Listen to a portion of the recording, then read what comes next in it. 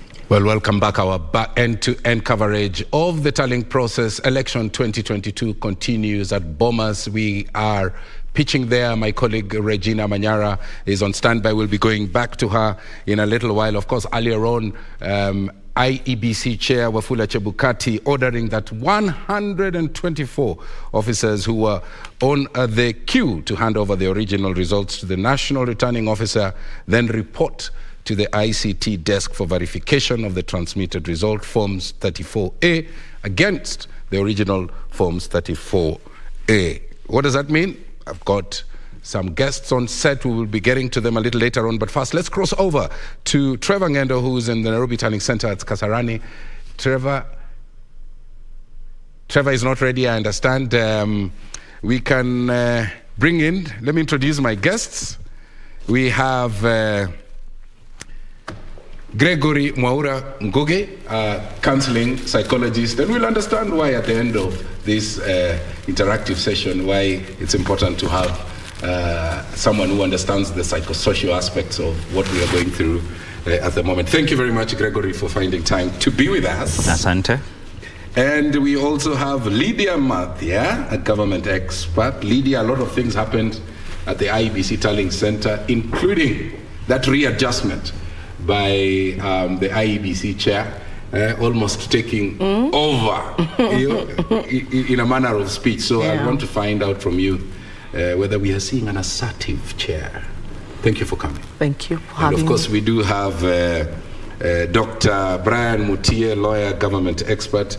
He told me earlier on he's also a South Pole meaning is left-handed. So today you're celebrating the left-handed. So it means you have a right to be left-handed. How does it feel? Yes, of course it has its own challenges. But again, I'm told it has. What would be the challenge? The challenge is actually, first of all, cultural. Yeah. Because when I was growing, actually, I went through a lot of trauma. Yeah. Because I come from that old school setup where my teachers at the primary level could not understand how somebody can write using the other left hand. Yeah. So every time I would hold my pen with the left, I would find myself being caned seriously until I had to change my hand to start using the right one. But again, that orientation never disappeared because in terms of throwing stones, eating ugali, I still use my left hand. You still use your left. But I was able to transit my left to right. Oh, you did it? Yes, I am. So I became another member of another group called Abdextious. The people who transit. The people who use both hands equally. So I'm 1% in this world of that cluster of people, including Ronaldo. By the way, Ronaldo is also... Yes, including Ronaldo and Robert Einstein, one of the greatest scientists. So I'm a big brain. And I'm not bragging. And I know Gregory will maybe as we get towards the end of the show. Maybe I should just say it now. Okay? Yeah. In boxing, the southpaw is an advantage. True. Okay? Because it means he can work on your right, isn't it? Yes. Ball all the time. So they always have, I don't know, why does that happen? What does it mean? Which hemisphere of the brain is functional? If you're left-handed? You use the right. You use the right? Yes, if you're right-handed, you use the left. So rarely do you find the competences that lie within the left side of the brain are different from what lies in the right side. So you'll find them doing exceptionally in some areas because they're able to access those potentialities within the right side. Okay. Yeah. Okay. So for me, it's actually an advantage, and use it to serve the community and to become great. So it increases his speed of doing things. Yeah, he's more balanced. He's more balanced. But you'll find me, who is right-handed, using more of the left. Okay. So he's able to use the two side, and he's able to process faster. Okay. His concentration and my concentration, mine I have to struggle. Okay. But he's there. Yeah. You know, being a good resource for IEBC. Let me tell you. Let me tell you. Let me ask you. You know, the results are not yet out. Yes. And you know, it feels like the longest wait ever, the presidential, the final presidential report, the one that Chebukati will call. Yes. My first question to you, and I want us to start it off with the psychosocial elements. Yes. Anxiety out there is up there. True. What do we tell these people? What's going on? In their minds, in their hearts? First of all, let's try to understand what is anxiety. Anxiety is when I'm restless, all right? I'm too expectant. I am expecting either of the results. You know, it can either be A or B. It can either be Ruto or it can either be Raila. So, but are they expecting either? Because I get a sense that the people who are pro one side are even tuning into those stations that are giving those results that, you know. True. And so on. So are they either or are they, no, it's my way? Either we win or they lose. Whichever side is they are, I think I'll expound more on it. Okay. How do I know that I am anxious? One is that so many of us, especially those who have smartphones, we are always on those numbers. True. Some of us are not sleeping. You're sleeping for an hour, you wake up. You check the darkness. All right? So that is one. You'll find yourself having compulsive, as in you just want to know, you just want to hear about your candidate. And if a station is not perpetuating that which you want, you actually go against it. These people are not my friends. What is that thing? Wanting to know all the time, sleeping for 30 minutes only, waking up. That is anxiety. That is what? That is the body reacting to it. Secondly, some people are not eating. Literally, they are not eating. Yes, or if they are eating too much. And some people are permanent residents, next to the toilet. Yes, because there is so much tension. When the body has tension, where it stays in your stomach. You actually don't breathe very well. So that is that's another thing. Sleep patterns have actually changed completely, totally changed because of this anxiety. So as a viewer, I want to let you know that this tells you that your body is not reacting well. Because if you stay for long here, your immune system goes down. And possibly what happens, you will get some illnesses like homa will come because of this particular item. Concentration has gone down. Attention has gone down. People are not sleeping. You know, the sleeping patterns have changed. Feeding or not feeding. Some are feeding too much, others are not feeding. And mostly, people are not feeding. They're not feeding. So that tells you that you're anxious. When they're watching those particular numbers, even their hearts are not pumping normally. So you'll find people who are prone to hypertension. Now they will be hyper. Because essentially you are too expectant. And this is from the brain. Because of what you're feeding. I want to remind people here that you're a very important citizen to this country. And whatever happened on Tuesday is part of us. It's part of the process that we people have agreed. And whichever results come from Chebukati's mouth, believe you me, as a Kenyan, it is for all of us. It's for all of us. None is a winner and none is a loser. It is for us. The decision that I made, I have only one vote. Okay. And if 50 votes goes to one candidate and the other one got 2, possibly I need to respect that, because in life, not everything I have expected to go my own way has gone through it. No. I have some ups and I have some downs. But as Kenyans, we are coming from very far. That is what I want to remind people this particular evening, that this country is better than us. And as a citizen, you are more important. You can take care of yourself for us to take care of this country. Before I get the comments of my other panelists, I mean, it's easier. It's very easy to say it the way you have said it. Yes. But then we have people who genuinely shudder at the thought of the candidate, their preferred candidate, losing. So Yes. what do you find? The things you're talking about, anxiety, fear, and all that. Is that anxiety, fear, Chebukati stretching the date? We don't know when. Yes, he's inside the 7 constitutional days. True. But is that necessarily a bad thing? Should they learn to coexist with it? Should they shut it off?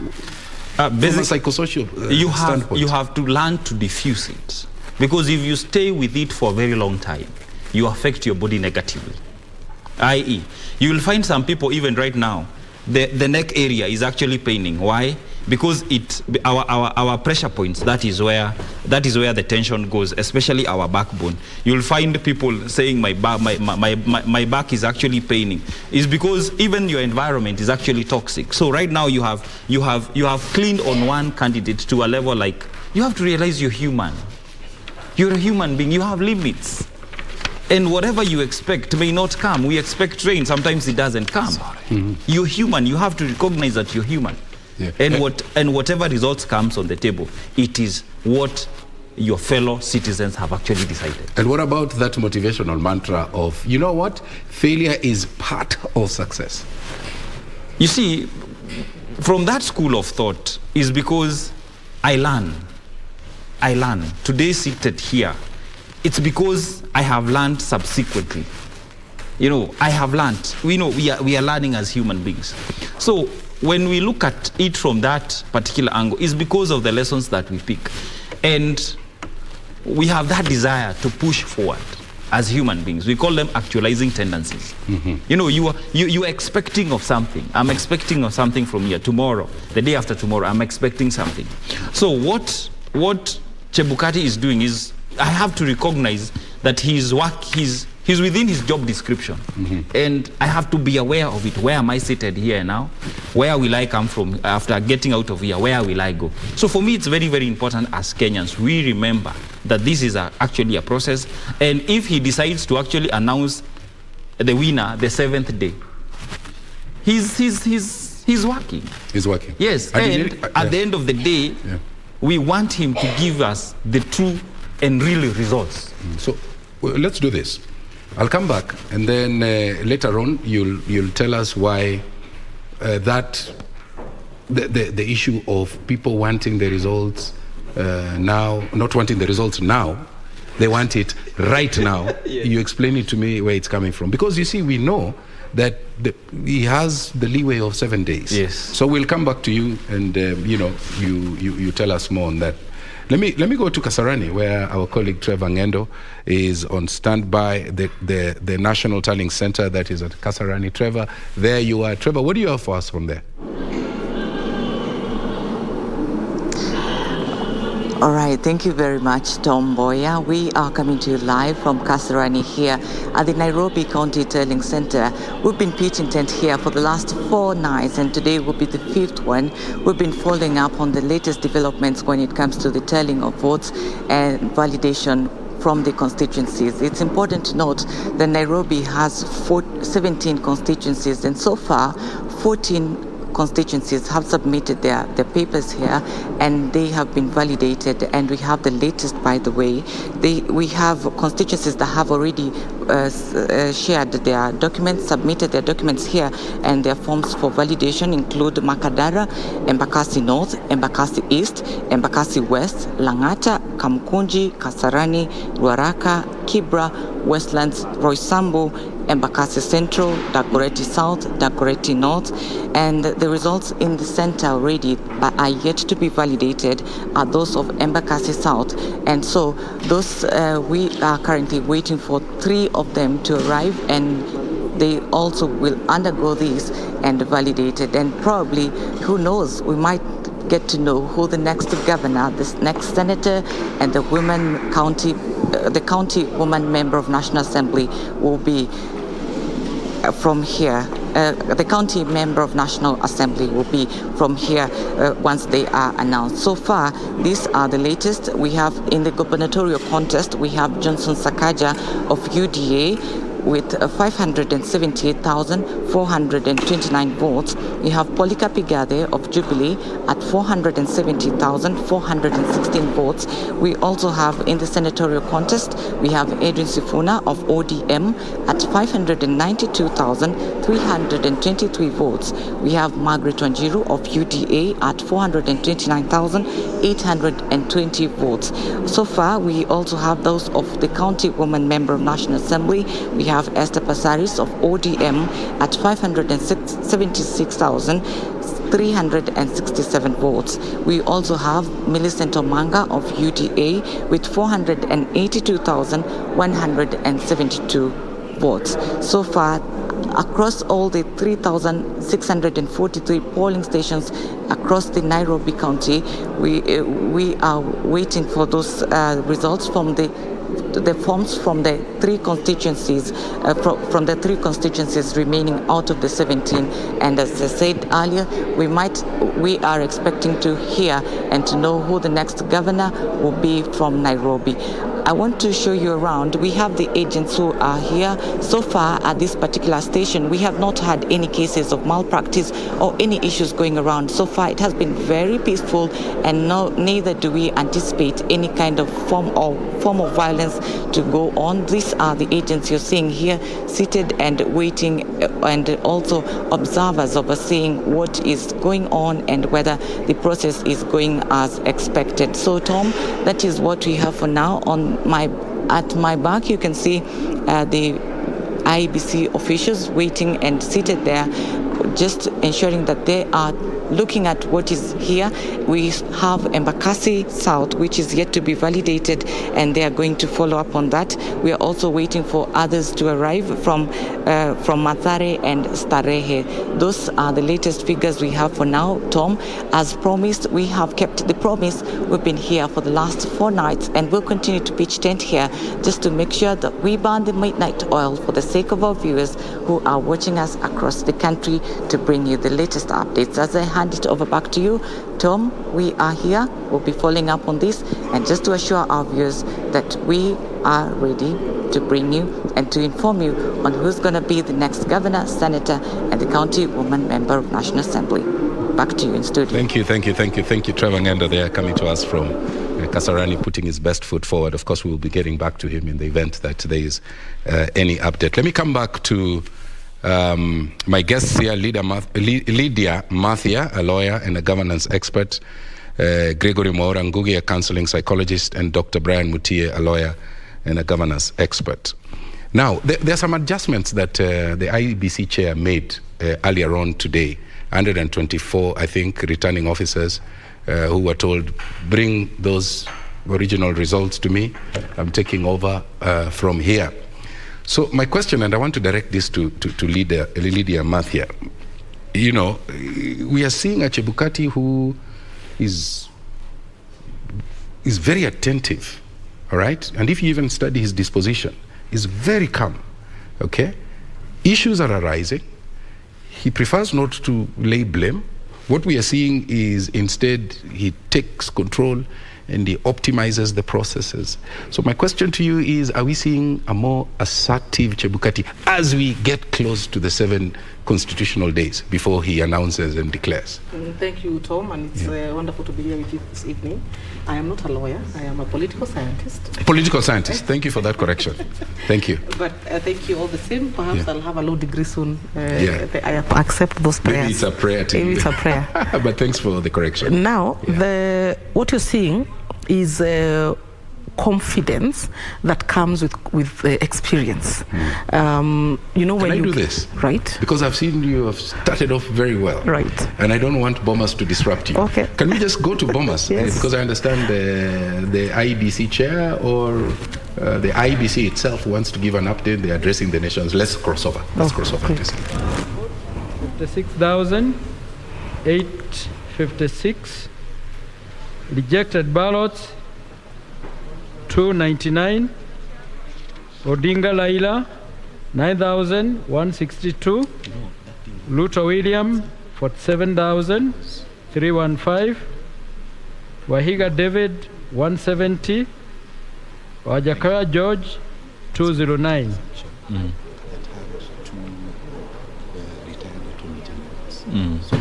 Swak.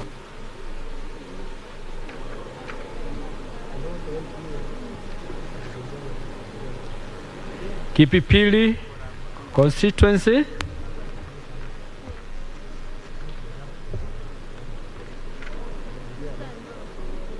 total registered voters 54,628.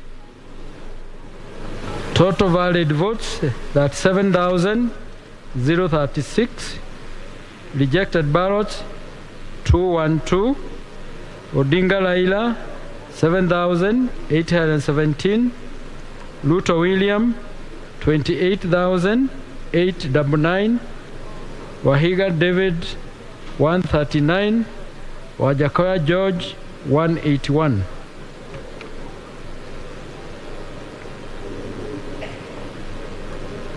Langata constituency,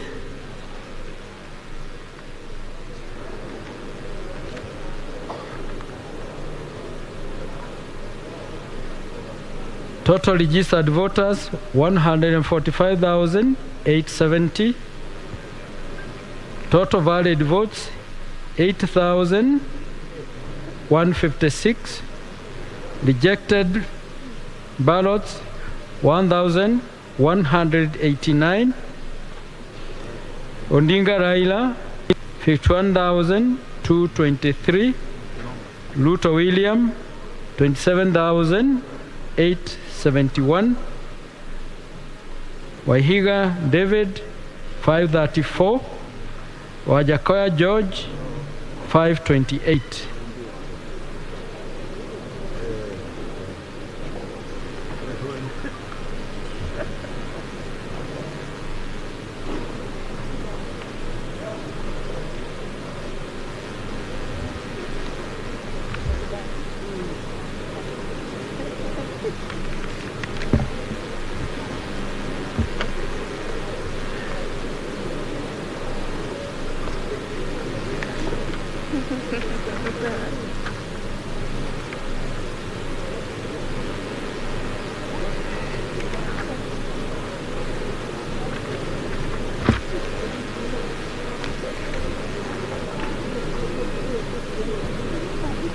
South Imenti constituency.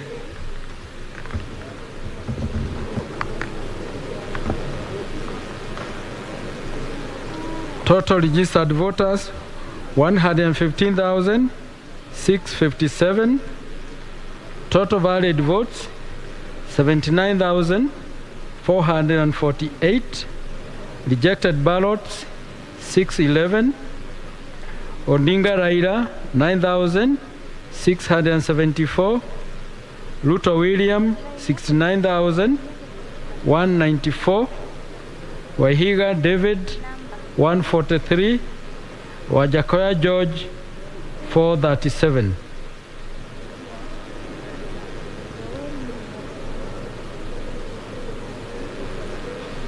North Imenti constituency.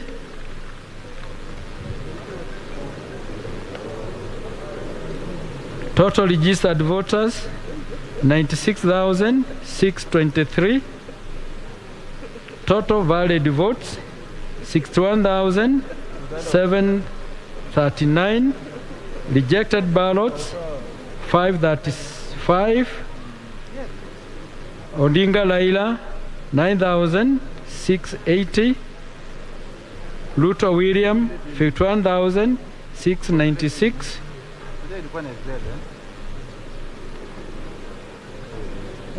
Wahiga David 101. Wajakoya George 262.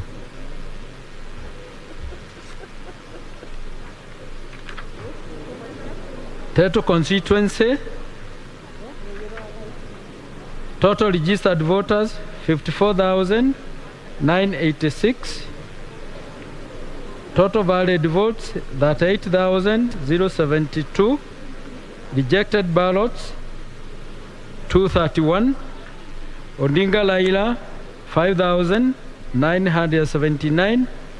Ruto William 31,791. Wahiga David 130. Wajakoya George 172.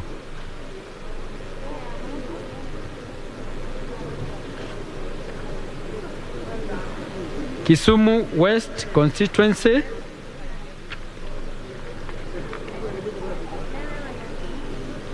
Total registered voters 83,575. Total valid votes 59,149. Rejected ballots 297. Odinga Laila 57,730. Ruto William 1,238. Wahiga David 42. Wajakoya George 139.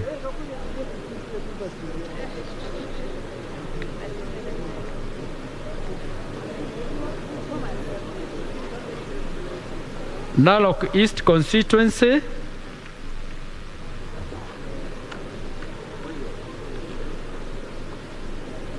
Total registered voters 46,535. Total valid votes 35,923. Rejected ballots 183. Odinga Raila 23,686. Ruto William 12,164. Wahiga David 28. Wajakoya George 45.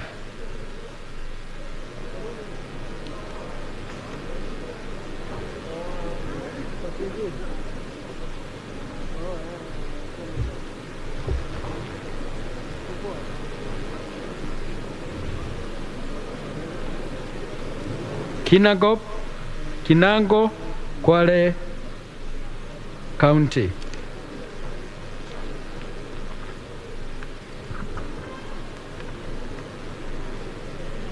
Total registered voters 98,123. Total valid votes 53,985.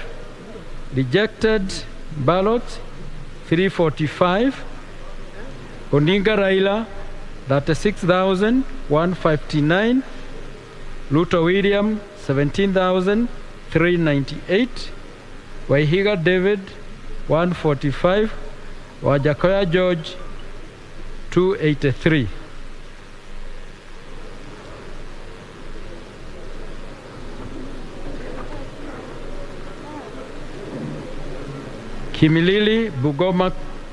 Kimilili constituency, Bungoma County.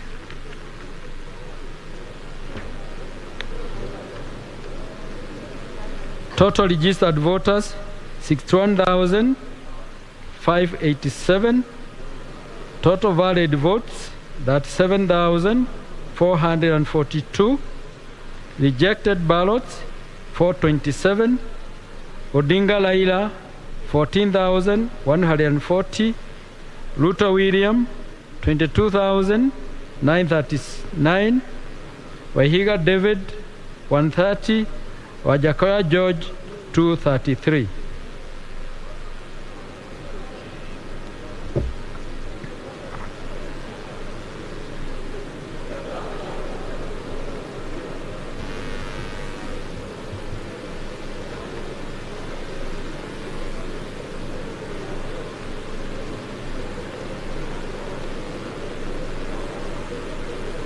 Buret in constituency in Kirisho County.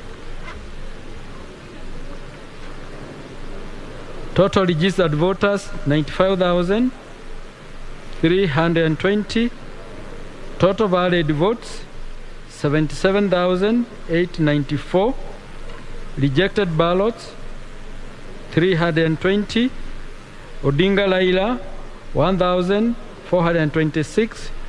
Ruto William 76,331. Waihiga David 40. Wajakoya George 97.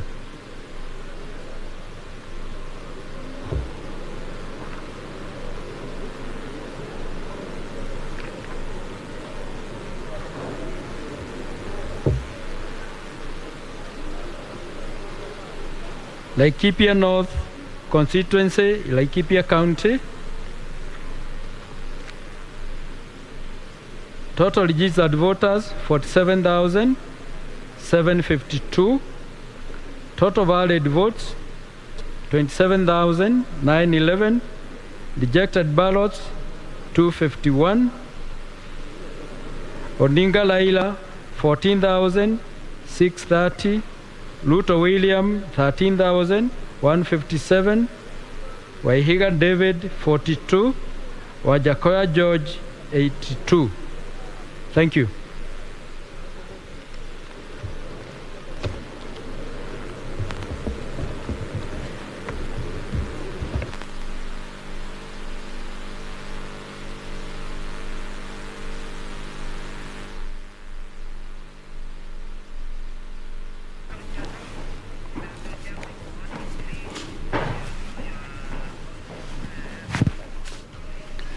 Well, an update there from Bomas. The numbers still trickling in. Beg your pardon, the verification still ongoing there. Chebukati and the IEBC officials looking at those numbers, verifying them. Of course, the end goal is to make sure that they are inside the 7 days that the Constitution allows them. We also did see women governors also coming up. Susan Kihika of UDA in Nakuru garnering 440,000 votes, beating Lee Kinyanjui, who got 225. We did see another lady, Fatuma Achani in Kwale of UDA as well, garnering 59,000, beating Hamadi Boga of ODM with 53,000 votes. Gladys Wanga of Homa Bay, ODM ticket garnering 244,000, flooring. You remember the Nairobi Governor, Dr. Evans Kidero Odhiambo, who garnered 154,000. Anne Waiguru also of UDA in Kirinyaga floored Purity Ngirishi, who ran on an independent, by the way. And the difference was very small, and I would like to get Lydia Maitha's view on why that difference was so small. Yet we know that, you know, the Anne Waiguru had the benefit of incumbency, and there was also the UD wave that was sweeping across the mountain. So those two strong advantages, and yet very, very tiny margin. What does that tell us? Well, Kirinyaga was particularly special in terms of how the campaigns were conducted. The state deployed heavily through the PS for Interior, who comes from that area. And I think there's also one more PS. This is also the area where Martha Karua comes from. So she also invested heavily in that campaign. I think she went to Kirinyaga almost every week since the time she was announced, perhaps twice or more, trying to move that ground away from Waiguru. There was this tactic that was deployed for Ngirishi's candidature, where she was able to unclothe herself of the Jubilee problem, as it were, because a lot of the Mount Kenya vote was an anti-Jubilee vote. So without that baggage of Jubilee, she had a little bit of an appeal as an independent candidate. And she is also not new to Kirinyaga. She's a powerhouse because she has previously ran for Women Rep, which is a seat that that demands that you campaign in all constituencies in the entire county. So she wasn't new to the voters. Okay. She's very familiar with people on the ground. She's a people's person. Yeah. So she's also not your usual candidate. So those three factors combined created a context for the numbers that you saw. Okay. We also did see Wavinya Ndeti, Machakos, on a wiper flowing Waita of CCU, Waita who worked at the House on the Hill. Yeah. Daktari, yeah, that's very close to home, eh? Very close to home, and I really follow. What were the dynamics there, by the way? The dynamics were similar to what transpired in Kirinyaga, in the sense that Wavinya actually being having a third shot on this position, had to actually, come out guns blazing. And of course, the party politics also played a very big role, because she actually vied on Wiper ticket, which is actually the predominant, party of the soil. And competing with the likes of Waita Nzioka, former State House insider, of course, was also something that actually made it even more juicy. Yeah. Unfortunately for Waita Nzioka, she was actually deemed to be, she was being seen to be an outsider or a new entrant into the market as far as politics is concerned within the Machakos setup. And I want to say this because some of the much undoing for Bwana Waita was that he had come at a time when Wavinya had matured politically, because she has been warming the space for a couple of years. Then enters Nzioka Waita at a time when he had now to just introduce himself. That really did play against him. However, he was a solid candidate, and he was paired with the then Speaker of the county, Madam Mwangangi, who is actually mother to the current CAS for Health, Mercy Mwangangi. Yeah. And that also being a formidable ticket, of course, it had to give Wavinya a run for her money. Yeah. However, the people of Machakos decided. And I want to say that Wiper being a predominant party within the Kamba region, of course, did sweep of all the positions which were available, and that's why yesterday we were calling them actually Machakos girls together with Nakuru girls, because from the governor, senator to women rep were all women. And I think that has also been replicated in another county which I can't remember, where women actually took all the positions which were available. Meru, was it?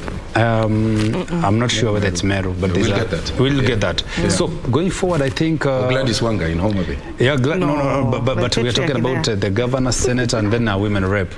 Yeah, let's go back. Let's go back. Let's go back to Bomas. Let's go back to Bomas. Hold that thought. William, I'll come back to you. 27,639. Wahiga David 181.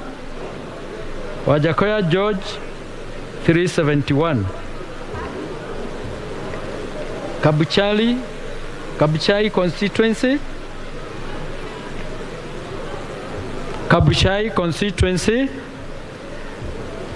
Total registered voters 67,222. Total valid votes 43,475.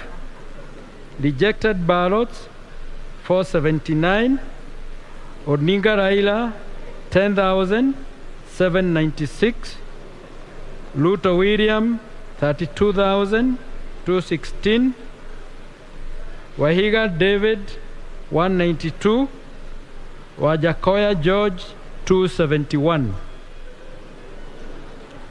North Mugilango, total registered voters 64,750. Total valid votes 42,631. Rejected ballots 311. Odinga Raila 23,434. Ruto William 18,965. Wahigan David 66. Wajakoya George 166.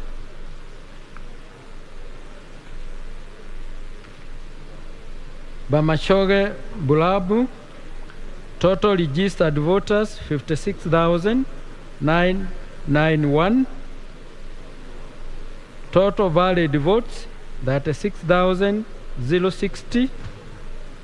Rejected ballots 288. Odinga Raila 23,778. Ruto William 12,094. Wahiga David 51. Wajakoya George 137. Balambala constituency, total registered voters 26,085. Total valid votes 13,652. Rejected ballots 84. Odinga Raila 5,714. Ruto William 7,854. Wahiga David 12. Wajakoya George 72. Konoin constituency, total registered voters 75,115. Total valid votes 58,560. Rejected ballots 175. Odinga Raila 2,164. Ruto William 56,262. Wahiga David 36. Wajakoya George 98. Odaya constituency, total registered voters 61,879. Total valid votes 43,458. Rejected ballots 315. Odinga Raila 7,145.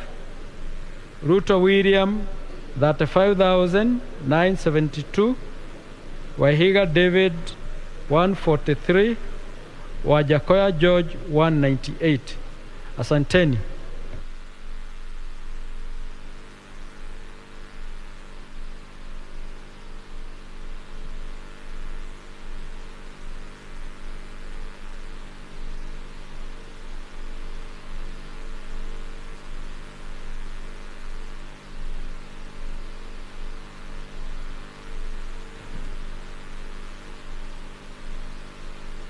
At the Nerve Center, Bomas of Kenya, IEBC, going through that tallying process. A bit complex sometimes if you think about it, but ultimately the end goal is to ensure that we have the final results that will be, of course, be announced by the IEBC chair, Wafula Chebukati, once he has consolidated his numbers. We can recall that earlier on, Chebukati had made certain adjustments at the IEBC. A couple of people, the chief agents of the various political parties, their deputies, their clerks, the legal advisors, were asked to stay within the space where the counting was ongoing. Later on, I almost got a sense that it came as an afterthought that one official of the IEBC extended that list and said that observers and diplomats and members of the Fourth Estate were also allowed to stay within that space. So more of building on the go, I believe. Of course, the people who are glued on the screens, sometimes when such developments occur, they begin to ask questions, is it the right thing?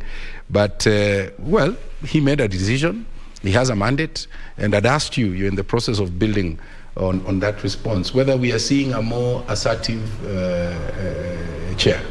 Yes, you're seeing a more assertive chair, and he's assertive because he is able to exude confidence in the decisions that he's making. He feels more comfortable making those decisions because he has built competence and he understands what he's doing.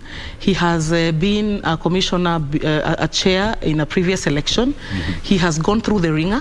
Yeah. In terms of being criticized by the Supreme Court.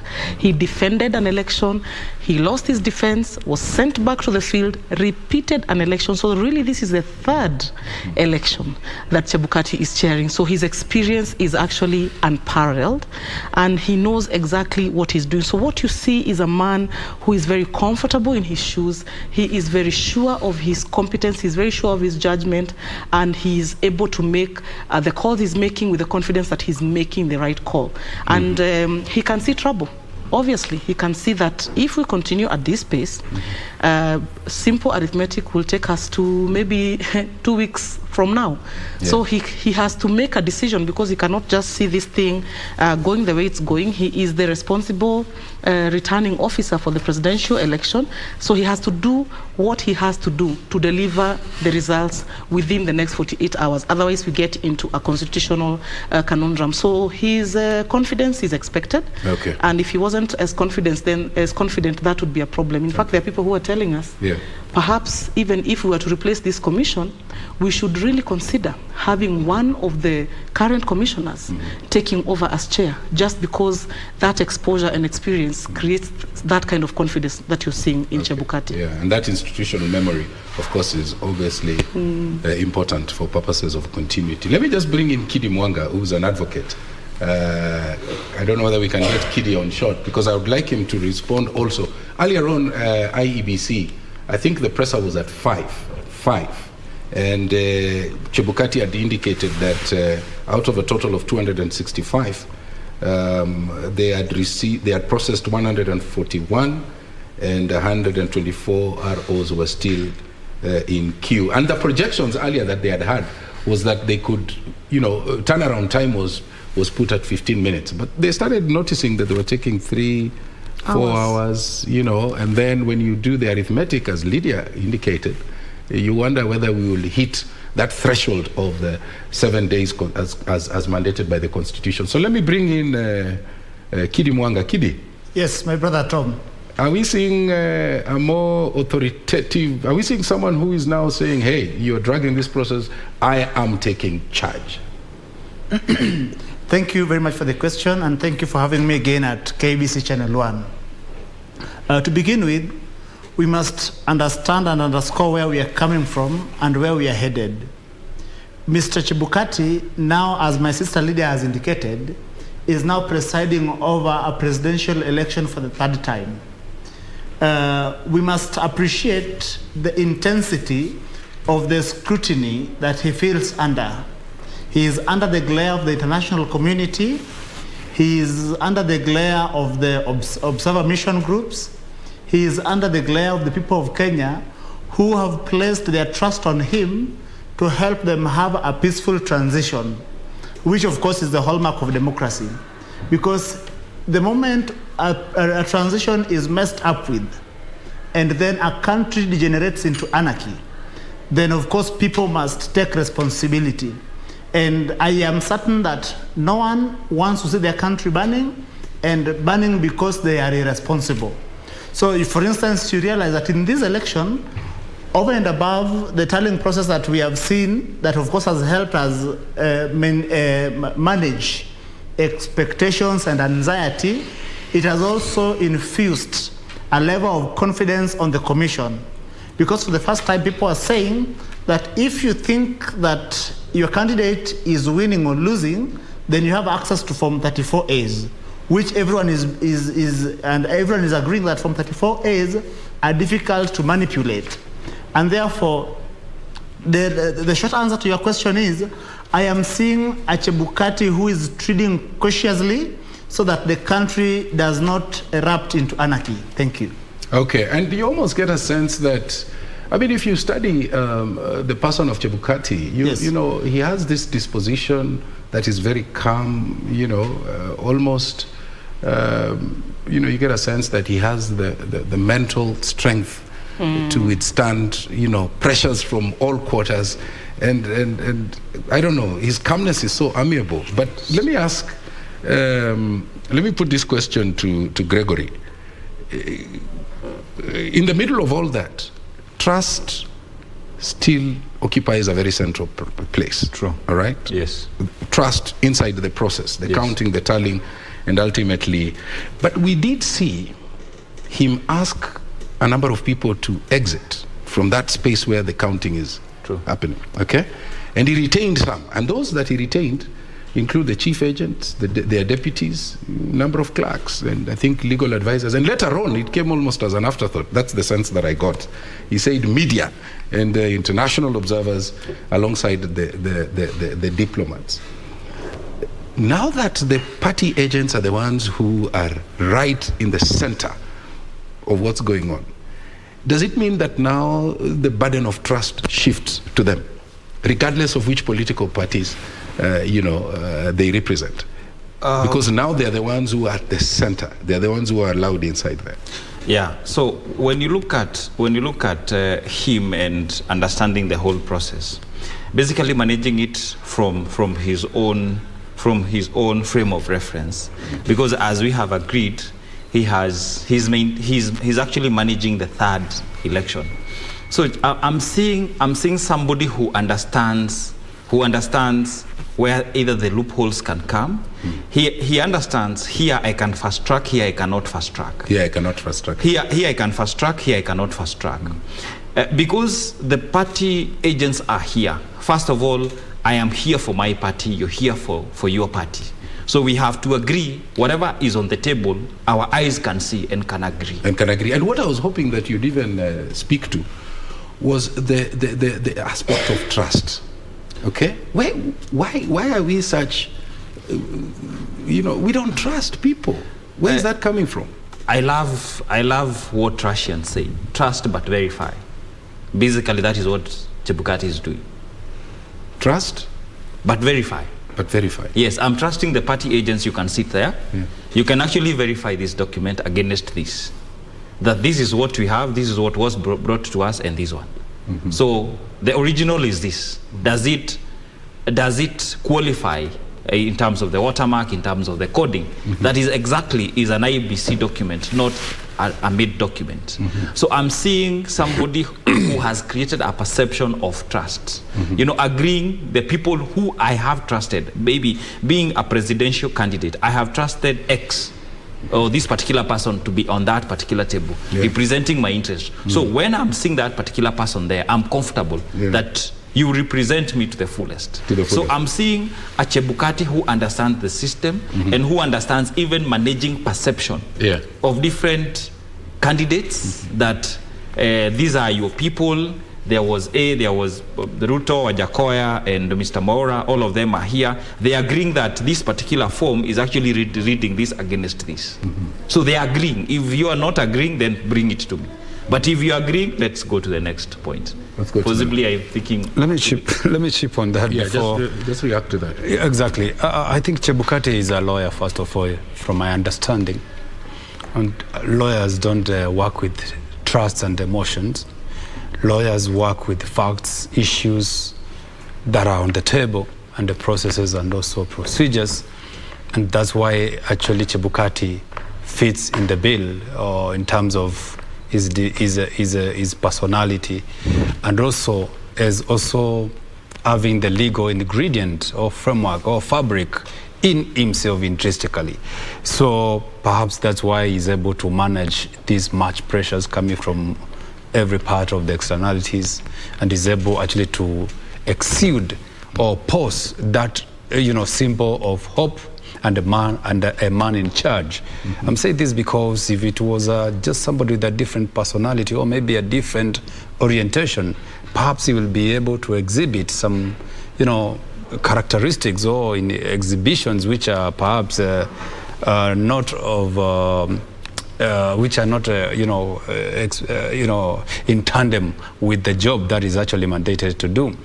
Secondly, of course, the man has developed what we would call thick skin, having, been in that terrain for the last 10 years, having been subjected to, by-elections again, being sent back to the pavilion by the Supreme Court to go and, get his act together. Of course, he must develop some character that would actually mandate him to behave or to act the way he is.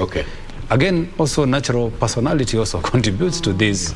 And we can't ask for a better person to manage this, because he has done it before and he's also doing it. And everybody has that confidence. Initially there was that backlash from different party quarters that, Chebukati must leave, or Chebukati team must vacate office, until they had to get used to this man. And he never, blinks whenever he's actually, addressing or articulating some issue. Some issues. No matter how the pressure is. Look here, the world is actually at attention looking at Kenya from all over.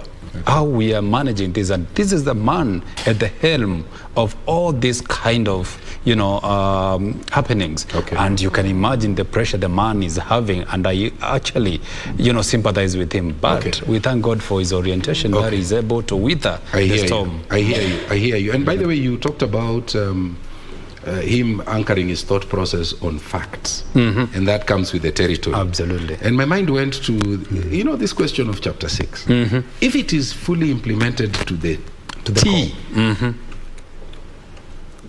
what would it mean? I mean, this chapter 6 issue, is it an issue? Is it a legal issue, or is it an issue of legitimacy? It's a legal issue. It's a legal issue. Of course, it's enshrined in the Constitution, and we can't run away from it. The issue of Chapter 6, of course, is not just solely something that IEBC can address on its own or in a standalone sort of setup. Of course, there are other players, other actors who have to also contribute effectively towards making that framework actually work for each and every participant within the whole electoral fabric. I'm saying this because when you look at some of other organs that are also participating in this, we have the ESCC, we have the DCI, we also have the assets recovery, and any other body which has a mandate in terms of ensuring that the integrity of a particular candidate is actually brought into perspective. So IEBC is just an end user in terms of other organs, so having institutions which have to contribute to ensure that at least Chebukati receives a fine-tuned or fine-end item that has already been looked into through the prisms and come out as a good tool that can pass the test of time. And we are talking about electoral participants, and these are the contestants we are talking about. I'm curious to hear what Lydia Martha has to say, given that we have seen other jurisdictions where when someone is mentioned, when somebody is mentioned, he goes to his mind and he says, you know what, I'll step aside, let those institutions that Wakili talks about conduct the investigations, and if they give me a clean bill, I come back. Right? Does it strike you like chapter 6 is also that element of it's a moral issue you should search your conscience and say, you know what, if innocent until proved guilty. But because I have been adversely mentioned, let me get aside for some time because I'm confident that I'm not guilty, and then I come back.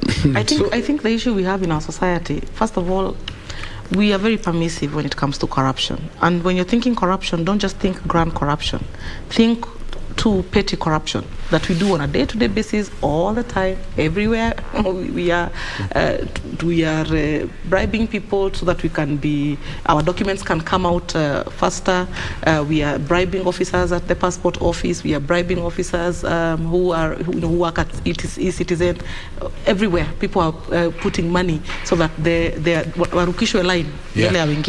So there's that sense of permissiveness that we have in society. The second thing is that the corruption, when it comes to especially governance, Tom, and this is something I can share, is that it's highly politicized. Because someone will do something. For instance, let me give you an example of when Anne Waiguru was being impeached. The crime that she seems to have been told to have committed is that she had gone and had interests, gotten money for a travel that she did not travel, and there was issues around Can I tell you, Tom, that it is almost standard practice in the entirety of government that people will get per diem for trips they never take. Okay? Accountants in offices, because they don't have any work that they need to go to the field for, isn't it? Sometimes human resource officers, finance officers, okay? But they also need to be motivated. So there is this culture within the machinery. It has been built including here at KBC. I'm quite now you see where let me tell you where you have a list that Tom is going to do news Mombasa. To do some story in Mombasa. Okay, he's going to cover the devolution conference. And he's traveling with a cameraman and a reporter. Okay, so you have 3 people. But the list that you will fill for per diem will have the accountant, the human resource officer, and I don't know who. Subordinate. It's not even done in bad faith. It's it's that thing of just because they don't get to travel doesn't mean they shouldn't get per diem. Why should you earn more than your salary? Just because your job description allows you to go to the field and mine doesn't. So there's that camaraderie of like, see, when you get something, the people who clean the offices, for example, and they earn very little. For instance, the ones who the tea girls and the support staff, they are always in the office. They arrive the earliest and they have to leave the latest. So people consider, they're like, oh, let's put them in the list.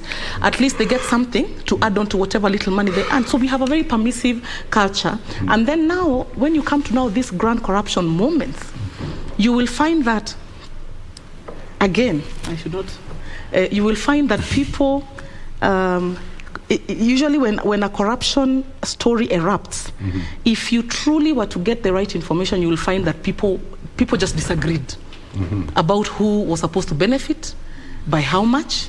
Maybe someone who is a CEO is now having a problem with the chairperson who is making more money out of the deal than they are.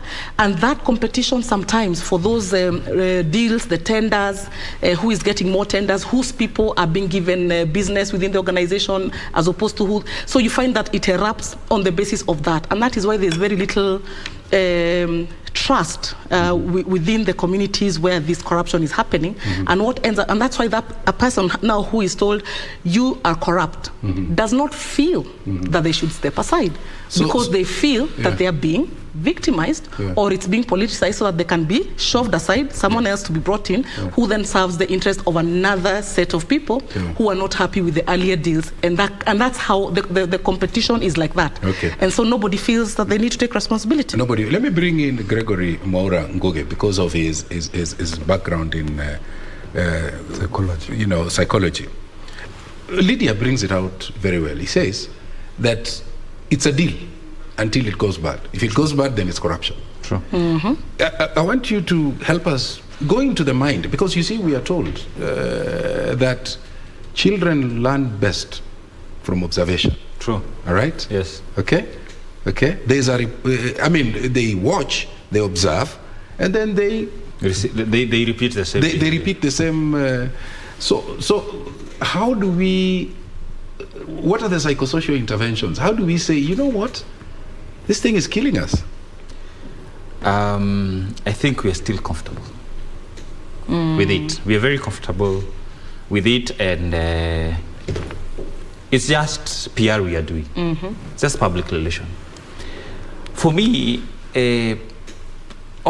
for me is let's go down to where it starts. For me, if you want to look for corruption in this country and you want to end it, start with the head. The day we will have a Kenyan Magufuli, corruption will go. But as long as it's the way it is, we are just doing PR. Yeah, because I don't know, and let me. Oh, you're still. Yes. Yeah, why I say so? Yeah. Why I say so is because we have a system that in itself is faulty. As in, we have systemic issues, and we've never handled them. And these systemic issues are so much anchored on the class system. And this, within the stratum of this class system, we are very comfortable.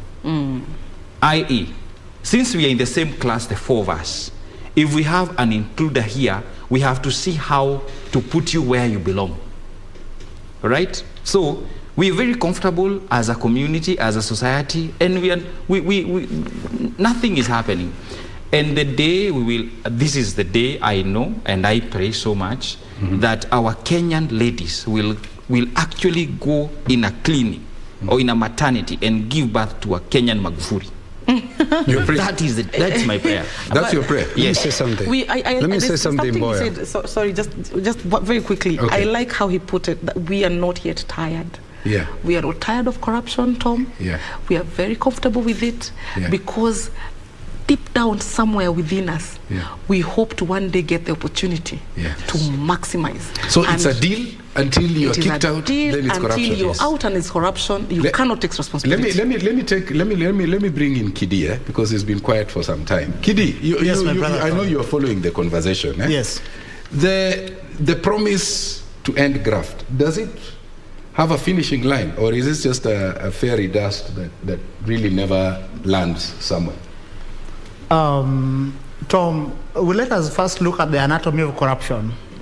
And let's go to the NCCK report of 1968 that was lamenting that the Kenyan economy and the Kenyan wealth was increasingly getting left in the hands of that report called the managerial elite. And now when you talk about this managerial elite, you're talking about people who had access to power immediately post-independence. Then we get to 1972, and we have the Ndegwa Commission report that then says that those who are in government can actually do business with government. And then what then happens? You have deals like the CMC deals that eventually gets to erupt in 2011, where people who had enjoyed proximity to power were then now using proximity to power to line their pockets. And so from 1972 to date, you realize that conflict of interest has been the order of the day. So that when people get into office, the primary motivation, by and large, is not to serve the Kenyan public. But there is the ulterior motive to get to power, to line the pockets, and maintain power, to maintain that wealth that has been acquired corruptly.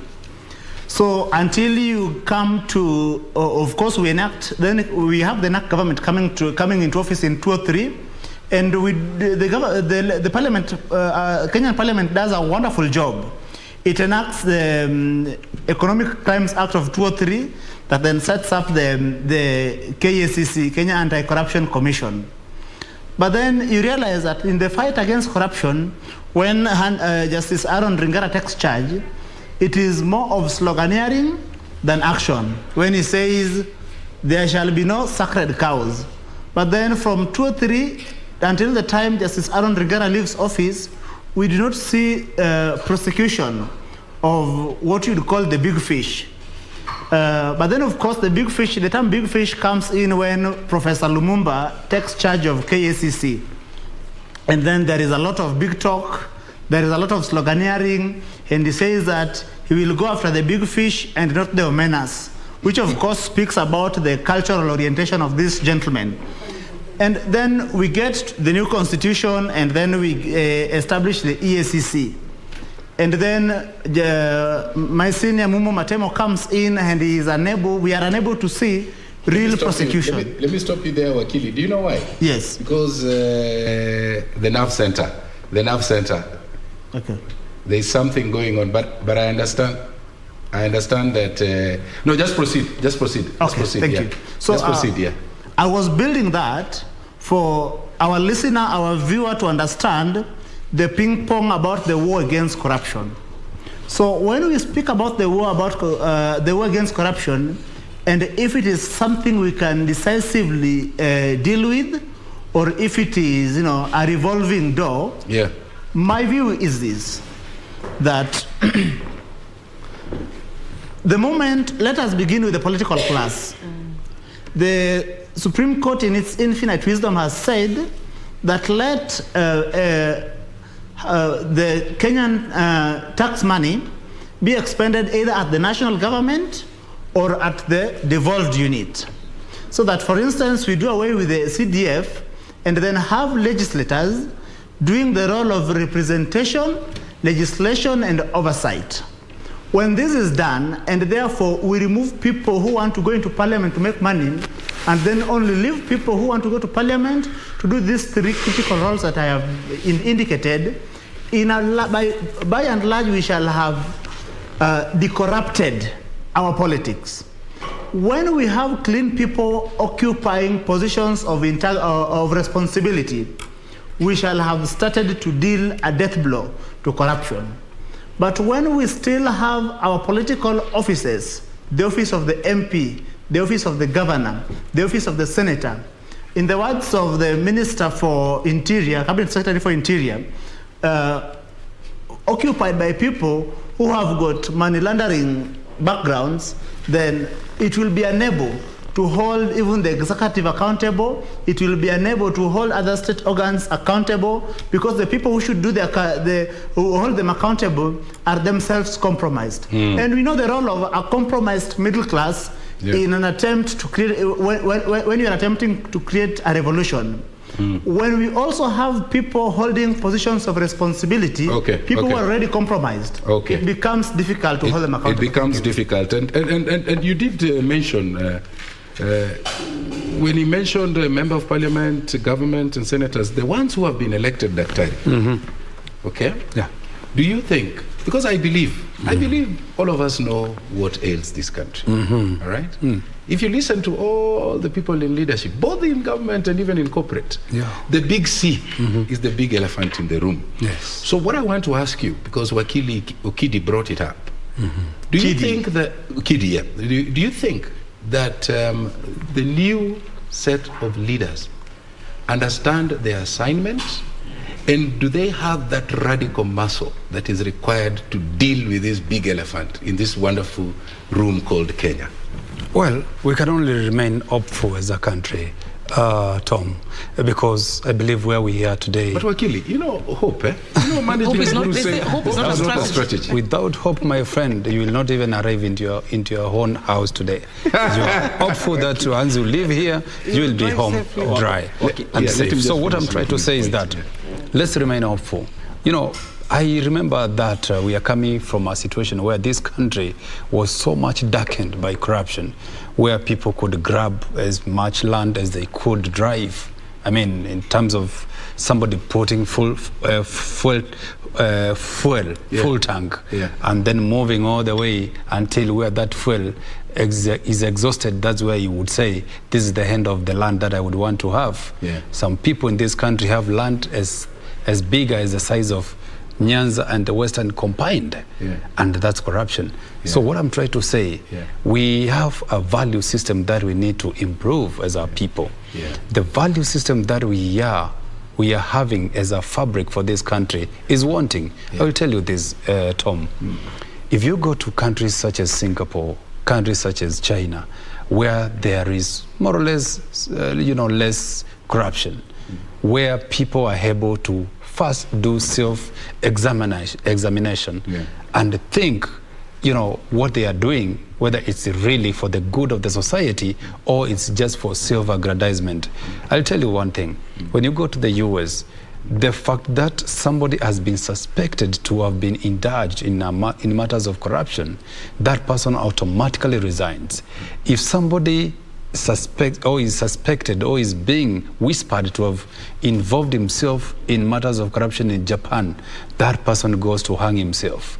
Here in Kenya, of course, coupled with the histories of poverty and so on, when we are involved in corruption, of course, we are ululated, we are celebrated.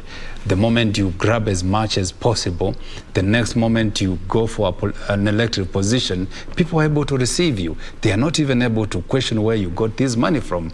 Even if you go to the churches, they say that this is a time to sanitize that money. And the bishops and the priests are there to welcome you with the two hands and they sanitize that money. Once it's sanitized, you are good, clean, and pure to lead the people. And I think the value system for this country, to me, as much as we have elected members of parliament afresh, these people must start from a clean slate where they have to read from the top. And when the top is able to call the shots in terms of let's do clean political business, let's have zero tolerance.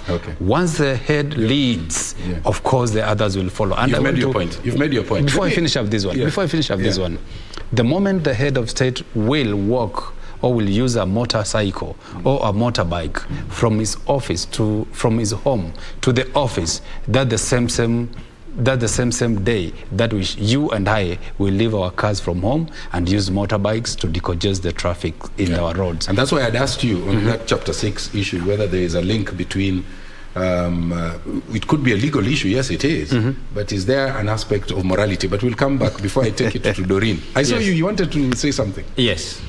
Am I hopeful? I would say no, personally. What runs our lives is our unconscious self. The brain behind us, all right? We have the memory, the forememory, and the back memory. Intrinsically in this country, whether I will be told, whether today I die and I wake up after 50 years, unless our women go and give birth to our Magufuli, I'll tell you for a fact, and I'm not a prophet of doom, there will still be corruption. Tom, there is this thing in this country where the fight against corruption is always sacrificed at the altar of political expediency. Waluke has just been elected an MP. He has been convicted of stealing literally maize that was meant for Kenyans. There is enough evidence, but you know what he did? Went akaenda akajivalia nguo ya Jubilee, akakuwa sanitized. Sonko alikuwa ametupa huko because you have problems. But then when it came to I think we need some votes, please, Martha Karua gave him a handshake. And that is supposed to be our hope in the supposedly new regime, where she's supposed to be the sharp end of the spear in the fight against corruption. But you see, when it comes to politics, the fight against corruption is sacrificed like Abraham's son. And he reminded us that in strategic management, hope is not a strategy. It is not. All right, let me throw it to Doreen. Doreen. Mboya, before you go to Doreen, let me say this. You want to say, okay. You've asked a profound question. On the question of morality in the fight against corruption. I will say this. One thing that all of us will agree, if we observe the pattern of those either suspected of being corrupt or mentioned of being corrupt, they have engaged in what I would call moral appropriation or moral misappropriation. They are the people who want to appear godly. Most of them appear in church regularly. Most of them are keen to make donations in church. Some of them are even keener to appear to be running charitable organizations. By and large, this is supposed to give them a social acceptance of sorts because they are appearing to be alleviating the problems of the society. But you realize that if institutions were empowered to deliver on their promises, you don't have, say, a politician running a charitable organization of ferrying dead bodies to the upcountry. Thank you. Thank you very much, Okidi. Let me now throw it over to Doreen, who might want to tell us why sometimes you can see a report being published, a report that... let me ask that question later on. Doreen, my director has told me... to just go to the numbers. Yeah, to just go to the numbers. Yeah. Numbers is actually our business. But before we get to that, Tom, just allow me, since we are on the leadership integrity kind of issue, and I want to pose this question very quickly to Wakili Kedi on the other side. I mean, also as we really converse around the issue that is leadership and integrity, can we also say that our constitution has some gray areas, if I should say, because we have the clause that talks about innocent till proven guilty. We have another that says up until you exhaust all forms of appeal. And a classical case is the Mike Sonko case, whereby the High Court actually recalled IEBC and told them that they needed to clear him. And where he got a lifeline is because the case was still at the Supreme Court. And the issue at that point was that he hadn't yet exhausted all forms of appeal. So even as we talk about leadership and integrity, do we also have some bit of gray areas in our constitution? Wakili, very quickly. Thank you very much. Article 49 on the right of arrested persons, you realize that is where the right of the presumption of innocence is enshrined. Part of why we must proceed carefully in the question of refusing to clear people to run for office on account of having pending issues is that when we have a rogue state, especially a rogue and overzealous executive, it could bring trumped up charges against anyone that threatens the establishment. That is why we must give people a chance to prove themselves their innocence in court, or give the state a chance that when you accuse Kidimoga, for instance, of, say, being corrupt or having integrity questions, then the state must prove that in court. So that in court there is it is presumed a fair play, a fair ground. The court as an impartial arbiter will give both of us a chance to prove our innocence or otherwise. But then if we were to say that Doreen is mentioned in this scandal, and therefore on account of that alone, Doreen is stopped from running for office, then everyone who would be running for office would have to be someone who is compliant to the whims of the establishment. Let me just ask Doreen the question I wanted to ask anyway, since you've laid a foundation for it. Yes. Now, Doreen, Let me just pose the question to Doreen. So, Kidi brings up a very important aspect, and I think, I'm not a lawyer, but I understand that the French model is a bit different. That our Westminster model is you're innocent until proven guilty. The French is the other way. Is the other way around. Okay. So I want to ask Doreen, because she's a journalist. You do a story, okay, a corruption story. Someone is receiving bribes somewhere on the roads. So you are deployed there and you have a hidden camera, and you're capturing, and you're seeing the matatus passing, and you're seeing some of the boys in blue picking the bribe. Okay? And so you come, you package the story, and you take us through until the part when the woman is arrested. But in that story, we never see the giver. The person giving the bribe. Absolutely. We just see the receiver, and we see the time you spent, with your camera, but we never see the giver. And that is the story that the viewers walk away with. Absolutely. So sometimes are we also... There is something I want to bring in, the question of authority. Who has the authority there? Because automatically when you have the court of arms, automatically when you raise your hand, I will be forced to actually stop. And when I stop is because systemically there are issues, I will have to draw the line. The question of authority. The question of authority. Yes, when we have a minor and we have an adult, in terms of there is a conflict. So where does the authority lie? So that's why if the minor is hitting the older one, it is the society will look at the older one. Yeah. I think there's never focus on the minor. They never focus even on the just minor. actually not even just on such, if I should say, kind of stories of corruption. Talk of any story.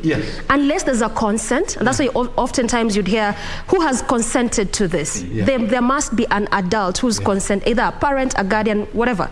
No, but you just can't. But what I'm wondering is then what happens to the cardinal principle of balance? But you see, that would be a false equivalence if you were to cover the giver of the bribe and the taker of the bribe. In this sense, the giver of the bribe is being compelled by a corrupt ecosystem to indulge in this act. It's not like they're so happy to give up their 100 or 200 shillings to this officer. They would much rather be able to drive on a safe road in good in good speed without having to pay some kind of a parallel tax. They're just being compelled, and therefore I agree that the focus has to be on the person who should know better, the person whose responsibility it is to enforce the law, the person whose duty it is, paid by taxpayers, to make sure that the law is no problem. Let's get some figures. Tonight is about figures. Just before Tom, we get some figures. I want to give some clarity on the same. Whether you're an authority or you are an innocent and you're being compelled by the ecosystem, I think the law does not know who is being compelled by what circumstances. The essence here is two wrongs don't make any right. So the two are capable, in the light of law. Okay. So okay. Before I go to Doreen, Mwanga, I'm seeing you. You want to throw in something there? My brother Mboya, in the question of competence or not, the first thing we must say that our constitutions, as Wakili has indicated, our laws, as Wakili has indicated, operates on the presupposition that everyone understands what needs to be done. Because, for instance, the question of ignorance to the law is not a defense. So that when you say that you are compelled by circumstances, it still means that in Tanzania they say that mtoa rushwa na mpokea rushwa wote ni wahalifu. So I think I would want to look at it through that prism. Just proceed, Wakili. You are making a point. That is what I want to say. Okay, all right. Okay. Guilty according to him. Okay. No, but I was wondering that you see, judges, magistrates are never at the crime scenes. Yes. So it means that they are relying on the evidence that has been adduced before them. Let me explain this. So if you show up with the receiver, where is the giver? Where is the giver? Let me explain this. It's disturbing. The giver is part of the evidence. That chain. But Tom, Lydia has just said that the giver has no choice. Let me explain this. In Kenya, all the world all over, we have two systems of judicial systems. We have what we call adversarial, and we have what we call inquisitive system. Adversarial is where we have a set of a lawyer trying to defend a client, and that client at the end of the day is before a jury and is able to argue out on behalf of that client, that adversarial system. Then we have inquisitorial, which are a system which is actually found in countries such as Italy, etc., where the judge or the jury has to go and do its own investigation. If somebody has been brought and is actually being suspected to have committed a certain crime, in an inquisitorial system, the judge himself or the magistrate or the jury, whatever name you call him, has to go and do his own investigation and come and make a decision. So in Kenya, we have the adversarial system where it is a client being represented by a lawyer who argues on behalf of that client before a jury, which makes a final verdict. And that's the kind of two dichotomy that we can draw from these two legal systems. So when you say that the judge is here just receiving information, it depends on the judicial, on the system that we are talking about between these two. But going forward in Kenya, we have, of course, the adversarial, where it is an argument against an argument, because the accused must be represented. Somebody has to argue for that person. And again, the jury here must make a decision based on the facts and the evidences that have been actually adduced before that particular court. Once the jury is actually convinced that the evidence that has been brought on the table is enough, solid enough to warrant a conviction, or either way, it can acquit that person or convict. But you remember the chicken gate saga? Yep. Okay. If that same jury you're talking about, yes, all right, if party A is found guilty, all right, of transgressions, having received a huge bribe, 1B, 2B, all right, the jury also has a brain. Yeah. But you see, if this gentleman is convicted for receiving in a different jurisdiction, territory, for example, in Chicken Westgate, that case, of course, we had people convicted there on the other side, but on this one, of course, judges and the magistrate and the juries always act on the weight of the evidence that has been adduced before it. Whether there was a story outside there, of course, unless that evidence has been brought and it's watertight to warrant a conviction, judges don't act through emotions or maybe hearsays or perceptions. They look at the facts. They look at the facts on the table and make decisions and the facts. A bribe was given. And not necessarily. A bribe was received. But the evidence must be adduced. The evidence must be adduced. We have issues in Africa. And our issues date back in Bahrain conference. We will sit here and argue and argue. But our arguments are based from philosophies that were brought to us. Let's come to the African context. How did we resolve issues? All right? How did we resolve issues? As if we needed to do an inquiry and come up with our own. Why Burundi? Why Kagame's? Rwanda. It will beat African systems down. Why? They needed to undergo genocide. Sorry for that. But they found their true north. They found their true north. Through the Gashashe courts? Yes. So they found their true north. As people, when we come on the table of talking about our issues, we are always discussing philosophies from other civilizations. That is why we will never have solutions to our issues. So African we need to localize.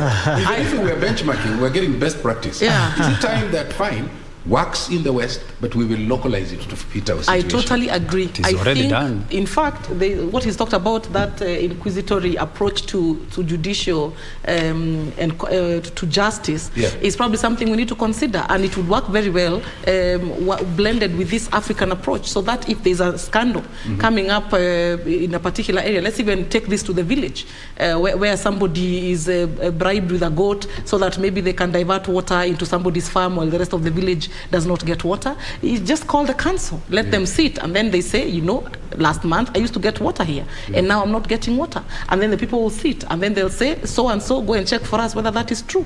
And then once that is confirmed, then this person is forced to maybe make amends to this other person, and it is done. Now, if you have to take that through a judicial process, first of all, this person will hire a lawyer. Before the case is even mentioned in magistrate's court, I don't know, in the headquarters of the county, it will take 3 years. So if you are dispossessed, you've already been dispossessed. And we are hiding behind these systems and these laws and this judicial architecture to completely evade any kind of justice. And Tom. You know the native system. My brother, is she wearing heels? Tom, I want us not to come to the numbers. To make it clear that those who are thinking that we do not have our native systems of justice happening today, I can assure them that they have already been considered and inculcated in our constitution, in our judicial system. Everything. By the way, for your information, if you commit a murder case, and I'm not telling you to go and commit one, there are cases, precedences that have been done, that somebody who has committed murder somewhere can be actually absolved through ADR, alternative dispute resolution, when a community goes to the court and says, by the way, we want to sort this thing amicably through our cultural systems. That one is already there. Article 159 of the Constitution gives all these avenues for people to sit and apply culturally oriented mechanisms of solving disputes. That is there. So let's not think everything has to go through the litigation process the hard way. Sometimes when we fight here, Tomboya, we can sit down and have a cup of tea and without going to the courts, resolve that problem amicably. Can you imagine if you were to take that approach and say, for example, you've got this Ministry of Health. Yeah. I don't know, what was the scandal? Afia. Afia House scandal. Let's call it Afia Gate. Let's call it Afia Gate. So you've got the procurement officers, and you've got the PSs, and you've got the finance officers. You know, they're hurling accusations at each other, and of course you've got the whistleblowers who are saying something is going wrong here. Somebody please come do something. Mara Haste. Okay. Imagine if you were to set up a kind of like an inquiry where everybody, you have a neutral arbiter, and then somebody comes and said, I didn't like how you told me to amend the quotation to increase the figures so that so and so's tender, you know, can have more money for a kickback for you. And then this one says, I didn't tell you to do that. What I meant is this. So you can imagine that kind of a situation, as opposed to you pick a procurement officer, you say that they are corrupt, you hold them to court, you're trying to come up with evidence. None of their colleagues are going to testify, you know, agree to testify against them. And reason because this is their colleague. And they also know that it was just a deal gone bad, you know. Everybody was in on it. It's only that somebody somewhere was not happy with somebody else. You know, your company got the tender and not mine. So you see, this kind of an approach might actually, Tom, and this is not even funny, it might hold promise for us being able to actually deal with this thing, really coming out from behind these laws we hide behind, coming from behind there, stepping into the front and saying, can we discuss this issue that we're talking about called conflict of interest? I'll come back. Let's talk about it. I'll come back and we tackle the question of whistleblowers, because you mentioned it, that when you're a whistleblower, you're punished. Oh, absolutely. Just hold that thought. Let me go to Doreen. Doreen has been there's something she has been doing. So let me bring her in, Doreen. And thank you for your patience. No, you know, actually, thank you for your patience. Listen. It's because there was that question of, is there a grey area? Oh yeah. She's learning from Chebukati. No, but you see, also this, you know, the conversation has also emanated from the fact that is there a grey area in our constitution, innocent till proven guilty, exhaust all forms of appeal, and actually it looks like, you know, it's that conversations that need to, you know, just stretch further. And also I'd just like to pick Lydia's mind on whether is it the leaders who are failing the electorate or the electorate who are failing on this regard, because you just mentioned Waluhe. We also have Kimilili, who has been a Didmas, but we won't go there for now. Let's just quickly still innocent. Yeah, she will answer it when we come back.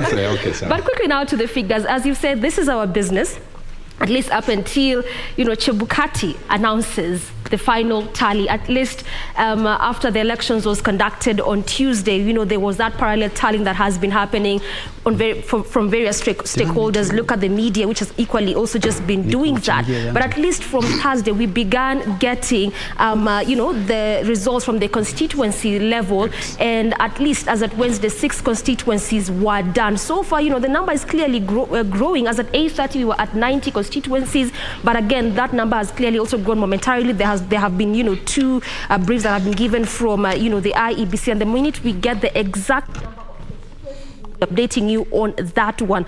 But again, also the biggest question, particularly emanating from Kenyans, is that if at all these results are found in the portal, where you and I can clearly access that, why do we need someone coming all the way from a village in Quisero, all the way to Nairobi just to bring these physical forms?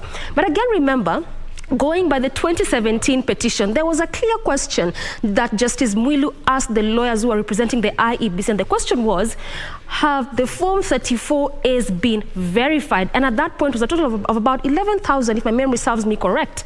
And the answer was very scanty. It wasn't really quite clear whether they were verified or not. So if you see IEBC doing exactly what might look like as a duplicate, is because they are also just trying to seal any loopholes in the event a litigation comes forth. And this is why you're seeing they are really waiting for every returning officer from the 290 constituencies to come physically with copy of all the Form 34As from every polling station in that particular constituency, and all this tallied in the Form 34B, which is what is presented there, the Bomas. And again, there's a rigorous process of verification. In fact, there were around 4 tables there. That has increased to 8. Now we are at 10, just to expedite the process of verification. Because again, also Kenyans are anxious as we speak. Yes, they're within the constitution, but we still again need to know where we are as a country. But also, this is why we are here, to also just bring you up to speed, with the counties and the constituencies that at least so far the data has been verified by the IEBC. And we'll look at, various counties at least for now. But I just want us to quickly begin with Kiambu County, Given that this, again, is one of those very, very key counties, and also some of those issues and questions that have been profiled is that why is it in counties like Kiambu, Nairobi, whereby, you also equally have good number of constituencies, like for instance, Nairobi has 17, Kiambu has 12, but we really haven't seen the most, data coming forth from these particular constituencies.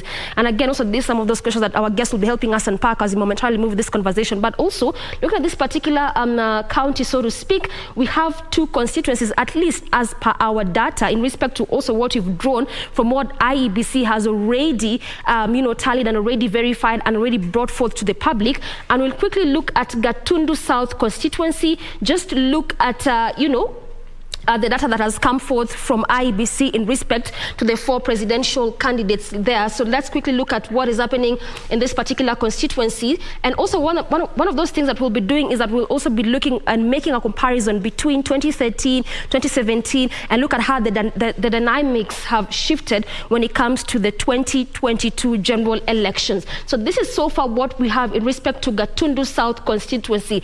Again, remember, this is the home turf of President Uhuru Kenyatta, who actually in 2013 as well as 2017 garnered a majority of the votes, but now he is supporting the Azimio la Umoja One Kenya Coalition Party presidential flag bearer. But this is how the numbers are looking like: 41,712 for William Ruto in this particular constituency. This is Gatundu South in Kiambu County, followed by Raila Odinga at 12,290, George Wajakoya at 311, David Maure at 223. Again, just before we move further, also, some of the questions asked is that, has Raila Odinga been able to climb the mountain? Again, remember, when it came to nominating the running mates, particularly from the 2 main front runners, I should say, there was a clear way in which they just picked their running mates and from the mountain. When you look at Raila Odinga, it was from Kirinyaga County. When you look at DP William Ruto, it was from Nyeri County. So again, how has the picking of a running mate shifted the way in which the voter patterns have occurred in this particular county, and so to speak, in this constituency? Again, also one of those things that have come to the fore is that there has been quite voter apathy, particularly in the larger Mount Kenya region, and Kiambu also just goes in the larger Mount Kenya region. We're talking about 1.2 million voters in this specific county. But before we go to another constituency, let us look at how things were in 2017. This is the same county. This is how things look like in Kiambu County in 2017. And as I told you, Uhuru Kenyatta at that time was, with the DP, William Ruto, and he obviously netted majority of the votes in that particular county, followed by Raila Odinga. And just look at the margins. Look at the difference. We're talking about 913,607. That was in 2017. Raila Odinga had 69,157. This was in the larger Kiambu County. And again, that's why the question is coming to the fore. Has he been able to climb the mountain? Because again, when you look at previous elections, 2013, 2007, 1997, since when he began vying, this is one of those areas where he's really not managed to really net, votes. But what has been the difference in these elections? Let's quickly go to 2013 and look at how things were. Almost the same as how it was in 2017, only that the number just increased a bit by about 8,000 when you look at 2013 and 2017, because Raila Odinga, netted 61,700 votes, and Uhuru Kenyatta had a total of 705,185. And just to submit to your consideration again, there's also one thing that has come forth when you look at the larger Mount Kenya region. There has been conversation surrounding the fact that this particular administration has not quite addressed to the issues of the region. Could that also be a reason as to why we've experienced the voter apathy in that region? Well, our analysts will tell us. But let's come back to 2022 and again look at the other constituency whereby we equally have the results from what the IEBC has verified there. And this is a Kiambu constituency as well. This is still in a Kiambu County. I've told you this is one of those key counties to watch.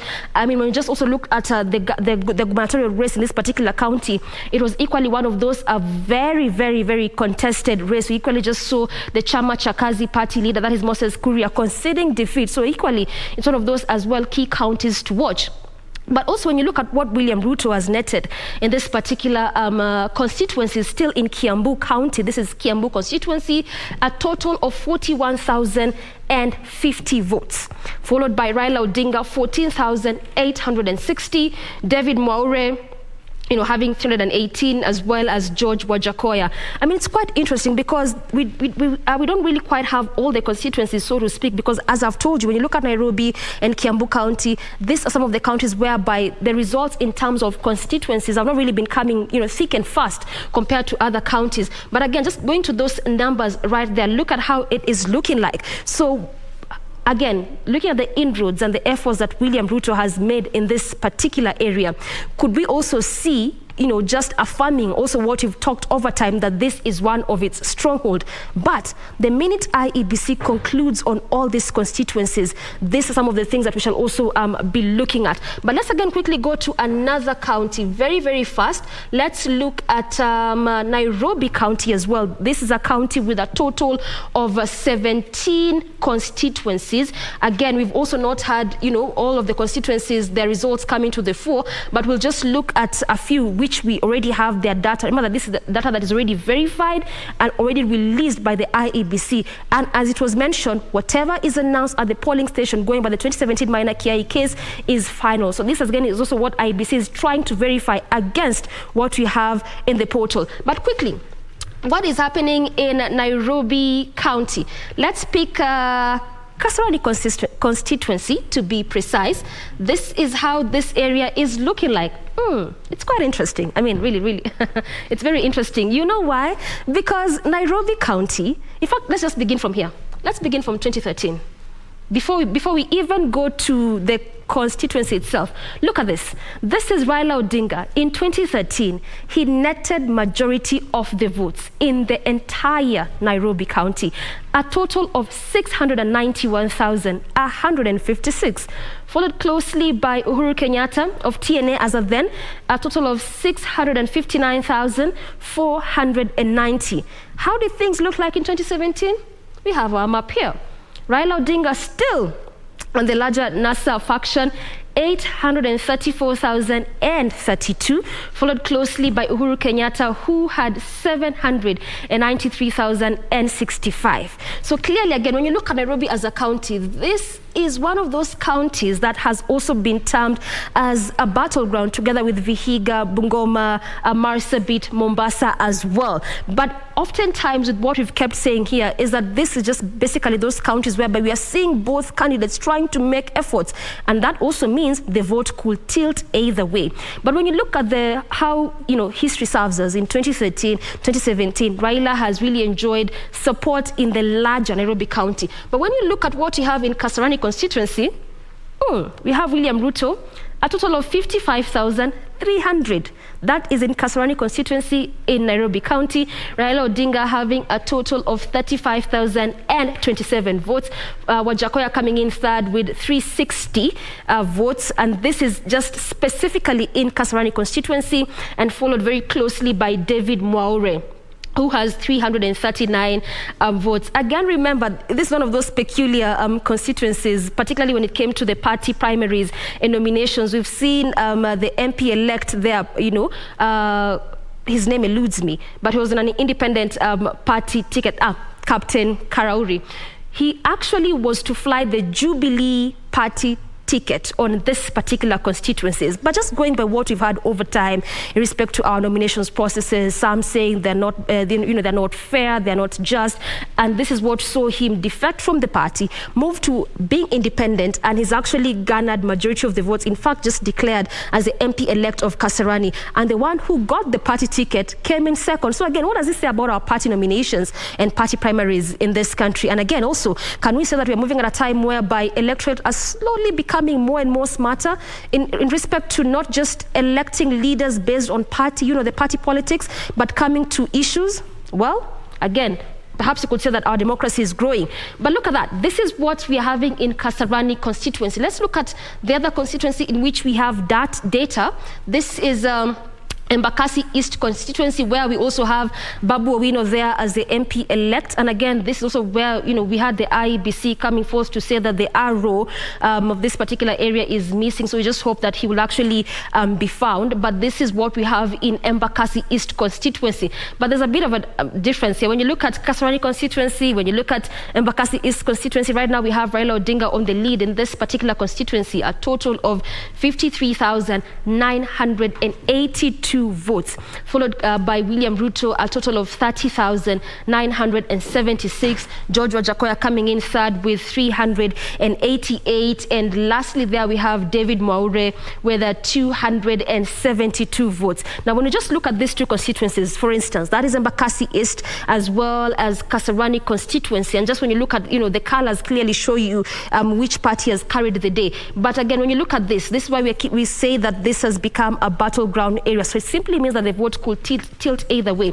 But going by history, could this also be one of those areas where we are going to see Raila Odinga again also just garnering majority of the votes as it were in 2013 as well as 2017? Or we'll see a bit of a change in this particular, counting? Remember, Nairobi County has also become a county to watch. Why? Because when you look at the two main front runners, that is Raila Odinga and William Ruto, in respect to, again, the candidates they put forth for the gubernatorial race, it's also quite something to talk about and to see. So again, we also look at how this how the votes will pan out the minute IEBC concludes on the 17 constituencies in this particular county. But we'll continue exploring other counties as well as the various other constituencies where already IEBC has already declared, has already completed the verification process and already announced the results of those particular constituencies. But just as we conclude, particularly on this part, I'd like to throw it back to Lydia. And just looking by, going by what we have here, could we say that we are moving at a point and in a place?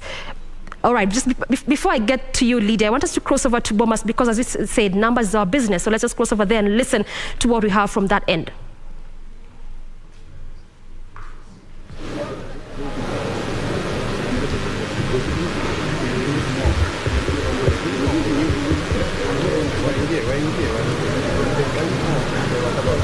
You feel for the journalists who are there and the observers and the agents.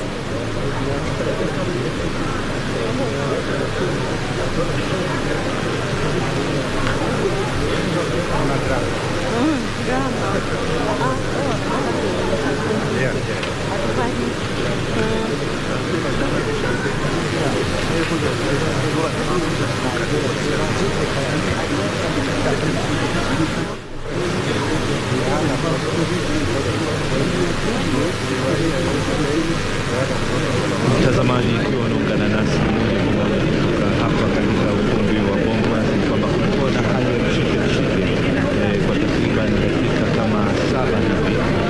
Baadhi ya wale viongozi kutoka Azimio wakiwa wamezusha ghasia hapa kwa muda, na hivi sasa kama unavyoona kwenye sakafu ya ukumbi huu umejaa maafisa wa usalama, maafisa kupambana na hali ya ghasia, maafisa kutoka kikosi cha administration police ama polisi wa utawala, wengi wakiwa wameshikiliwa na hilo. Tukio lililotangulia matukio haya sasa ni kwamba baadhi ya hawa maafisa viongozi kutoka mrengo wa Azimio walikuwa wamemuona mtu mmoja ambaye kwa dhana yao ni kwamba walikuwa wanadai si agenti, basi wakamfurusha nje kwa fujo, na kutoka hapo baadhi yao tukaona pia wakabadilishana picha za simu ishara kwamba pengine wameoza stakabadhi ambao pengine matokeo yake hayakuwapendeza.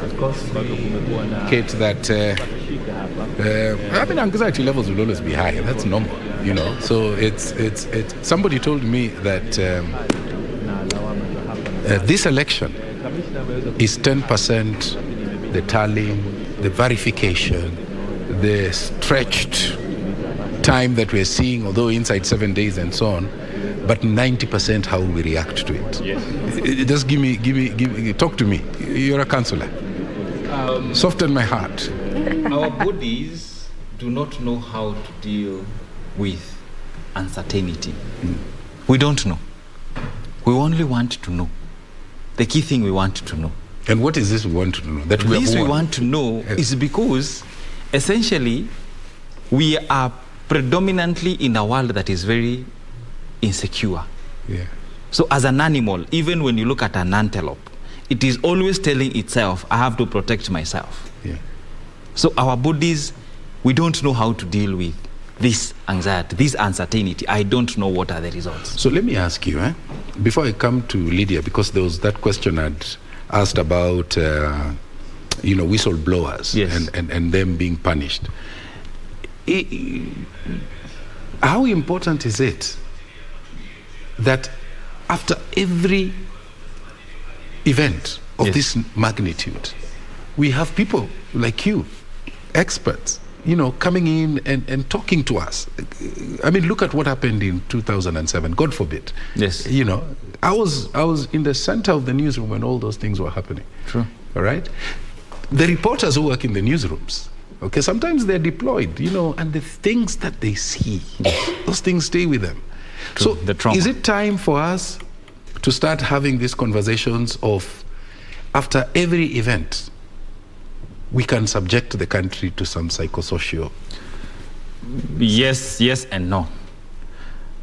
Start with no yes, so that I get it out of the way. Why no is because people need to first of all verify, am I prepared for what I'm engaging in? And consult your family. Consult your friends, those people who know you better. I have friends who I told, Guy, don't go into politics because you'll be finished, your family will be finished, your businesses will be finished. And thank God, some of them listened. Whoever did not listen, they will have to face the wrath. So you have to, first of all, agree with yourself, am I prepared for this? So if you're prepared for it, the question that I ask those people who are vying, are you prepared to lose, not to win? To lose, because in a context like this one, we have more of losers than winners. True. Yes, we have more of losers than winners. So I ask those people, are you ready to lose? And if after this context, you find yourself you've not been elected, how will you deal with it? If you don't know how you deal with it, kindly don't vie or even don't engage. Mm-hmm. So that is a no. So prepare yourself first. The second item, yes. Some people will actually say, I really don't give a damn, I have to come out and really do it. So those are the people that now need help, because families right now will be broken, families will be broken, dreams will not be realized because somebody actually decided to engage in a context that they were not. So these are the people who need, especially the young ones in the family, i.e. daddy was there, mommy was in the context, also it's all sort of things were said. It's bad, things will be said. These people have families, we really don't want even to know they have families where they have to carry a certain demeanor as a father, as a mother. But we don't want to know that. So when you're going into there, those are the people now we will take care of. So for me, a no, when we need, first of all, people to agree with themselves that how will you deal with a loss? How will you deal with a loss? Yes, because there are more losers. Yeah, there are more losers than they are winners. They are winners. No, you're very right. When you're Yes. talking, my mind went to the United States of America. JF Kennedy. Yes. All right? A story is told that he was within his party, he was the preferred candidate. True. And you know that in every election, Yes. at the back end, there is the executive support you have, because you have to build a machine True. That takes you to victory. Yes. So that you have people who will support you financially and so on and so forth. Yeah. So a story is told that the moment he won election, and he was very reluctant, he developed a sense of self. And he started doing things differently. He said, you know what, I'm going to work for the people. And we know what happened. True. Okay? So, is it also possible that you say yes when you mean a no? Yes. So the pressure is coming from the family. Unajua wewe ndio mkubwa, lazima uende. Yes, Mboya, we are influenced by our environment 60%. At birth 100. Right now 60%. I'm influenced by my environment 60%. So if I don't agree with the environment, it will isolate me. And one of the most grievous mistake a human being can do is to being isolated. Being isolated. Actually, it is a form of punishment that is given to the so-called people who did not really chant a certain path in terms of politics. Isolation. We know, isolation. Even in the penal institution. It is the worst thing you can never do to a human being. Being alone. So you have to toe the line. But let me ask you. There is a system in place. My friend, Boya, there is a system in place. Yeah. For this country to be 60 years after independence, there is a system in place. Yeah. Is you come, you agree with it or you don't agree with it. We are actually influenced by powers of being, whether we like it or not. But let me ask you before Lydia comes in. You know, the fear of solitude. Yes. We are told that if you're scared of being alone, then you're in bad company.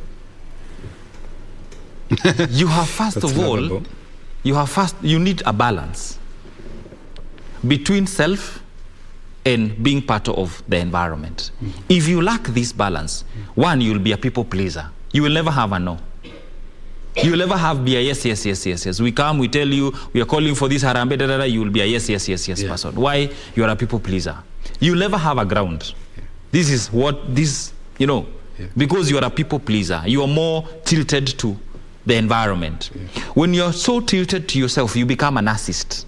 It is about me, myself, and I. So the voter, is he a people pleaser? Because they consistently vote in people who have question marks, and then they spend the rest of the 5 years complaining that the economy is bad. First of all, the voter and the leader come from a faulty system. Both of them? Both of them are both intoxicated in one way or another. The voter and the person is voting for. Yes. So they are all intoxicated in one way or another. So you want to bring these two intoxicated people to come and form a system that really works for them? Never. So what happens? We stratify the society. Mm-hmm. So what happens? Yeah. It's anarchy, i.e., in a capitalist system, I amass wealth. So how do we settle that? Because, these conversations are the ones that we have. So how do we settle that? So the key thing is this. We need to, I will still tell the African community, we really need to rediscover ourselves. No, I thought you were going to say we need a Magafuli. You know why I say this, eh? Look at Britain after being colonized by Romans. Yeah. They were able to rediscover themselves. Yeah. Rwanda is tried. Yeah. In Africa, Rwanda is tried. But the rest of us, if you want to see anything in Africa, look at the head in Europe. Because there's that is where the head is. That has not been cut. Yes, that is where the head is. We only have the tail here. Okay, let me bring in Lydia. Lydia, I'm seeing you. Okay, you're laughing. Tell us why. I'm laughing because first, I do to some extent agree with what he's saying. But I also don't think that societal evolution is linear. You will always find society kind of almost going round in circles. It goes a bit wrong, then it kind of self-corrects, all right? Then things go wrong, then society self-corrects. You remember, and I'll give you an example, for example, in Nairobi.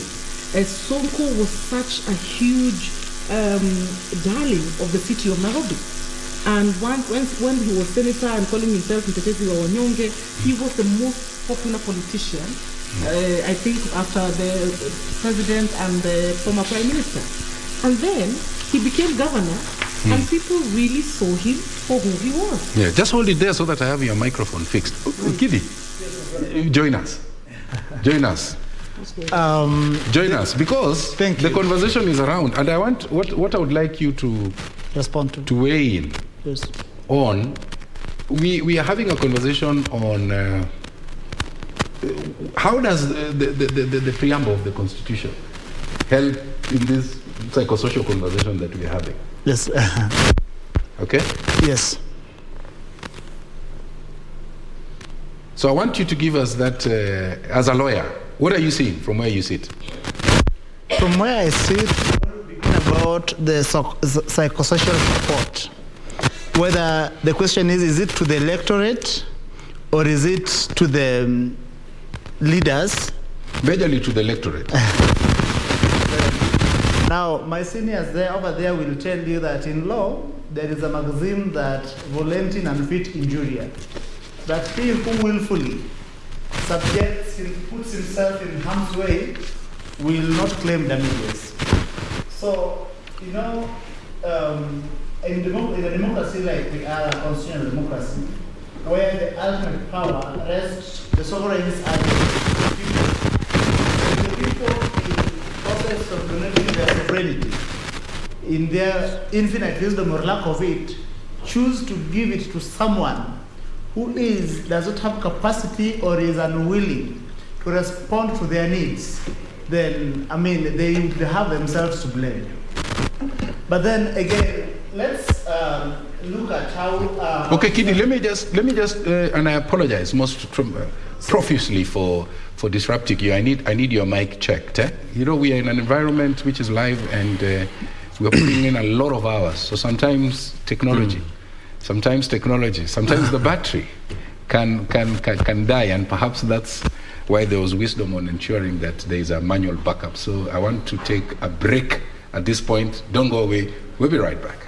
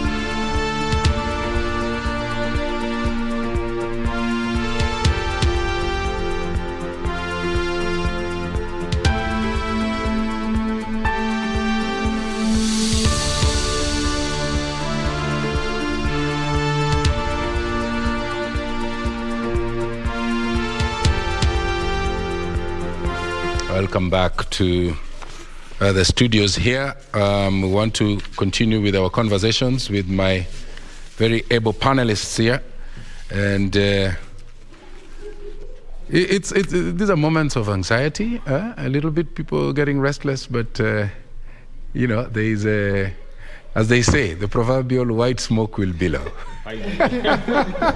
You know, and it seems to be affecting everybody, yeah? Yeah, it's affecting the politicians, the clergy, even others are asking citizenry. themselves, suppose Chebukati is not going to actually live within the 7 days. Yeah. And What that's happened? a question. That's a question within the minds of an ordinary person, every ordinary Kenyan. Yeah. I think the courts are there. Somebody or anybody can go to the court, especially the Supreme Court, through an application, of course, to make to get an advisory opinion from the courts. Of course, courts are not just there purely for litigation purposes. They have roles also to play in terms of advising on what is the best next step, which is good for the public good. And of course, that's the kind of constitutional crisis if we find ourselves there. But we just pray that we do not actually cross to that border, because it will actually be a mixed grill in terms of interpretations from different lawyers, others saying this is a nullity, this is an exercise that need to be recalled again afresh, this is an exercise that is already coupled with the illegalities and irregularities. So the courts are there to give direction, of course, and that's what we would hope. If the worst comes up, of course, to push. That's the only solution that we can have as a country. But I do not think it's such a serious constitutional crisis, because courts always exercise their mandate for the public good. So Kenyans can rest easy knowing that all is actually well within the kind of legal framework or fabric that we have as a country. Let me bring Okidi. Okidi. Yes, sir. In the unlikely event, I want to put a lot of emphasis on that word, unlikely. In the unlikely event that that 7-day constitutional threshold is not met, what happens? The Constitution of Kenya, in its wisdom, and actually I would add the infinite wisdom, mandates state officers, Kenyan citizens, and everyone else to help in both implementing and observance of the Constitution. That the things we do, appointments made, and everything else must be within the confines of the Constitution. I foresee a scenario where anything done outside the 7 days prescribed by the Constitution would certainly be an nullity and would be grounds for the nullification of the results of this election at the Supreme Court. Remember that the Constitution again further says that if there is a dispute in regards to this election, it must equally be determined within 14 days. Now, again, if the matter proceeds to the Supreme Court for determination and the Supreme Court is unable to make a determination within 14 days, that is a matter that naturally, my seniors will tell you, will collapse.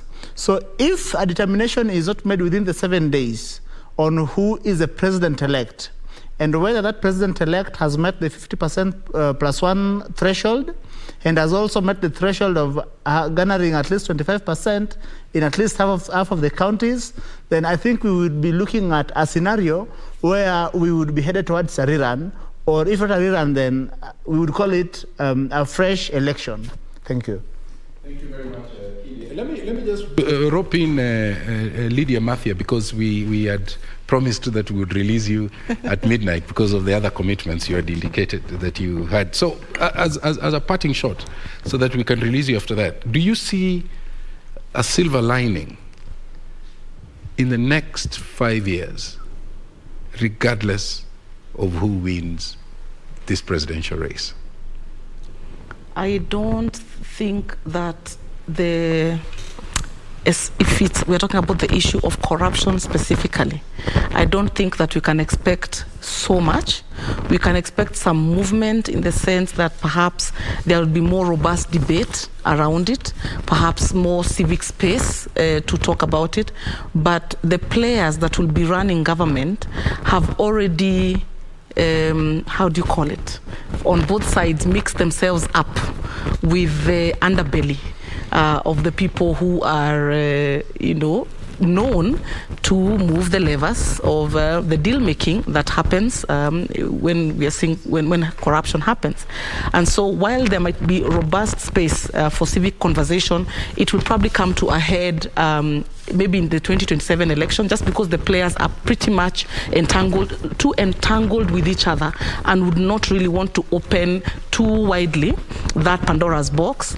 So it will behove Kenyans and the society at large to really stay the course in terms of staying vigilant and putting to question to leaders, asking leaders difficult questions when those when there are issues that need to be raised. The media will need to shed off the weaknesses of this moment that have been pretty obvious and find its courage and find its objectivity and stand on the side of Kenyans, so that then that civic space has a platform for broadcast, and then perhaps a few things could be thwarted here and there, but ultimately I believe there is too much mixed up, and we can only, I think, hope for better when these players exit the scene, and I see probably that happening in 2027. Right now, the next 5 years, what we need is to do eternal vigilance. Okay, and your final comment on the question of whistleblowers being punished. Whistleblowers are generally ostracized, even in government. If, for instance, you go and pretend like, I'm going to be a judicious person, I'm going to be a leader who is not going to allow people who are not going for trips not to be put on per diems, I can assure you, nobody will keep your company. You are that guy who will get to the office and only get to read the newspaper, because nobody will allocate you duties, nobody will want to hang around you or be associated with you. So it starts right there at the office. It will extend to your seniors and really just your entire career if you're a public officer, for example. So that needs to change. Right now, it is still that way. It's still that way. Yeah. Is that a lonely place? There's the principle of if you can't beat them, join them, takes over. Because I guess someone like that would tell themselves, all I have to do is take unnecessary per diem and I'll get along with my colleagues. Okay. So people just get carried along and get into the gravy train. Okay. Yeah. Have you ever thought of going into politics? Myself? Yeah. Sometimes I think about it, but I don't feel like I'm a front-end politician. Why do you feel that way? Because it also, the community is also very upside down in terms of how they engage. Before you have a conversation with them, there's a way they're very demanding of this handouts. And I think that culture of handouts is something that really puts off a lot of political actors, because where are you going to get the money? Where are you getting 20 million shillings to go and politic with? And I think even a lot of us as women, young women, have difficulty penetrating that political space just because you don't have that resource base to indulge communities in that handout culture. Lydia Maitha, government expert. Thank you. Asante sana. Thank you for your time. For coming. Thank you for coming. Wakili, as they are panning the camera to you, because Lydia will just rise in the next 1 minute. Yes. She mentioned the question of solitude. How do we open up the space and say, you know what, let's not make this thing about more debates. Let's not just let it rest with the expansion of the civic space. How do we say, you know what, just the way Singaporeans did it, the time to fix this country for our children has arrived. And so that we go ahead in and start addressing the issues, fixing the nuts, fixing the bolts. Do you see us getting there? And what do we need to do, especially, having a paradigm shift, changing that mindset of, you know what, we can shed off the past, those mistakes that we have done, fair enough, okay? And now we are advancing in what you called your true north. If it will ever happen, it will take a president in his second term, because you have nothing to lose. A president in the second term, because you have nothing to lose. I'm doing this not for me, it's for my country. if it will ever happen. Will it happen? I don't. It's still. I don't see any goodwill from us people, because when you look at like what the anatomy of corruption, it's so deep in ourselves, and I don't know how we will go about it. However, I'm hopeful if we'll have a president who will come and really say, yes, this is where we are and we can do something. Remember President Kibaki when he came into power? Actually, the Wananchi were actually holding people accountable. The police officers, the police officers were being caught by people, and people were actually presenting them.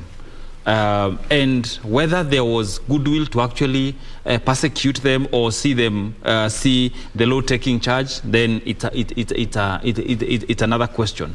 But for me, I know intrinsically our system is perpetuated by corruption, intrinsically perpetuated by it. Yeah. And the follow-up question to that would be, as a psychosocial expert, what is that emotional connection that we have with those vices like graft, fear even in moments of election?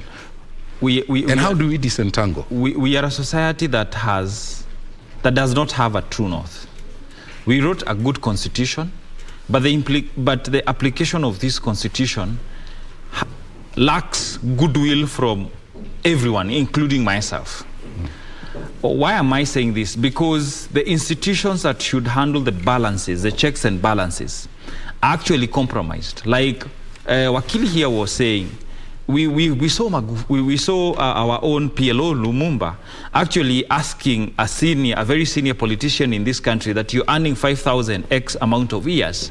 How have you amassed billions? And he was not able to answer. He was not able to answer.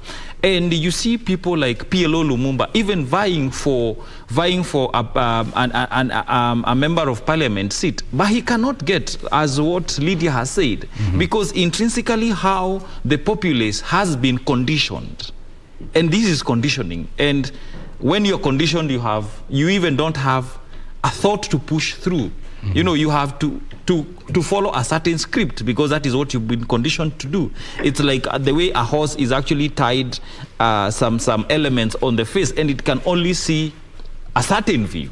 So that is a conditioning that the electorate have been conditioned to by the system. And this thing is so much systemic. And let me ask you some hard truths.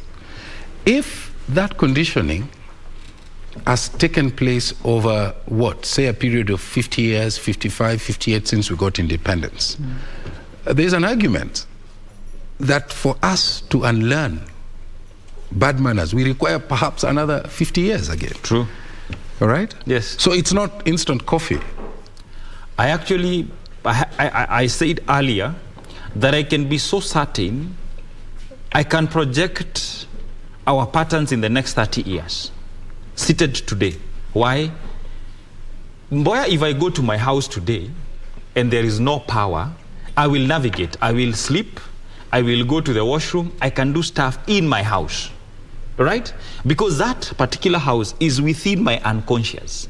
So I can navigate even without seeing in my own home. But if you take me to your own home today without light, I will not do anything. Why? I don't have it with me. So there is a certain pattern that we have intrinsically acquired from the environment. Today, in this country, if you want to become a politician, the first question the electorate asks you is, what do you have? Because essentially what it has been is like, I'm giving you a job to go and eat for 5 years, then afterwards you'll come back. Whether I'm comfortable with you, that's a discussion for another day. I was listening to electorate, like where I come from, the word that I come from. Yeah. And I wanted to know what made you pick a certain candidate. Some were saying it's more of he has an opportunity to go and create wealth. So that is essentially the electorate. Because essentially poverty, let's not look at it from a monetary point of view. It's even our ideology. Do we have an ideology in this country? Like I did the loyalty pledge. I did our national anthem. Do we have a certain ideology that essentially we follow, that we perpetuate as a country? That is where the question of even how we run this country begs a question. Yeah. You know, for me, it's a question of ourselves. Are we comfortable? We are very comfortable because we perpetuate it. We perpetuate it. And you talked about ideologies. Let me bring in Kidi Mwanga. He has come closer because we allowed Lydia Mathia to exit. And of course on set also is my colleague, Doreen, the ever smiling.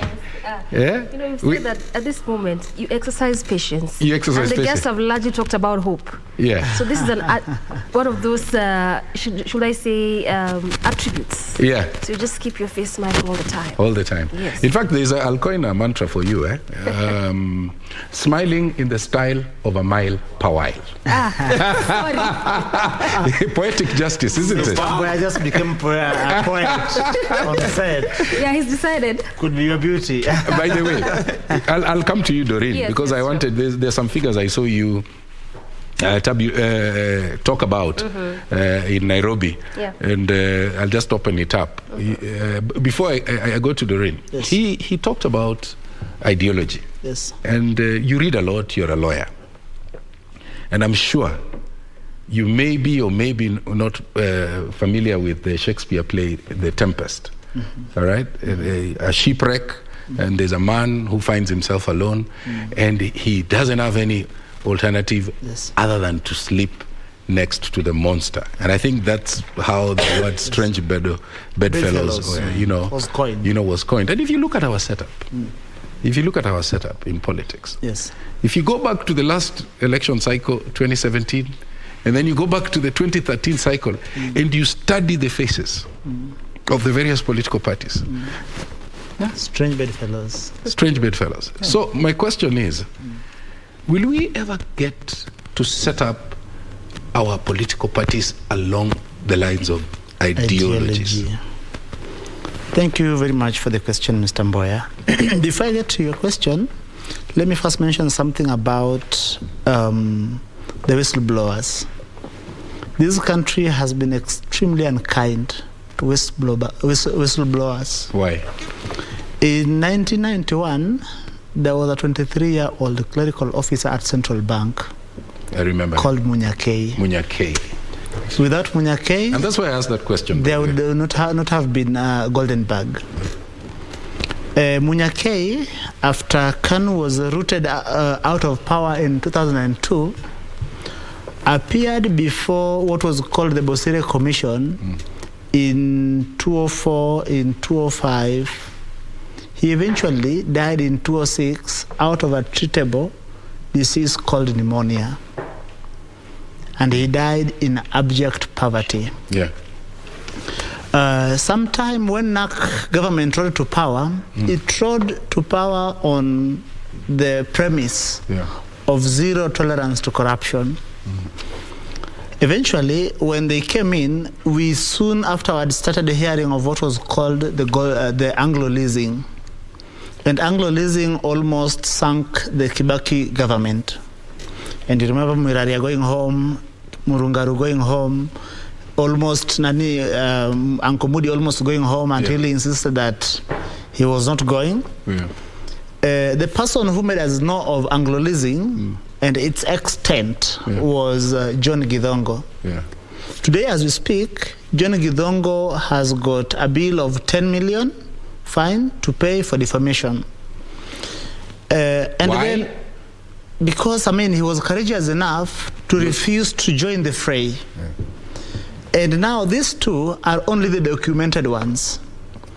Cases of officers of integrity being sent to hardship areas, ostensibly to punish them for speaking out, for seeking to steer organizations in the path of financial righteousness, is rampant. Very right. very rife. I think that's a better choice of syntax. I should come to your school. So what I am saying is that this country, we must come around to start to appreciate people who want to steer a country, an organization towards a path of financial righteousness. And therefore, the other question is, why is this, again, reverberating into our politics? And you're asking a very fundamental question, that would we come around to a point of saying that now our politics is rooted in ideology and not sheer convenience? And to underscore that question is that in 2007, we see Raila Odinga with Musalia Mudavadi, with William Ruto on the one side. Moses Wetangula is on the other side. And we are told that this is a battle between reformers and non-reformers. We get to 2013, and Wetangula and Kalonzo Musyoka, who are not with Raila Odinga previously, now joins Raila Odinga. The other gentlemen bolt out. So even if Mudavadi does not join the other side, but you know, in politics, if you're not for me, then you're against me. Then we get to 2017, and then the strange bedfellows continue. So it speaks to a level of lack of ideology, and therefore that as long as you're in politics, the only thing you need to do is how to get to power. And as long as you are in power, everything else can take care of themselves. But the question I want to respond to is that why do we have bungled elections repeatedly? We have bungled elections in 2007. We have bungled elections in 2013. In 2017, Supreme Court tells us that what you did was nothing but, you have to go back and do something proper. And that's the last one. Stop this child's play. And that's the last one. And so, last one.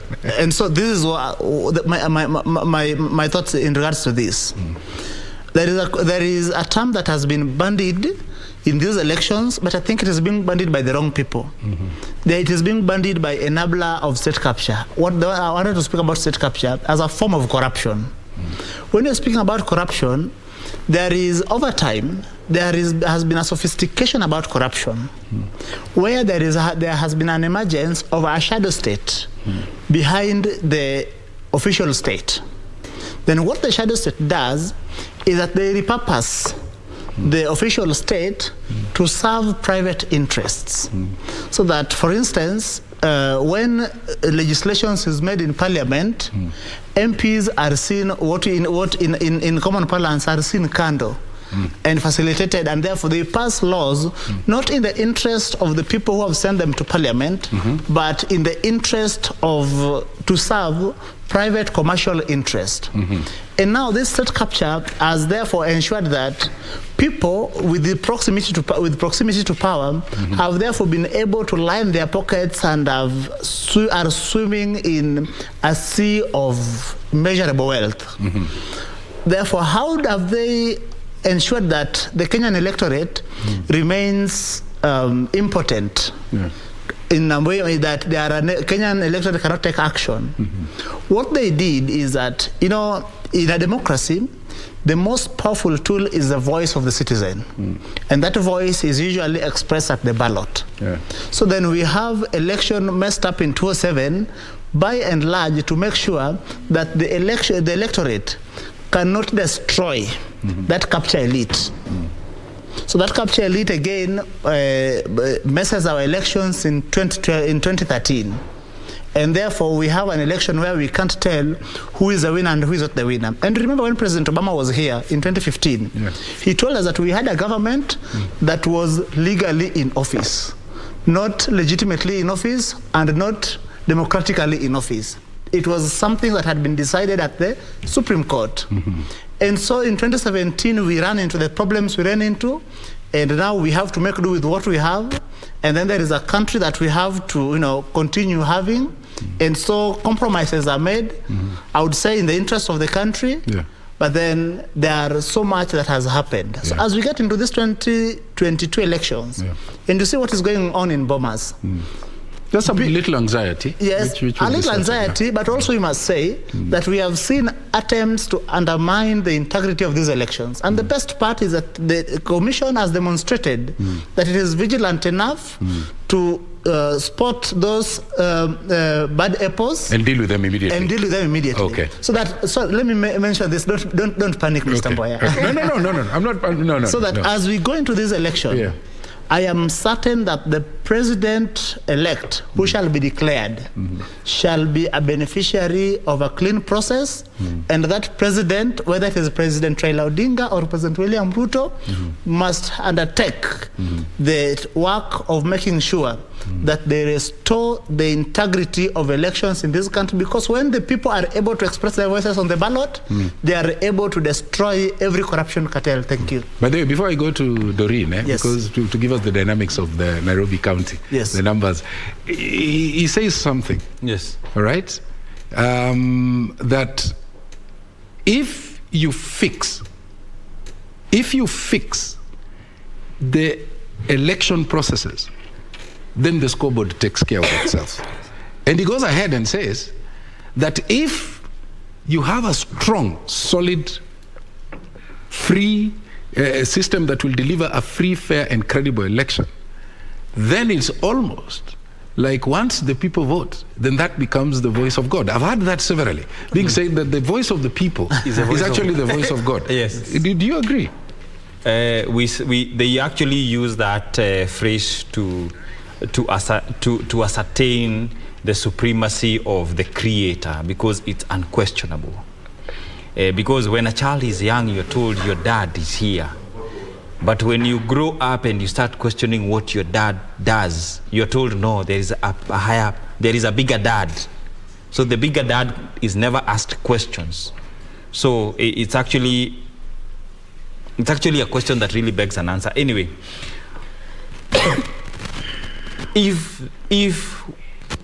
first of all, the institutions will play a part. If they play a good part, then there can be some sanity. However, let's ask, why did we see, I give him credit a lot, the general in Nairobi Metropolitan coming in and doing a lot? Why? He didn't have links with the business community. He has been an army, general in the army. So he was not in business. So when he comes, he wants results, because that is his orientation. Yeah.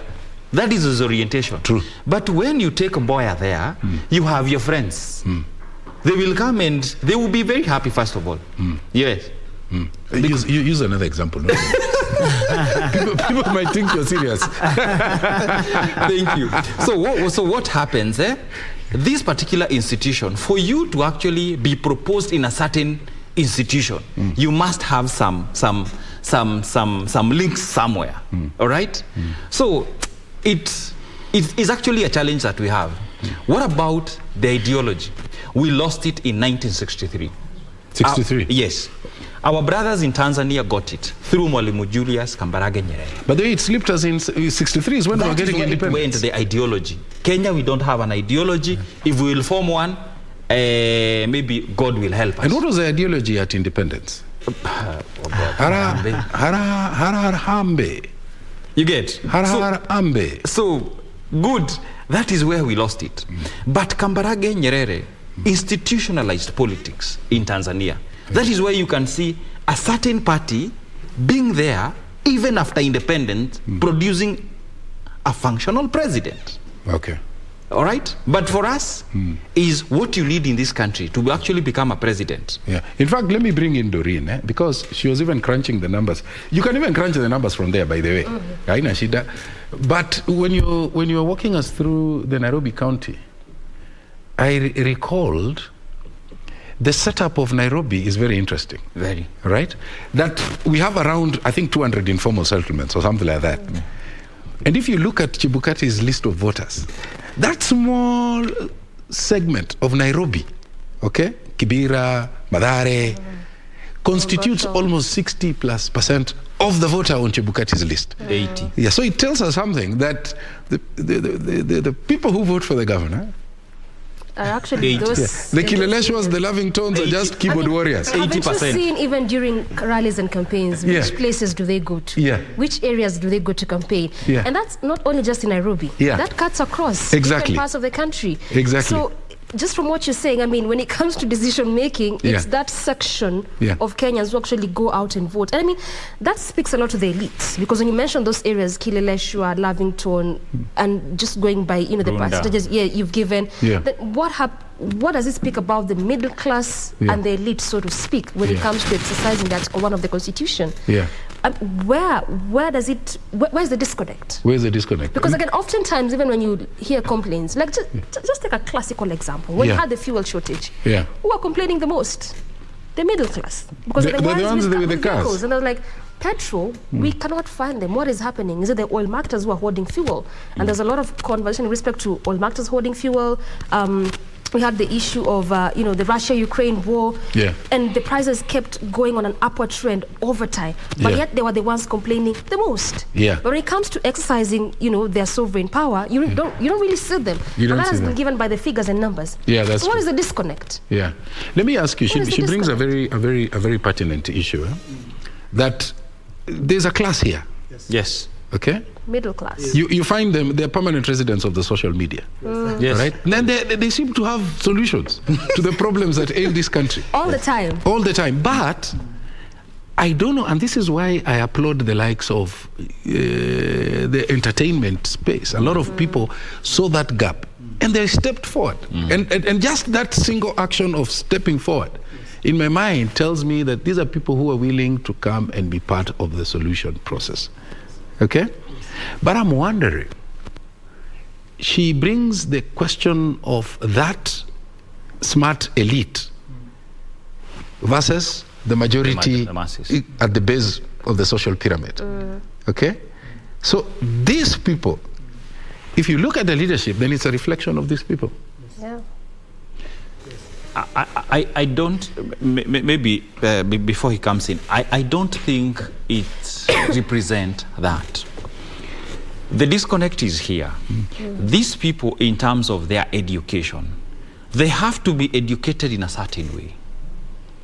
When they're educated in a certain way, they can only think in a certain way. The pedagogy of the oppressed, it will never be taught. You will never even access to even understand what is oppression. So we have to teach them in a certain way. That is one. Two, we have to allow them to actually, sorry to say this, to worship in a certain way, to perceive the Almighty in a certain way. We have to remove them from earth and take them somewhere else. That is a second tenet that has subjected these people to there. So education and even the media.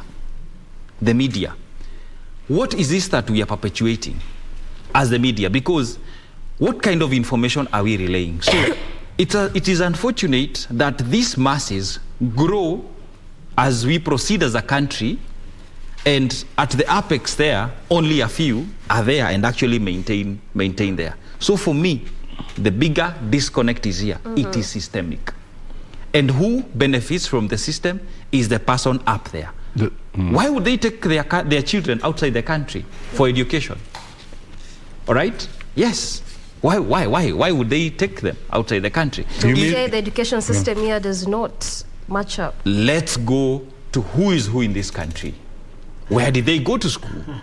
Truly, if you believe in ourselves, Obama educated his girls in American system. So tell me, those who is who in this country are actually educating their kids in the education system. Let me ask Wakili, before it slips my mind. He raises a very important point. And let's just be imaginative for one moment. You want to be appointed a CS for education? Then this is the condition. Your children must go to the public schools. Because once that happens, then you have the firepower to want to fix that sector. Why? It's close to you. If you are the CS for health, then one of the requirements is, are you willing to start going to Kenyatta. Yeah. Good. All right? And can you assure me that even the kids will go to Kenyatta? Because that is one of the ways of ensuring that, if my kids are going to be going there, then I better fix it. And make sure services are good there. Exactly. Because your kids will go there anyway. Yeah. Such models, and in the 21st century, should just be should that be the thinking? My brother Mbaya, you are raising fundamental question in such a simple, beautiful way. Let me say this. There has been a culture in this country called smash and grab, where institutions, especially institutions that offer social amenities. Let me have your mic fixed today. I don't know. I'm even thinking you have such good points that somebody does not want you to share them with us. Let us give them an opportunity to fix the mic. But the mic just decides otherwise. When it's about Boy, I dream of a day before they fix his mic. Yeah. That as a civil servant, we will not pay private hospitals for you from the president as long as you're a civil servant. But listen. Just a minute, eh? Okay. Because if I get sick, if I get sick and I go to Kenyatta, I will make sure that I'm finding my CS there. I will find my CFO there. I'll find my procurement officer there. So we are all lining there. Believe you, systems will work. Systems will work. That's a good one. I don't know. Doreen wanted to jump in. Yeah. Even as we talk about this conversation, leaders, integrity, corruption intertwining in it, it just sort of comes to my mind then. And it's a question I had posed earlier, and I still want us to respond to that because, you're still on that train of thoughts. Then really, who bears the responsibility? Yes, we're talking about, and I can tell you for sure, the 2022 election, it has been termed as an issue-based compared to other elections. We had to find out and see whether or not that's actually true, but it has been a lot of conversations surrounding the fact that now it's been ideas, issues, how certain leaders will speak to issues that Kenyans are facing. But then again, are we really talking about ideas and issues devoid of character? Because we've given good examples. Waluhe, already elected. Didmas Baraza, Kimilili, same. And if it were not Supreme Court upholding Mike Sonko's case, I can tell you for sure, my own opinion, Mombasa would have just probably elected him. So then it could be issues, okay, I agree, it could be ideas, but where's the place of character? Because when you look at all these things we're discussing, if someone really just had in them a good character, thinking of the people, then maybe this would have been problem solved long ago. Wakili was saying something. She makes a very strong point, by the way. Yes, and there was something that you're building on. Yes. Before before Mike decided otherwise. Before the universe conspired against you. It could be the devil. But now the mic is back. He can make his point now. Thank you. I wanted to mention something about smash and grab, which has been a culture in this country. It was not by accident that we had the giant railways corporation going and unable to, deliver to the people of Kenya, that now the wagons were left dilapidating and all that.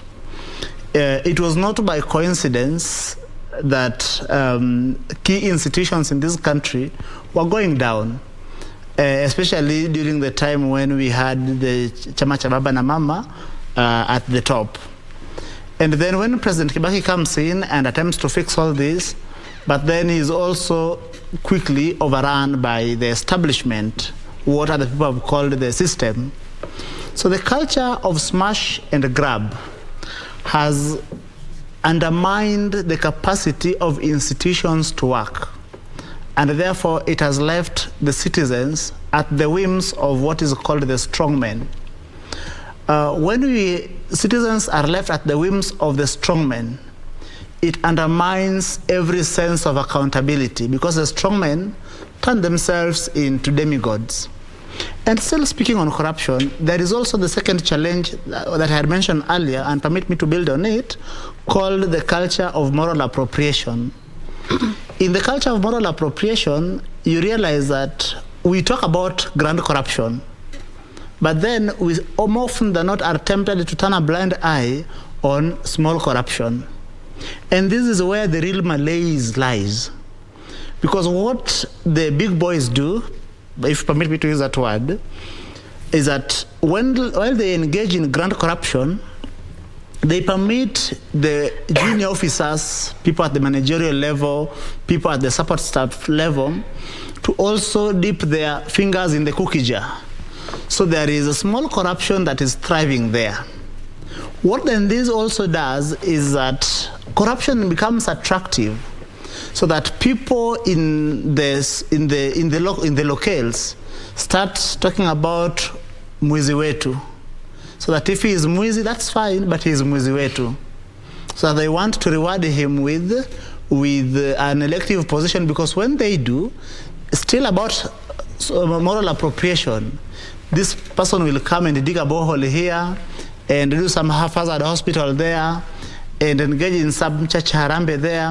While in real sense, if someone takes 100 million and donates 10 million or spends 20 million in the society, in the locality, he still has about 80 million. Out of these 80 million, maybe he spends 20 million in legal fees, he still has 50 million. So when we talk about the fight against corruption, and especially now that because we are in an election, near an election period where votes are being cast, we are speaking about reconciling our country to its better self. One of the things we must fight is the question of moral appropriation by the corrupt. Thank you. As we come to the end of this conversation, and this is a question that I even asked Lydia before she left. Yes. Do you see a silver lining over the next 5 years, regardless of who Wafula Chebukati will declare as the president-elect? Well, I must first admit that I am an eternal optimist. And in the words of Barack Obama, I believe that there are more stars in the sky than the grains of sand in the ocean. If the Raila Odinga Martha Karua ticket is declared as the winners on this election, what we foresee is that for the first time, we will have what is called reformers or reformists taking the reins of government. Because we know what happened in 1963, we know what happened in 2002, we know how 2013, especially with the ICC clouds hanging over our heads, influenced our elections almost to the detriment of our country. So if we have a Raila Odinga Martha Karua ticket, it means that for the first time, and if I were to use the parlance famous in Mount Kenya, we would have the Watu Mau Mau now being in charge, and we would see what they do. They would do. And let me just make this point. And because of legacy politics that has taken root in our country, I want to believe that they would want to do right by the people of Kenya, and that may, in a small way, move us towards reconciling our country to our better self. And then let's look at the Ruto Rigathi ticket, God forbid. Can I stop you there? Can I stop you there? Because, and I'll tell you why. We don't want to indict IEBC.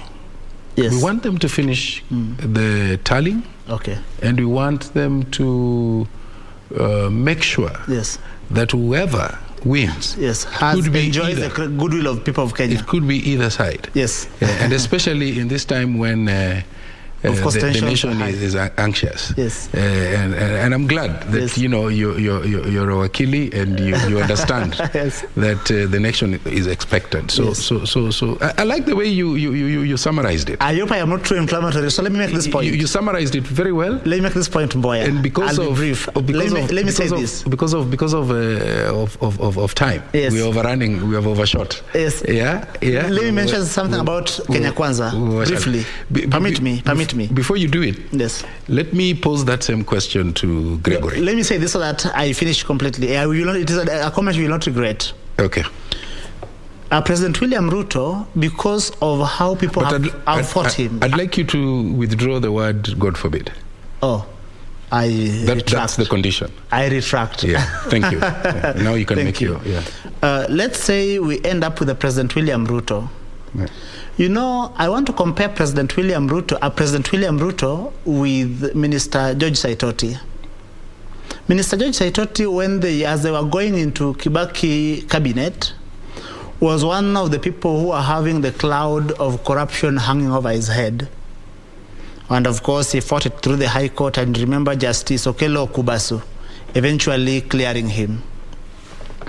One thing that I foresee is that because of the unpleasant things that have been mentioned about him and his coalition in regards to corruption, some of them which may not have been substantiated, he may want to prove to the people of Kenya that all this that have been said have been premised on nothing but malice and political witch hunt. But now that I am in charge of this ship called Kenya, I want to steer it to safe harbors. And guess what? President William Ruto may do so much and so well for the people of Kenya, and because he has been in government longer and understands the intricacies of government, he may just be the person to seal the loopholes in government. And now that KRA was telling us that our tax, we have netted so much, we have hit the tax targets. Mm-hmm. Now we may double that and have so much money generated locally, ensure that we expand the tax base, and so that we find ourselves as a prosperous country that does not have to rely on loans. Thank you very much. That's a good place to leave it at. I'll ask Gregory Morangugi, as we come to the end of this conversation, do you see a silver lining at the end, regardless of which Kenyan wins this election? Of course. Whoever Chebukati will declare the president, that's where I want to start. My prayer is that he will be cognizant of our issues. My prayer is that he will be cognizant of the systemic problems that we have as a country. My prayer is that he will be cognizant of where the country is and where we would want to go, and actually implement that, knowing that he's doing it to himself and to the people of this country. There is a very good question the co-presenter asked, and the question of character. I want us to go back to our own families, because that is where we actually, the bigger family called Kenya is actually segmented in our own families. That is where the problem is. When you see a family, the nuclear family having issues, then the country will have issues. Because that is where the problem is. I go today with 20 million at home. My dad will not ask me, where have you gotten this? Actually, I will be celebrated. Maybe we've been fortunate and we are 10 of us. Yes. We have actually contributed to educate the 10th born. But after he gets a job, and we are called at home to deliberate issues to do with the family, believe you me, we will all meet the 9 of us. We deliberate and we make some decisions. However, because the last born, who we have educated now, has a car, maybe, and few coins, yes, and he's able to give the father, believe you me, we will have done a futile job. So basically, where our future as a country, we can rediscover it, is within the family. Yes. Is within the family. Within the family. Units. Yeah. The basic unit. Yes. If I've been fortunate to see people formulating the families and wanting to understand it and running it with the principles and the values that ensure everybody in that particular family is, first of all, functional, and they are able to actually to thrive. I think for me, as a country, if we can actually go and identify that a family, and we start making decisions from that level, from the family level, believe me, we will be making a better country. And that is the reason, that is one day that I can hope that this country shall be better, shall be great than any one of us. Inshallah. Thank you so much. Let me now bring in Doreen Arangi as we wind down. The same question, whether you see a silver lining at the end of the election and beyond, inside the next 5 years, regardless of who wins. And then number two, we've been putting a lot of hours, okay? All right? Sitting here for 3-4 hours, engaging your faculties, your eyes, your brain, having your finger on the pulse of events that are happening right across, working so hard, serving the nation. Do you think that what the media has done is worth its weight in pound? Especially when you look at how the presidential debate was handled very, very successfully. Are there any lessons learned? Would we have probably converged also on the tally? That question actually on the tallying, and I'll start with the last one, whether media should have converged or not. It's a question that has come forth over time. But again, remember, this is the first time where we're having this kind of tallying, particularly the parallel tally system. And in fact, what had been proffered is that why can the media just come together? Because we need to have consolidated data. Remember that there was a lot of commotion. Kenya is not understanding why Media X has this number, Media Y has this number, Media Z has this number. But again, also, it's a challenge in the media space. So that when we keep saying that we need results released, going by our history, we understand the work that, that goes into collating these results, so to speak. You go to the portal, you have to download, read, understand what first is in there before you start tallying the process. So first of all, just for our starters, since it's the first time, as I said, I think it was in good taste. I don't think that the media needed to have come together holistically, because now we understand what actually is into this. We understand the work that goes into this. So probably come 2027, then now we might agree and say, because of the efforts, the data centers we need to put in place, the human resource, because also that was a factor. If you see Media X, the results really being coming in slow, it's also because of the resource that's being put in there, because it's a lot of work just to collate this result. So I think for this election being the first one of its kind in this kind of respect, tallying, so to speak, in such a manner, it was good enough. Now we know what needs to be done. We understand the effort and the work that goes in there. But let me just say the media is doing a lot. When you talk about burning the midnight oil, I can tell you journalists are stationed everywhere. The Bomas of Kenya, they don't sleep, just there to ensure that any time we have either of the commissioners coming to the podium to give, the results that have come from particular constituencies, they are there to give us an update. Even those that are sleeping, they just have to wake up and decide. We need to know what is happening in Narok right now. We need to know what is happening in Kirinyaga. We need to know what is happening in Kakamega. So whether you're sleeping or not, if there's something happening, pick a constituency, an arrow is announcing results, you just wake up and you have to actually relay that information. But again, remember, there's a heavy reliance on the media, because then it is their mandate, it's their work to pass information. So also when you look at what the media is doing, I can tell you for sure it is a lot of work. You've just said, we are always here for what, 3-4 hours, sometimes even 6 to 7 hours, because we have to make sure Kenyans understand what exactly is happening in these elections, and they heavily rely on media. In fact, I was just telling someone that right now, even when you switch on your TV at 1 a.m. or you just go to the online space, the number of views that different media platforms are getting, because people are just, in there. You sleep a bit, you wake up, you're tuned into a station. You want to know what is happening. Yeah. What has the chairman said? What has the CEO said? Yeah. What is this media doing in terms of even the conversation? I just want to understand what, the law says in respect to this. If in the event there's a runoff, what does it mean for me as a Kenyan? Yeah. I've traveled all the way to my village in Huisero. I've gone there to vote. I've not yet left that village because I'm just waiting to see how the results are going to pan out. Yeah. If in the instance whereby it's 50-50 and there's no 50+1, what happens? Okay. That's a good place to leave it. You've summarized it very well. I didn't know you're from Huisero. Oh yeah, I am. Umsalaba. Yes. I've got some good. I kept giving those examples. Yeah, I've got some good friends who come from there. But thank you. I mean, just listening to you, in my mind, it sounded like you are defining national duty. And you know what? When you say 3-4 hours, someone watching this show might think, "Ala, 3-4 hours peke yake." But I saw a report that said, that 1 hour, the dynamics of the studio are very different from a normal back-end office 8-hour shift. Yes. 1 hour on air, they were saying it was equivalent to an 8-hour shift.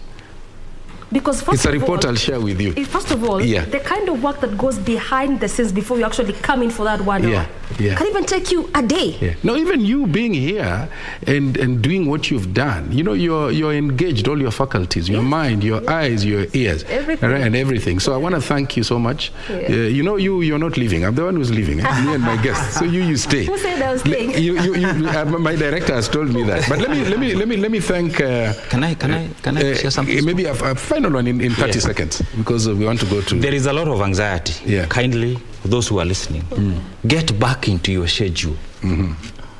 Don't sit there. You'll be building it. So make sure you wake up tomorrow.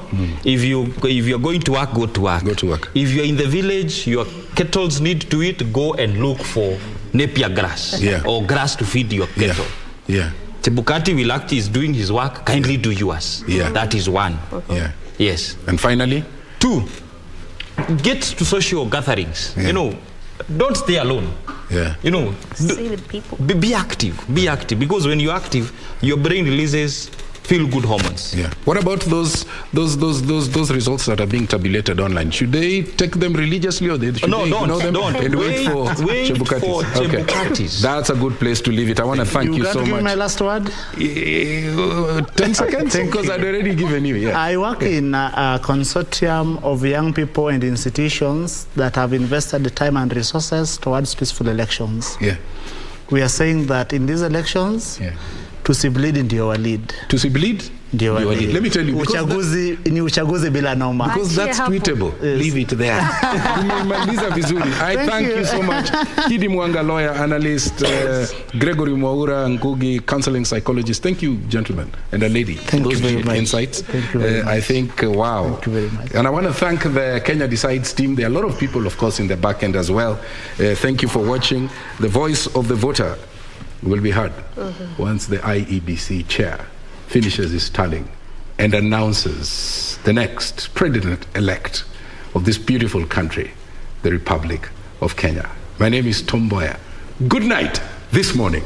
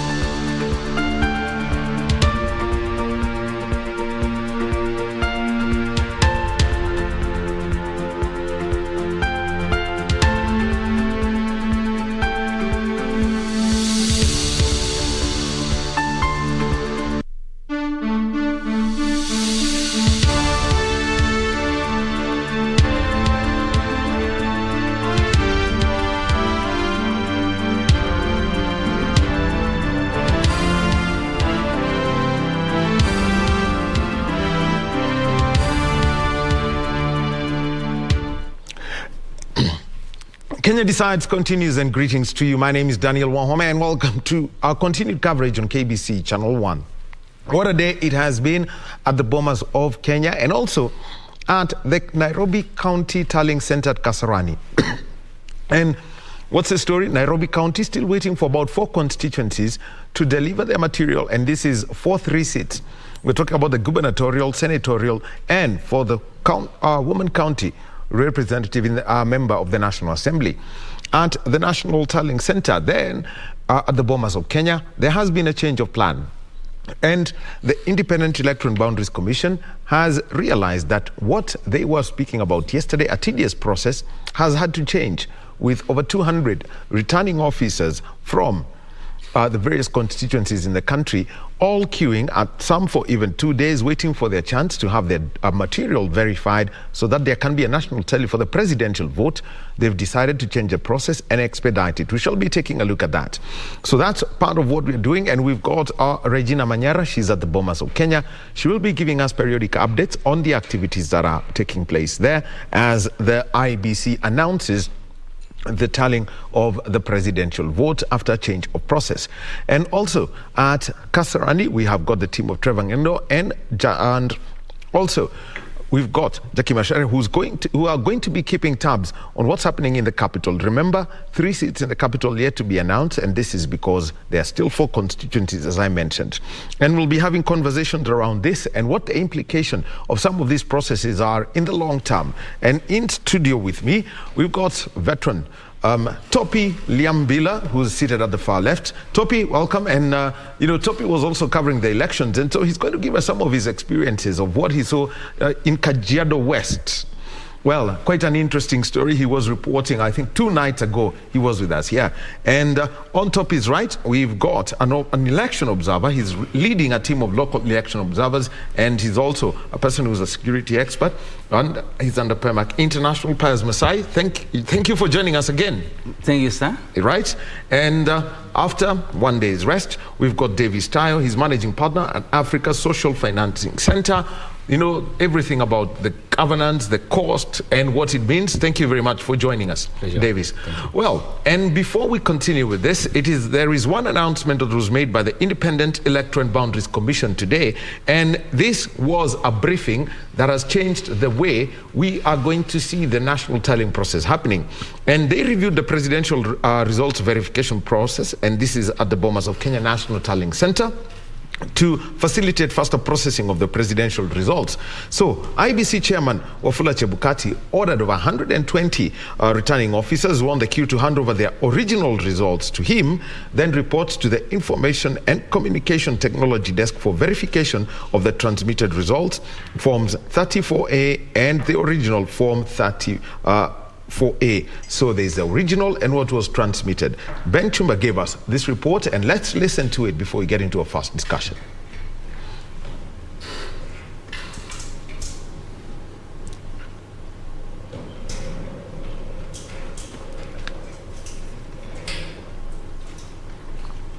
It's time to meet the Tuesday deadline. The Independent Electoral and Boundaries Commission, IEBC, made several adjustments to the processing of the presidential results at the Bomas of Kenya. Returning officers who are on the queue shall proceed to hand over the original results to the National Returning Officer immediately after this announcement.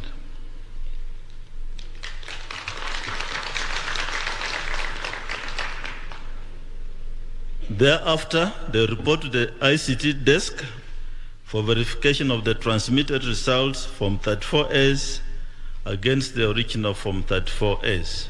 IEBC Chairman Wafula Chebukati announced that out of the 265 returning officers at the National Tallying Center, the Commission has only processed 141 returning officers.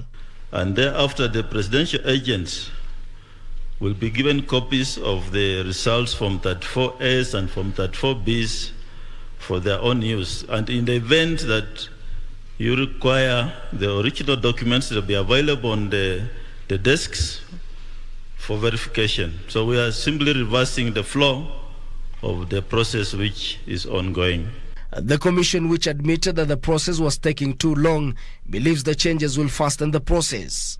Commission has observed that the process being undertaken is taking about 3 to 4 hours to process one returning officer. And we believe that this will fasten the process and we should be able to dispose of with the returning officers in the course of today so they can go and do other duties. IEBC has also effected additional security measures to control access to the Bomas of Kenya under the National Tallying Center. We have given instructions, nobody should access this venue.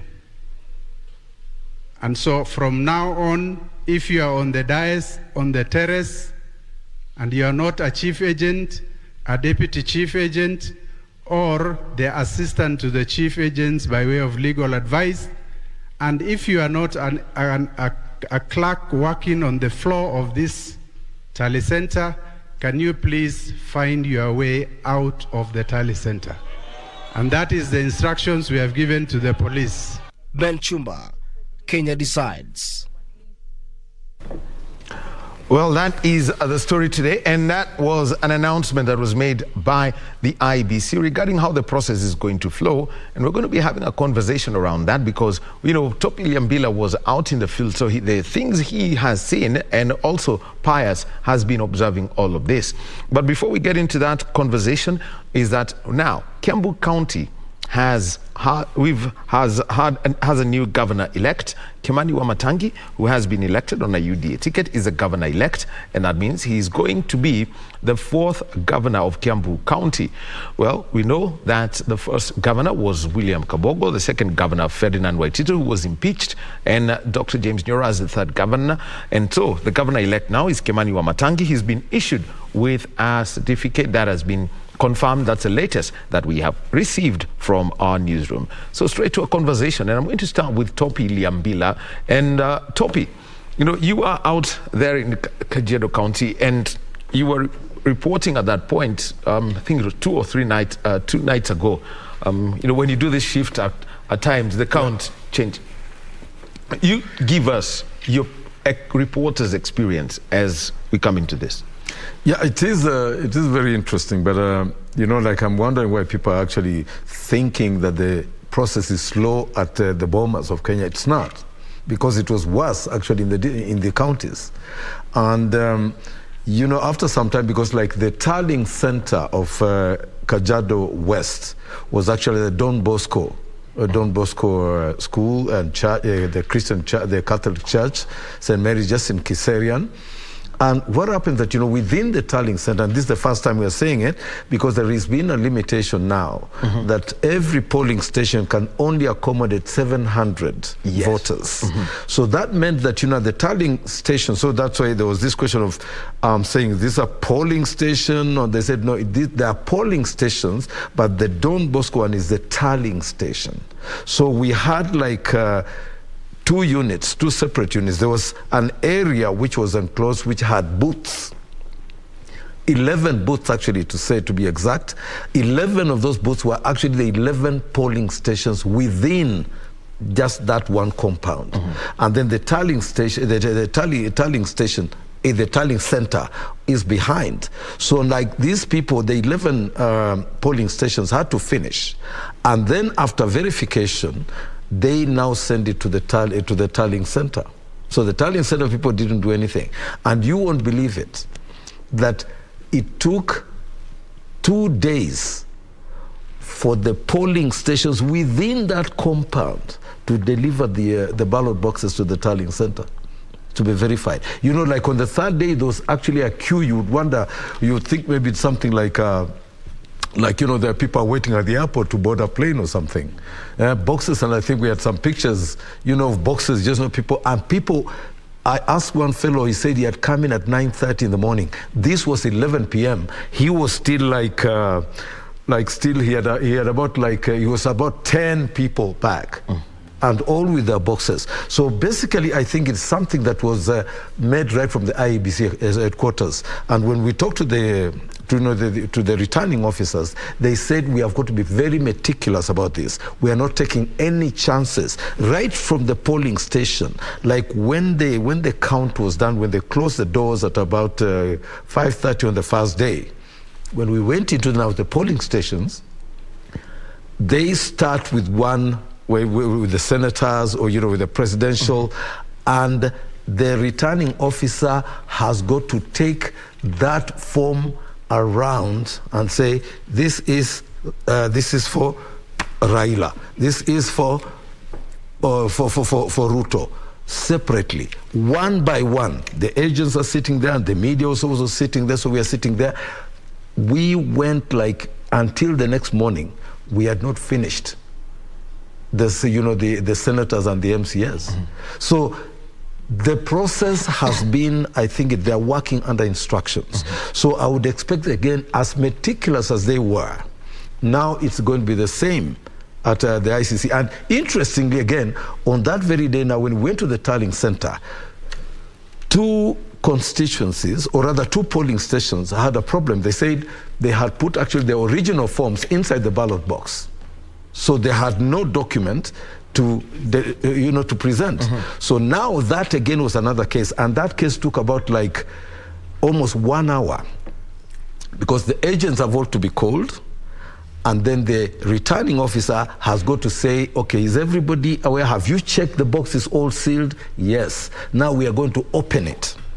And the returning officer had to open it piece by piece. People are taking pictures and saying, to retrieve now the form. One of them, very interesting, was saying, it's the cops who are guarding us, who told us to hurry. So I mistakenly, because I thought I didn't know, because I wanted to get out before it's too late, and then I put the ballot, the form 37A inside the ballot box. So you can see that, and those were just 2 incidents, and those 2 incidents actually delayed the tallying process for about 2 hours.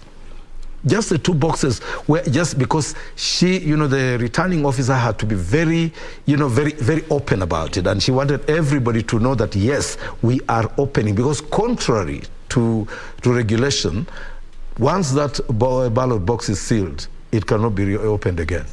Not within unless otherwise it's a court order and it's elsewhere. So until they go to the storage, they are not supposed to be reopened.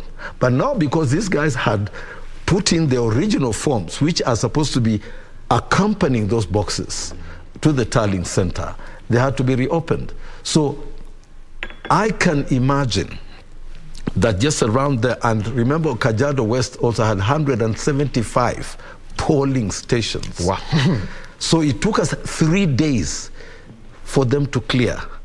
Now when it came to the announcement, again, another process again, because like now when they are being received at the door, again, getting inside again, we have got polling clerks who are now taking piece by piece, moving from one form is passed on to another polling clerk. She or he has got to log in and verify that everything is as per the electronic, the KIMS report.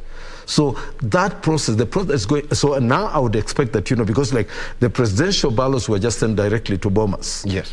They are not being, the tabulated. 34A was tabulated. Yeah, straight. So they only tabulated for the form 34B. Exactly. So now this is why I can understand if what I saw in the county, in the constituency, and what's happening at Bomas there, there's no surprise there. But I think, you see, every election has had a story in this country, and we must give it to the IEBC that they are taking these steps to ensure, because you remember that even in the last court case, they were also respondents. Yeah. So they would like to clean up their act, and they would like to do it right so that should there be any mitigation, should there be a court case, they know where they stand. Yeah. Sure. Well, let me come to Paz Masai. You are an observer. I remember from the very first night you told us you went and took a look at what was going on, and you have been at the Bomas of Kenya. I mean, compared to, because I know after this, Topi now becomes part of the co-host here, so he's going to be engaging us. But from the stories he's given us, how would you corroborate that and what the IEBC announced today?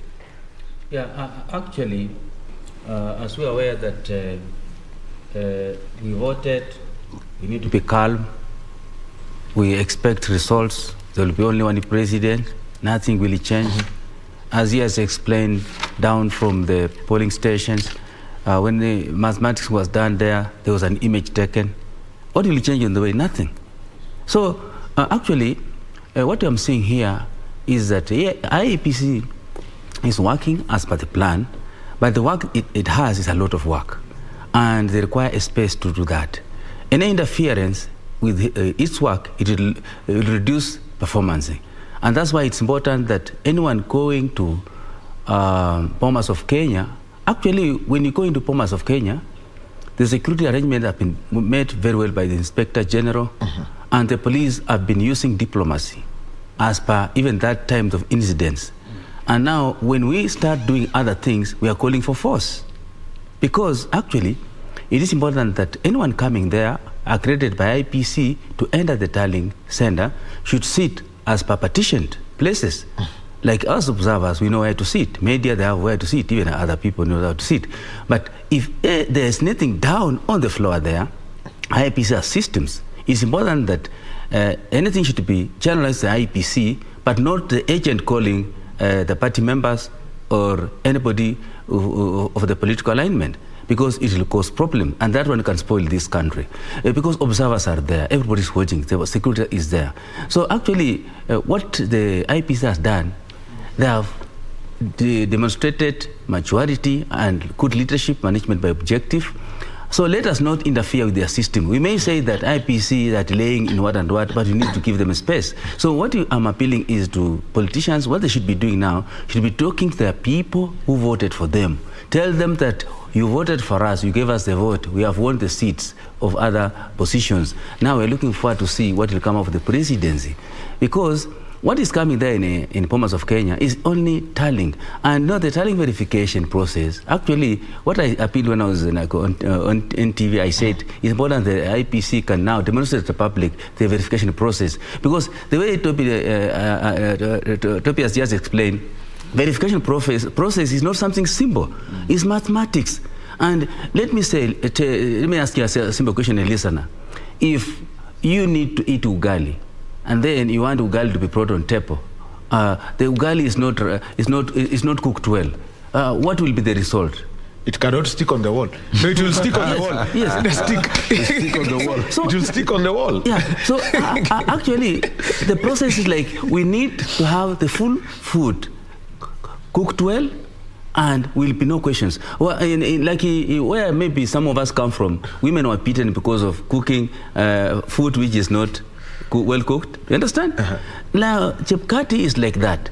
He needs to confirm that there's no stone left unturned in terms of the mathematics. And that's why he has set place within the tallying center to ensure that the system goes on well as planned. So whatever issues come up, they have been addressing them. But what they need to do, as we said earlier on, they need to have one commissioner addressing the public all the time, assuring them that we're doing this and this, please give us time, because actually they still have time. And another one thing, what Kenyans need to know that once we voted, we need results. That yeah, but you see, you brought up actually an issue of like what the IEBC are doing, and why that security is important. Yes. And like probably the process, yes. How the process is yes, sir. How the process has got to be, like especially in the partition of the auditorium, yes. And people not being allowed to be, because I don't know what kind of access, because you find that people actually walk down from the top aisle coming into the one. That's not supposed to be, because maybe the partition is going to be, it's got to be done differently. But what we are trying to say here is this: as much as we are having that, like this one point that which you mentioned, because I mean we are not really referencing social media per se, but there have been reports in the grapevine that certain documents have been found in certain places. Now we would expect, because the common man is getting that social media report, Yes. like David was saying, the social media. Yes. is bringing up, of course, we are getting those stories. And you see, maybe us, we know like how to deal or probably how to understand. But somebody out back home, for them, they're relying mostly on social media or what is being reported from the media. What we need, don't we need something like, that's what Pius was trying to say, that, you know, constant updates, constant updates to tell us, okay, fine, like, okay, fine. And you see, because we are talking about, we are challenging, those reports are actually challenging the capacity and the running of the IEBC of these elections. So it is important that, at certain points when something comes up, let them go. So, Mr. Kiamba, what would you say? I would want to say that there is no cause to panic or to worry, because there are timelines provided as to when or by when the announcement should be made. And the chairman keeps repeating that we are within the timelines, so there's no need to panic. And if I'm right, I think the last day is Tuesday, so the chairman still has time. And number two, I like the fact that they keep reviewing the process and with an intention of making it more efficient. And that was, I think, one of the last address that he gave. And so I think that's very important, that we are not time bound. There's still time. So let's be patient. Ugali ive, isikwame kwa ukuta. The second thing I want to emphasize, and I think as Kenya, we are really learning from our past mistakes or successes. Maraga Emeritus CJ said, election is not an event. It is a process. So we just voted on 9th. Voting is part of the election. So the election needs to be verifiable, and that's what they're doing. If you go like this and you come like this, you should be able to arrive at the same result. So I want to encourage us that the process so far is good. Everyone wants to have what they want to do verifiable, so that somebody else tomorrow in the same position, they should arrive at the same result. Sure. And number three, we have media houses like KBC. And that's what personally I'm doing. I mean, social media will come with all sorts of theories and those kind of things. And I want us to just employ logic and, just simple common sense. A document has been scanned and uploaded in the portal. The original has been sent to Bomas.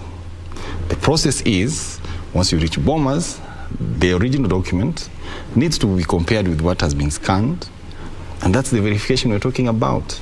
So let's not take our minds to sleep when we are interacting with some of these reports. There are some things which are really, they sound like magic, but they don't make sense. So the process is ongoing well.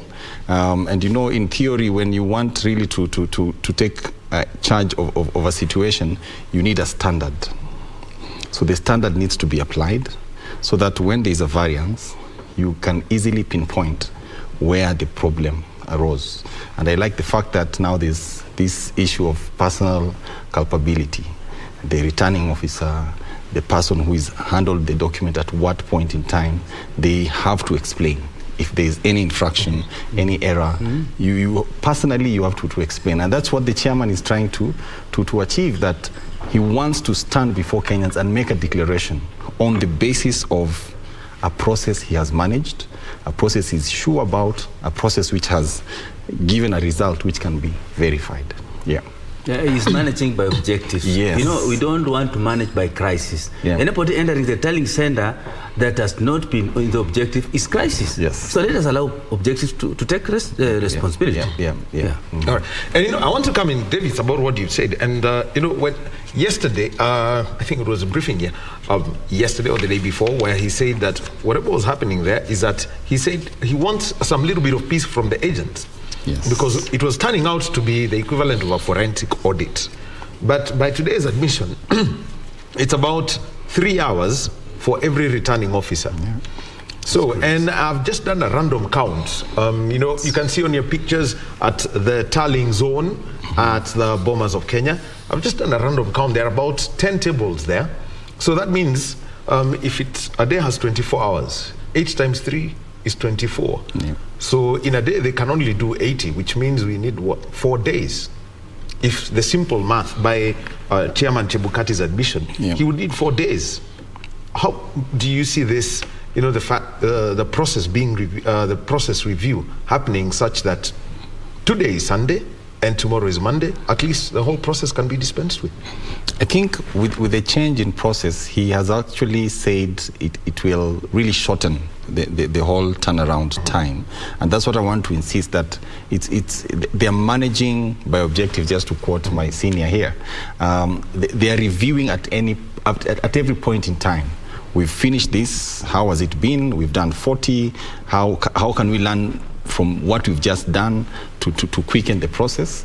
We've seen everyone coming from wherever they were to come ostensibly to help, but really they're not helping.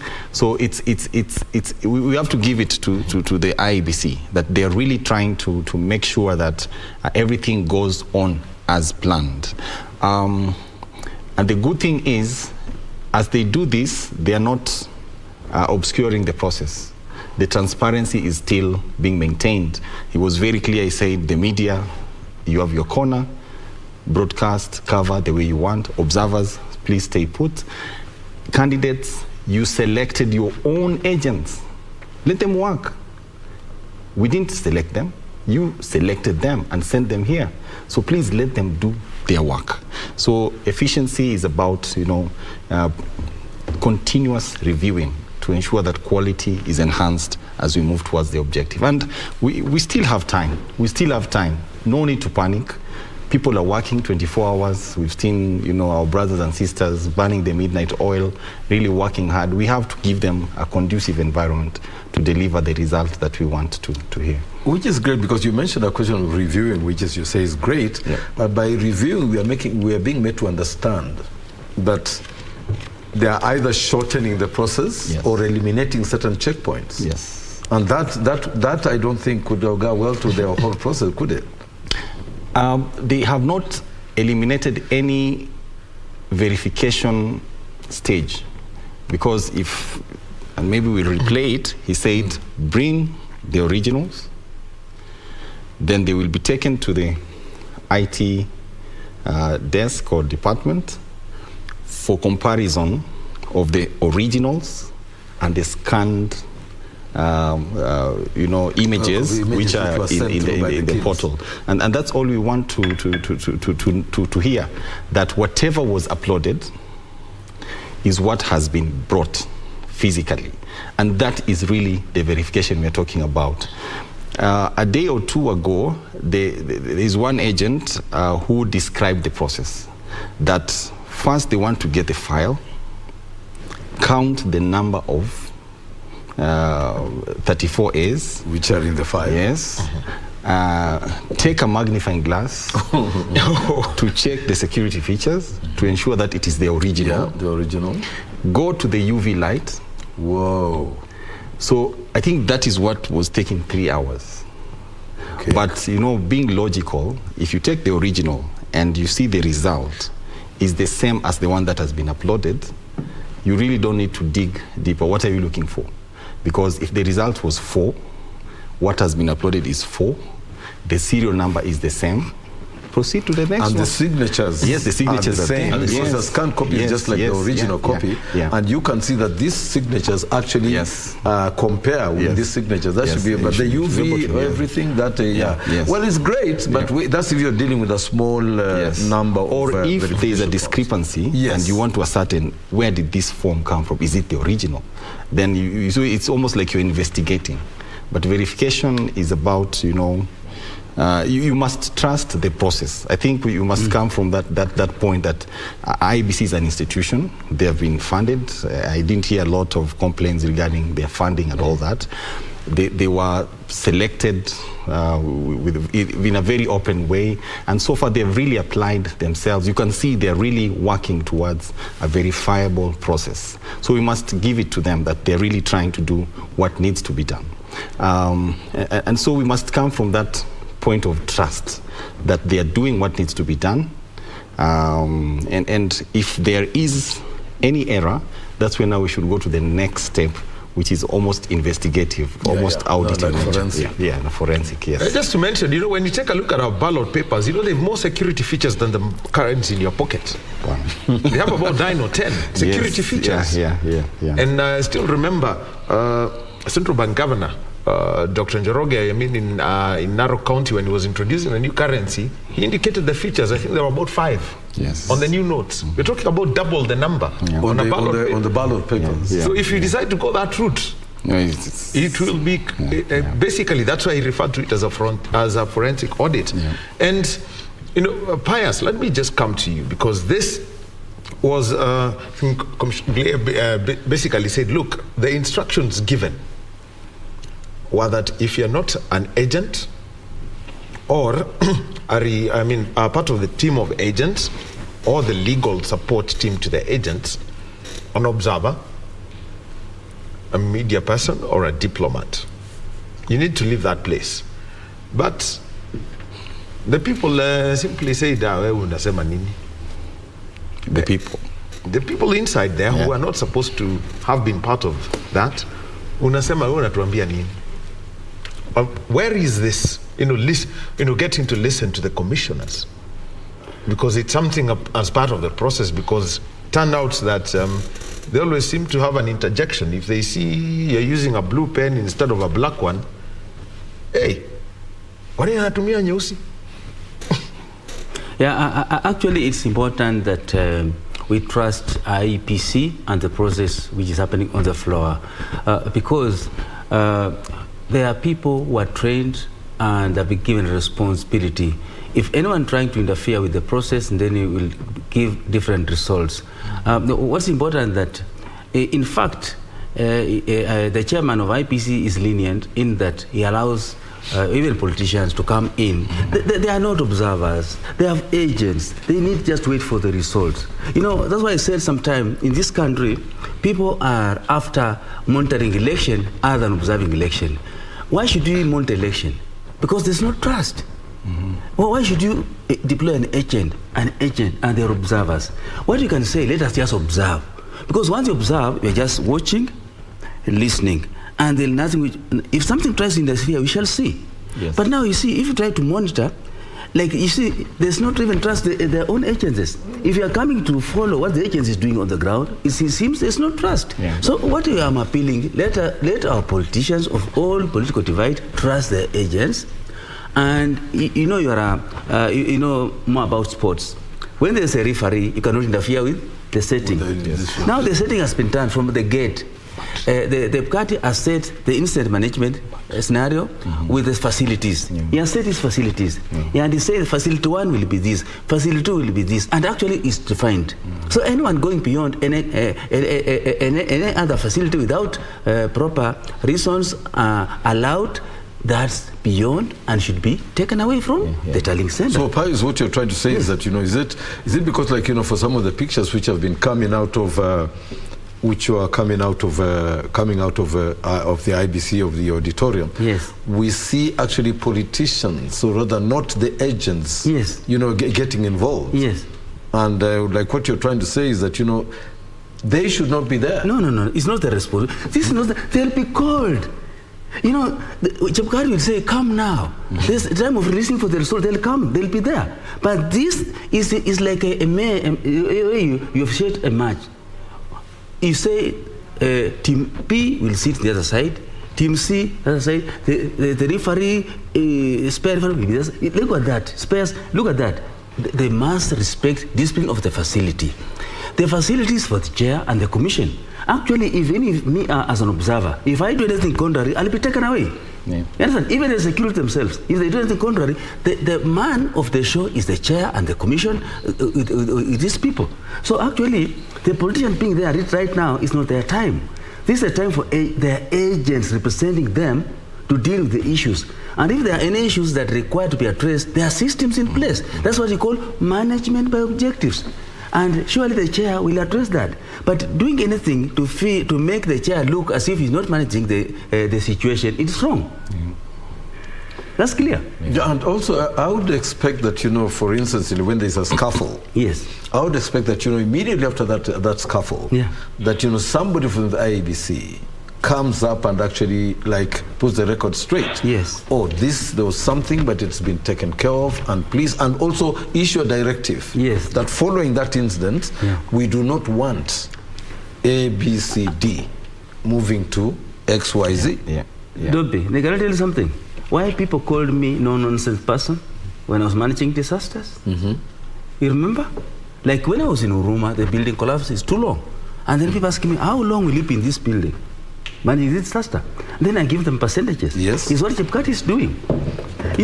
When you review the process, saying that if I've assessed, this one will take 3 hours, then this one 3 hours, maybe it'll take this one per day. It's true that the way you say it, reviewing objectives. Objectives to count and come with results. Then if you realize that if you just do it, that we are just counting without assessing how long will it take, issue of time. That's why you review objectives and realize that to make sure that we beat the time, we need to increase the tables, we need to get time. But see, you see, any interference in this will interfere with the time. I'm not saying that politicians should not go in the Bomas of Kenya, because Chepkati allows people to go there.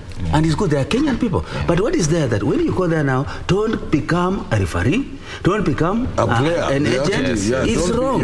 Don't become an official and you have to go in and play. Let them let me tell my political leaders that you be observers. Now let them, they have moved from, they have won their seats wherever they have been. Let them come and join us as observers. They always said, let 49 million Kenyans observe election. Because observing, anybody can observe. It's just watching and listening, collecting intelligence. If there are any issues, there are systems. Who is in charge? The incident commander. The incident commander is Chepkati. When he says, when I used to manage disasters, I say, don't come here. Ask myself. Even I used to see the Prime Minister coming, the President come, we organize system in a manner that the person coming there is only a person allowed. No one else coming there. Now, the incident there, the incident facility and the incident command post is with the Chepkati. When he says, I don't want you here, you'll go. And that's the practice. And that's why the policemen are there. They can take responsibility. And the policeman cannot take some action without the authority of the chair. Of course, of the chair. So the chair must issue clear instruction. When he says no, it's no. Well, Davis, you want to weigh in on that? Yes, and I think everyone is waiting to point a finger at Chebukati. Sure. He has to do what he must do. Yeah, whether somebody like or not, but yes, he must do what he must do. When if you please people, if you say you are pleasing people, I'm telling you, in management, you say you want me, I don't please anybody. I manage by objectives. That's what drives me, and that's how you succeed in management. But if you just want to manage because when you say this one, people say it's one, it doesn't matter what people say about it. But what matters is a success. So he has done well. Could it be also that trying to strike that balance? No. That you want to be seen, or rather to actually be strict on whatever you're doing, but at the same time you do not also want to give the impression that you are covering something, because also there's that element of also like when you come up like with the chair, if he or she comes up and says, you know what, no, stop this now, we're going to do this way, people might take it differently. Desperate moment calls for desperate measures. If you don't do it that way, then the system will swallow you. Yes. So the decision is for the chair and his people. Because they have done very well. The recommendation even from international observers, they have said what they have said.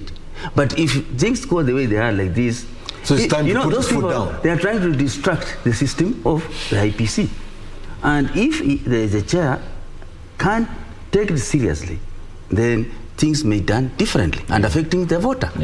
The voter is waiting and the voter is silent. That's why I tell the voter, let them go and work. Let them continue their business. Let them do, you are a business person. Let them continue their business. Because we already have a president in place. President Uhuru Kenyatta is still on the seat. It will take a process. Even results announced today, the elected president will do nothing right now. It just says that he has won the election. You understand? The law will take us procedures. So let us go on with the normalities, look for food, bring it on table, and build Kenya. Because if the way it goes, the way things are, I'm telling you, check Nairobi. The streets are empty, roads, no traffic jam. You can drive the way you want, like we used to do many years back. I'm telling you, because a few years I could not go and do two activities in Nairobi. But today I drive to Bomas, I go to where? No the traffic roads jam. are empty. The roads are no empty. traffic. But why? But why? One thing also, when you left this place, you look for food in town. The hotels are closed. I'm telling you, those eateries places. Why?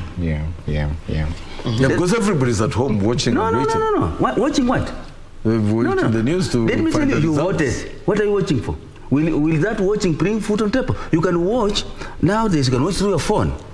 While you're working, you can watch. Go ahead in the garden. You can watch while milking. You can watch while taking care of the. I'm telling you, what is it? What is it you're watching? Let me tell you. If you are watching something, what are you getting from that watch? Now, coming to that also, Pius, maybe Davis can weigh in, or even Daniel can weigh in on this. Like the students, the kids who have been on half-term, or rather who are given the break for their knee, it came from 5 days, now it's going to go to 2 weeks. No.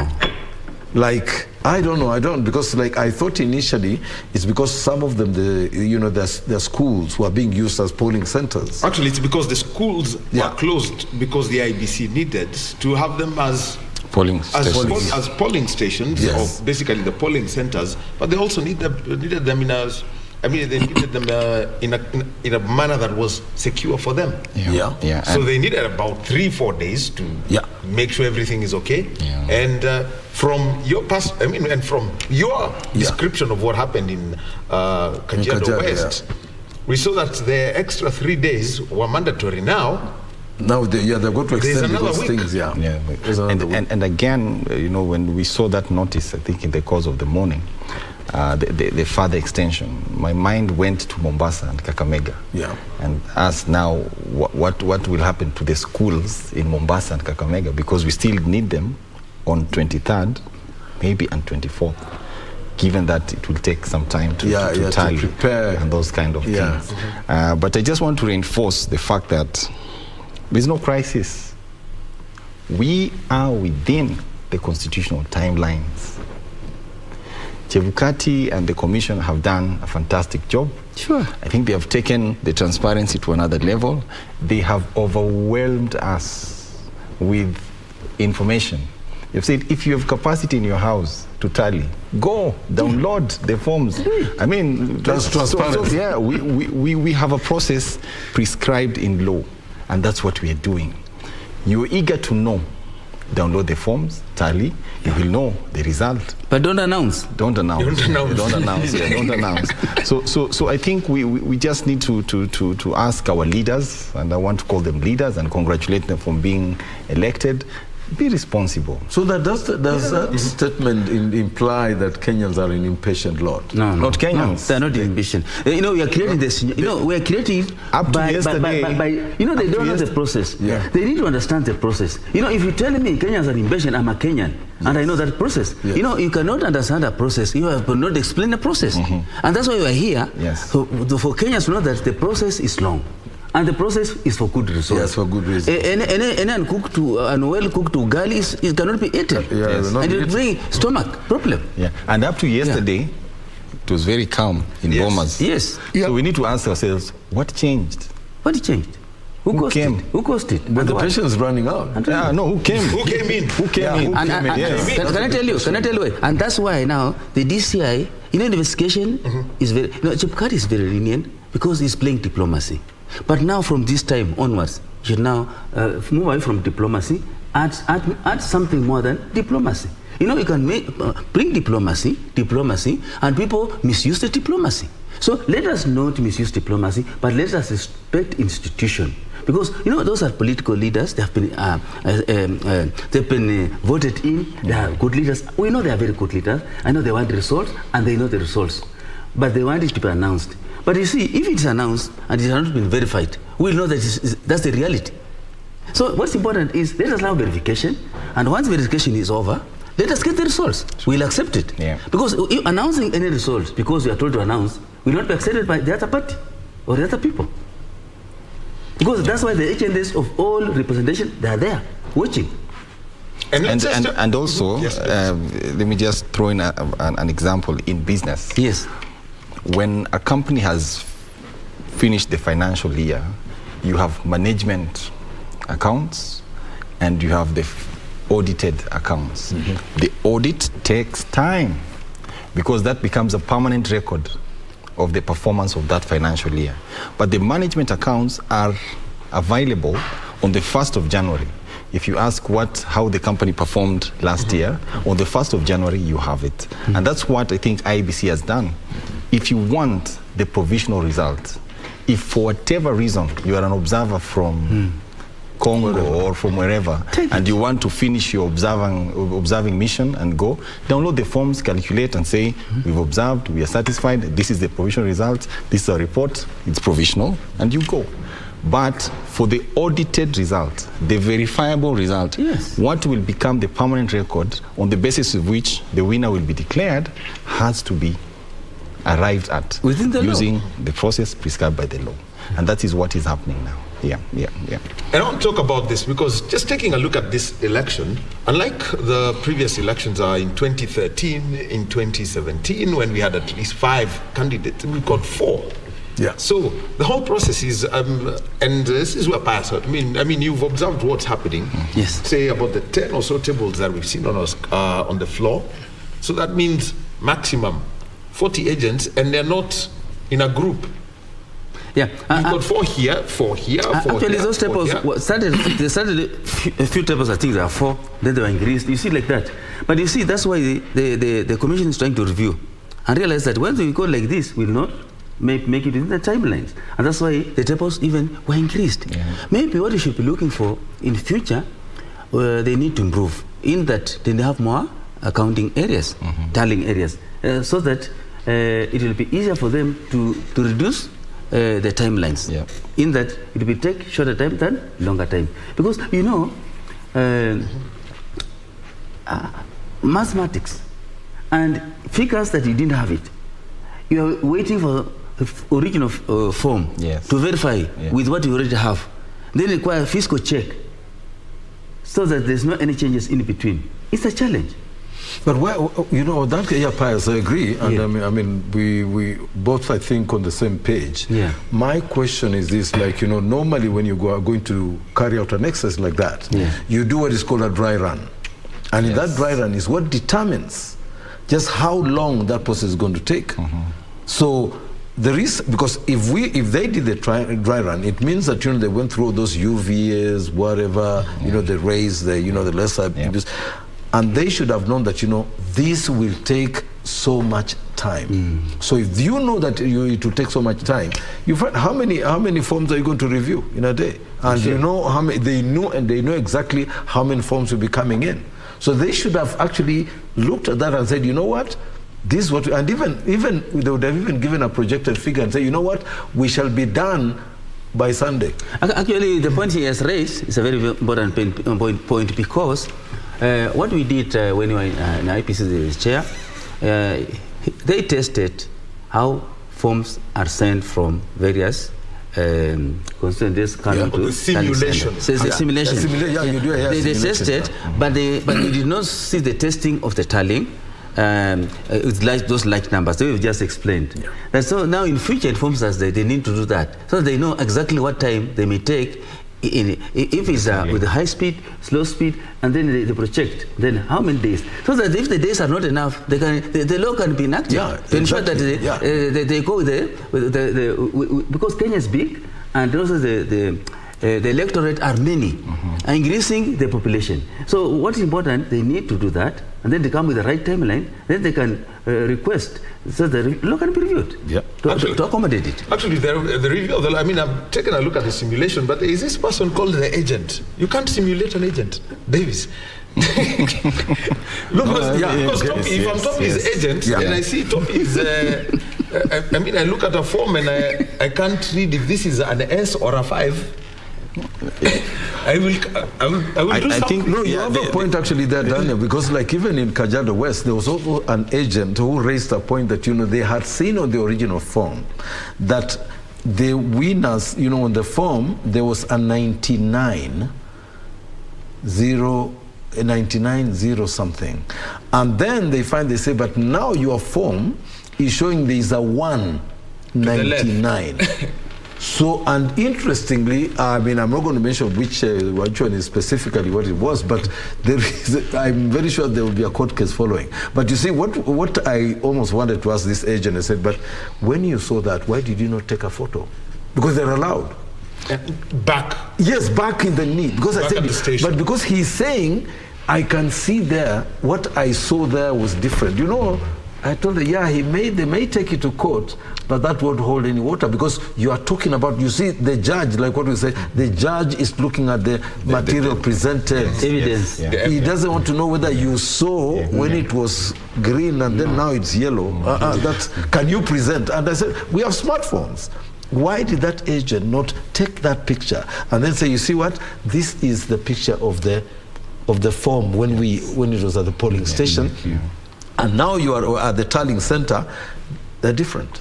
And then you have a case. And you see, in trying to cure that, the copies of 34, the Series A forms are that booklet is self-carbonating. Yes. Yeah, sure. So the design is such that as you write, it's automatically copying. And that's why the 34A book 2 was done away with. Because that meant then you have to write twice. Oh yeah, the book 2 of 2. Remember that story? Yeah, I know. Now, in the context of that story, and I think the commission learned, there was a suggestion that when you write the figure 99, you should also write it in words. You know the way we do it. With checks. I think that suggestion came in late, and it was not able to be implemented. Sorry. Yes. So very, very interesting, and we have to go back to what exactly happens is, and Pius, you've worked in the security business and all this. What's the risk of having the book 2? Because what is in book 1 and in book 2 can be totally different things. Yeah, actually, remember, even when you were in school, you are told copy this to this. Will not be the same. Some will be the same.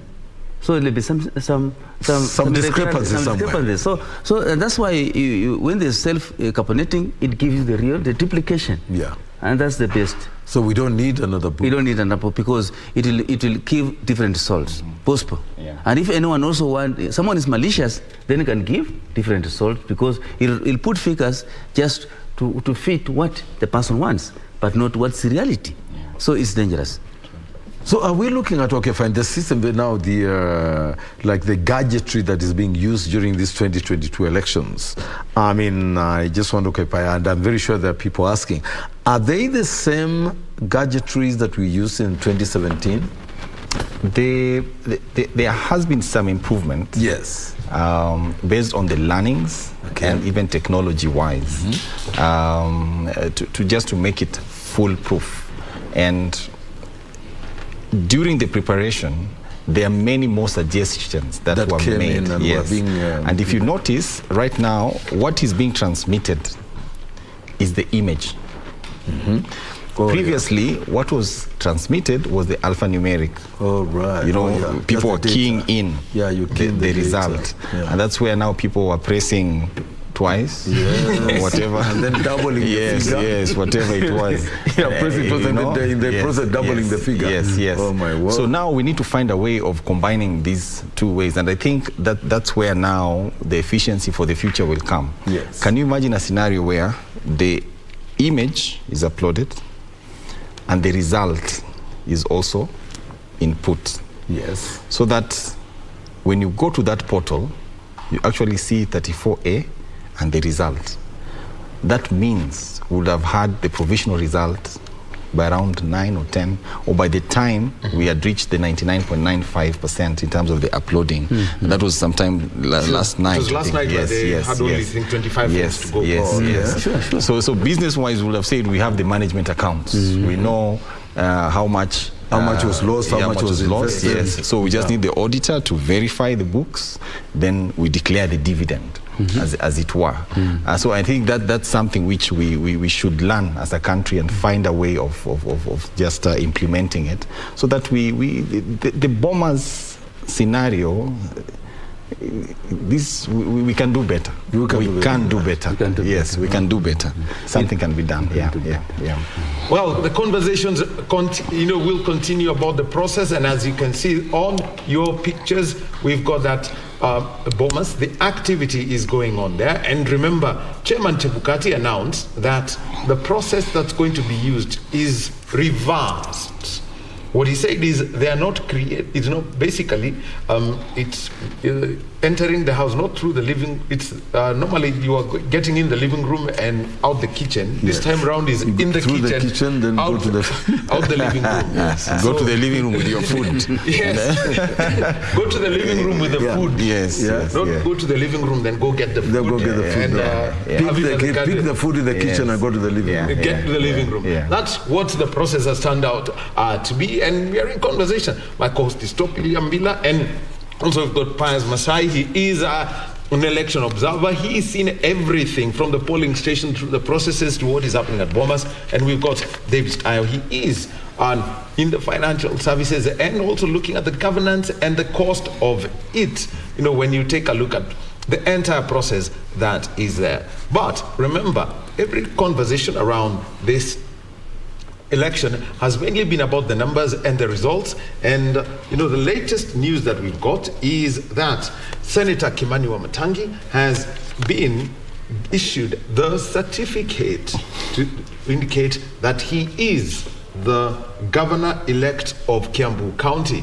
He's going to be taking over from Dr. Nyoro, and remember, Dr. Nyoro took over from Ferdinand Waitito, who was impeached, and Ferdinand Waitito won the 2017 election against the then incumbent William Kabogo, so a fourth governor for Kiambu County, governor-elect Kimani Wamatangi. But the story around the gubernatorial elections this time round has been the number of women who have been elected. Remember, still on the gubernatorial, do not forget, on the 23rd of August, Kakamega County and Mombasa County will be going to the polls, and this was because, there was that hitch with the photos on the ballot papers, so delayed by a fortnight. But first, Kwale County, county number 002, Fatuma Achani. She was a deputy to Salim Vuria, who did not have an incumbency after being elected for 2 terms. And let's start here. Davis, we're counting at least going to 7 women now who've been elected in these positions. 2017, 2013, 0, 2017, 3, but sadly Governor Laboso passed away, so we were left with Governor Ngilu and Governor Waiguru. The encouragement that has come through at this point. It's a good thing. It's a good thing. And I saw one man on social media saying, now we need a man representative in Nakuru because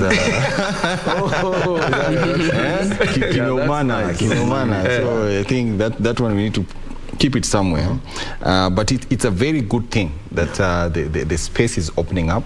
And I don't know who's opening the space, because men didn't sit somewhere and say we don't want. We allow you women. to. No, but which by the way I preferred, because I didn't believe the affirmative action of saying you must have a 2/3. Remember that you in your party you're going to have a 2/3 representation of women, because that is like now you begin handpicking people.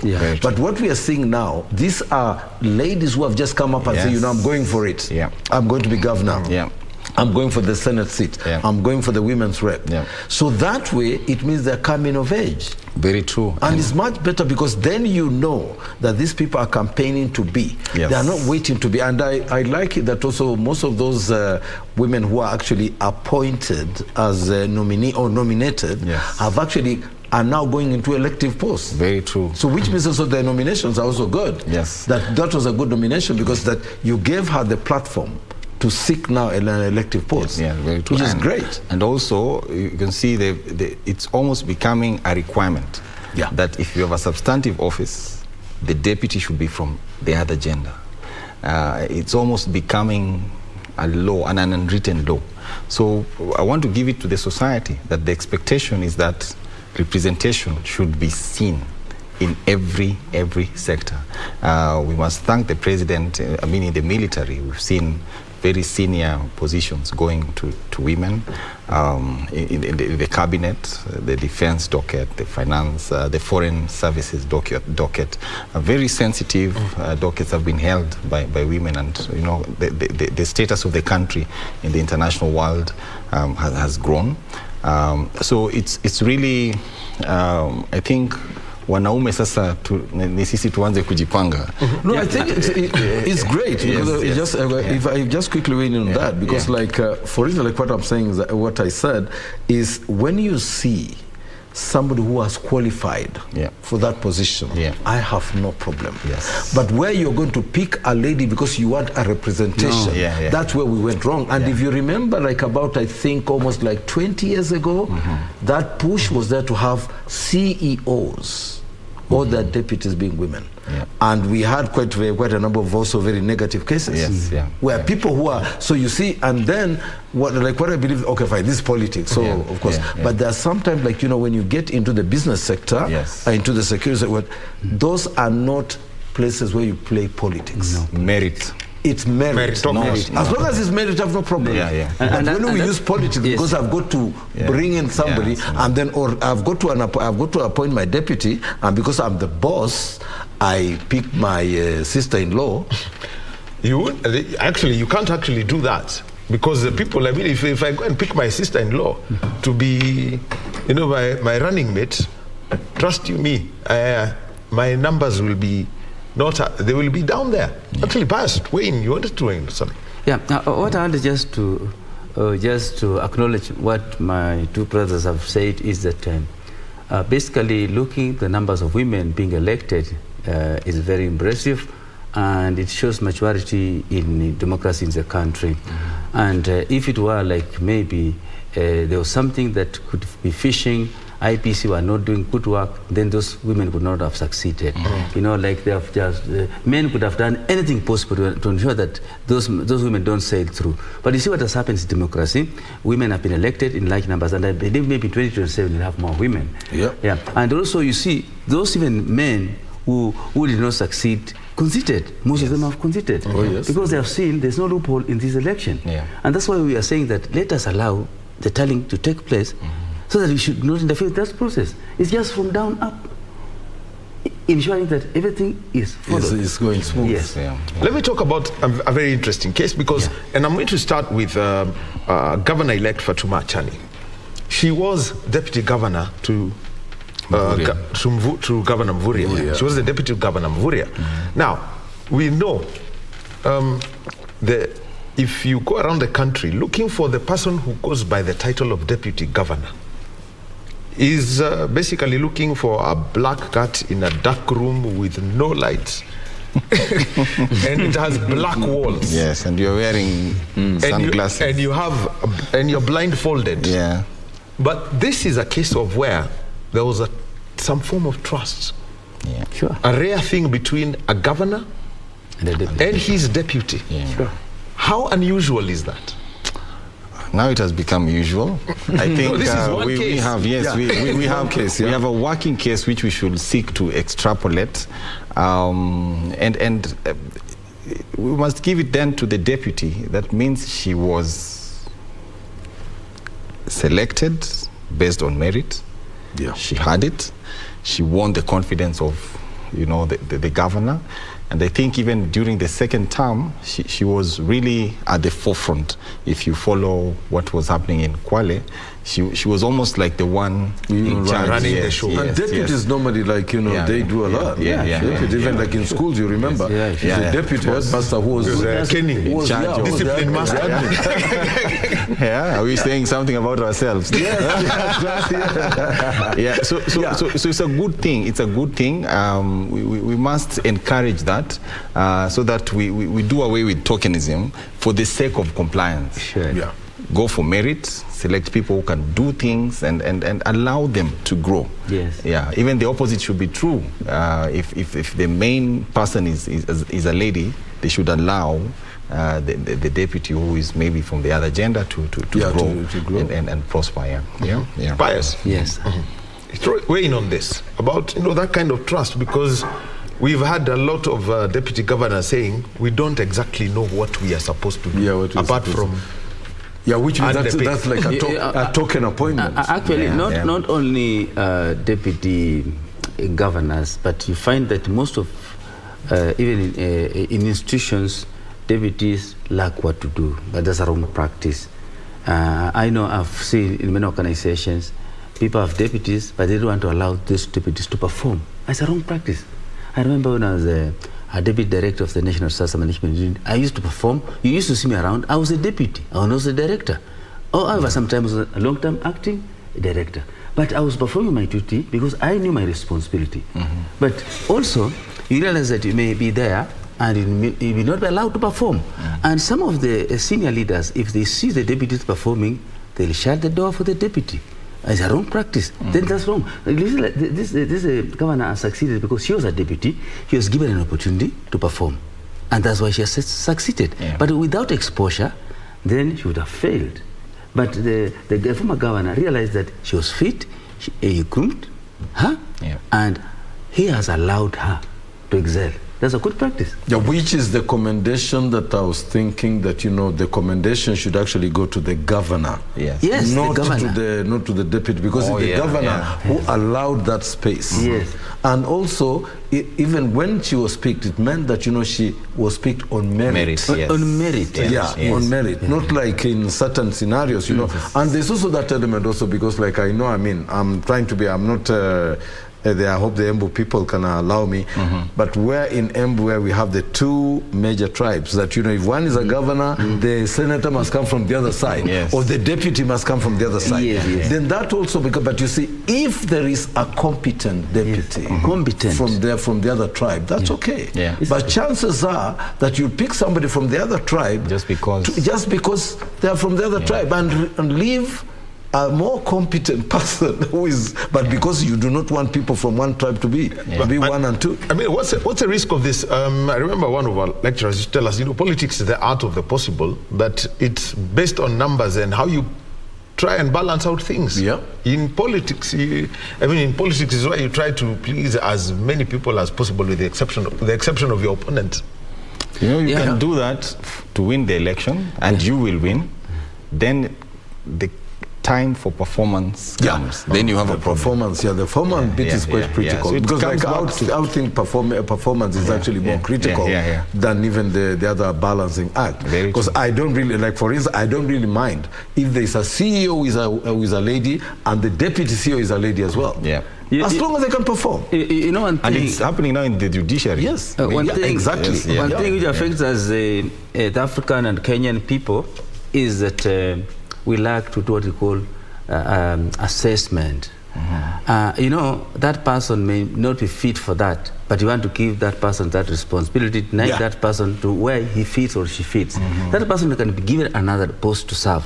But you see, don't give just a person to serve and you force that person to a particular post. That's what kills us. Because that person could not be fit there, but she's fit somewhere. If you are a leader, and you have your people, you assess them. And remember in the National Police Service, what you do now in promotion, they call all of you who are qualified, then they start assessing one by one. And they'll give you the right leader. Because they just, National Police Service don't just promote people.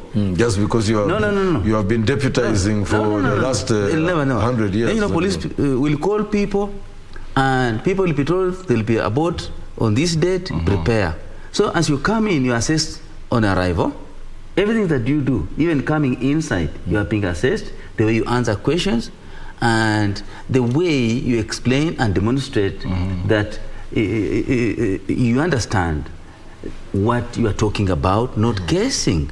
And therefore, they'll deploy people according to what you have been assessed. And that's a police practice. Not just giving you responsibility because you come from where. Or you're the brother of the world. No, it's a wrong practice. What is you give a person what that person will do to contribute to the nation. Yes. And that one I agree with you, because like I've been like, okay, around, okay, I've not really been, but these days when you go to a police station, the way when you maybe are reporting a matter, the way they treat you is a bit more civil than it used to be in the olden days. So like these days, I agree with you that, the police service has actually cleaned up, or rather is in the process of cleaning up their act. Not 100%. Not 100%. But they're heading there. But they're heading there. And that's, which is good. And then it's up to us, we people, we need to give feedback to the Inspector General. If you blame a system and you're not giving feedback, you have also a problem. So the best practice is, you're just saying, sometimes why can't you walk to the Inspector General office, tell him, I've just come today to say that, like the way people are doing in Bomas of Kenya. They're saying the police have done very well. I was in another interview somewhere. People are just saying the police have done. But now what's happening like now can change feeling of the police are doing. Because also when you do things that the police, you disturb the what you call the protocols, and also you want now things to change. Then things will be in a manner that when you look at it, they'll be oppressive to you. But it's not for those law enforcement. You are causing them to do that to you. They are approaching you friendly. They are inviting you to do certain things. But now you create a situation that they'll do things that within the law, you feel that you are offended. It's wrong. But I think they should, okay, all right, talking about that, because let's, just take a look at this before we, deviate, so much away from the merit. Let's take a look at the other women who've been elected governors. And let's go to Meru County, Kawira Mwangaza. In that part of the country, you don't just use your name.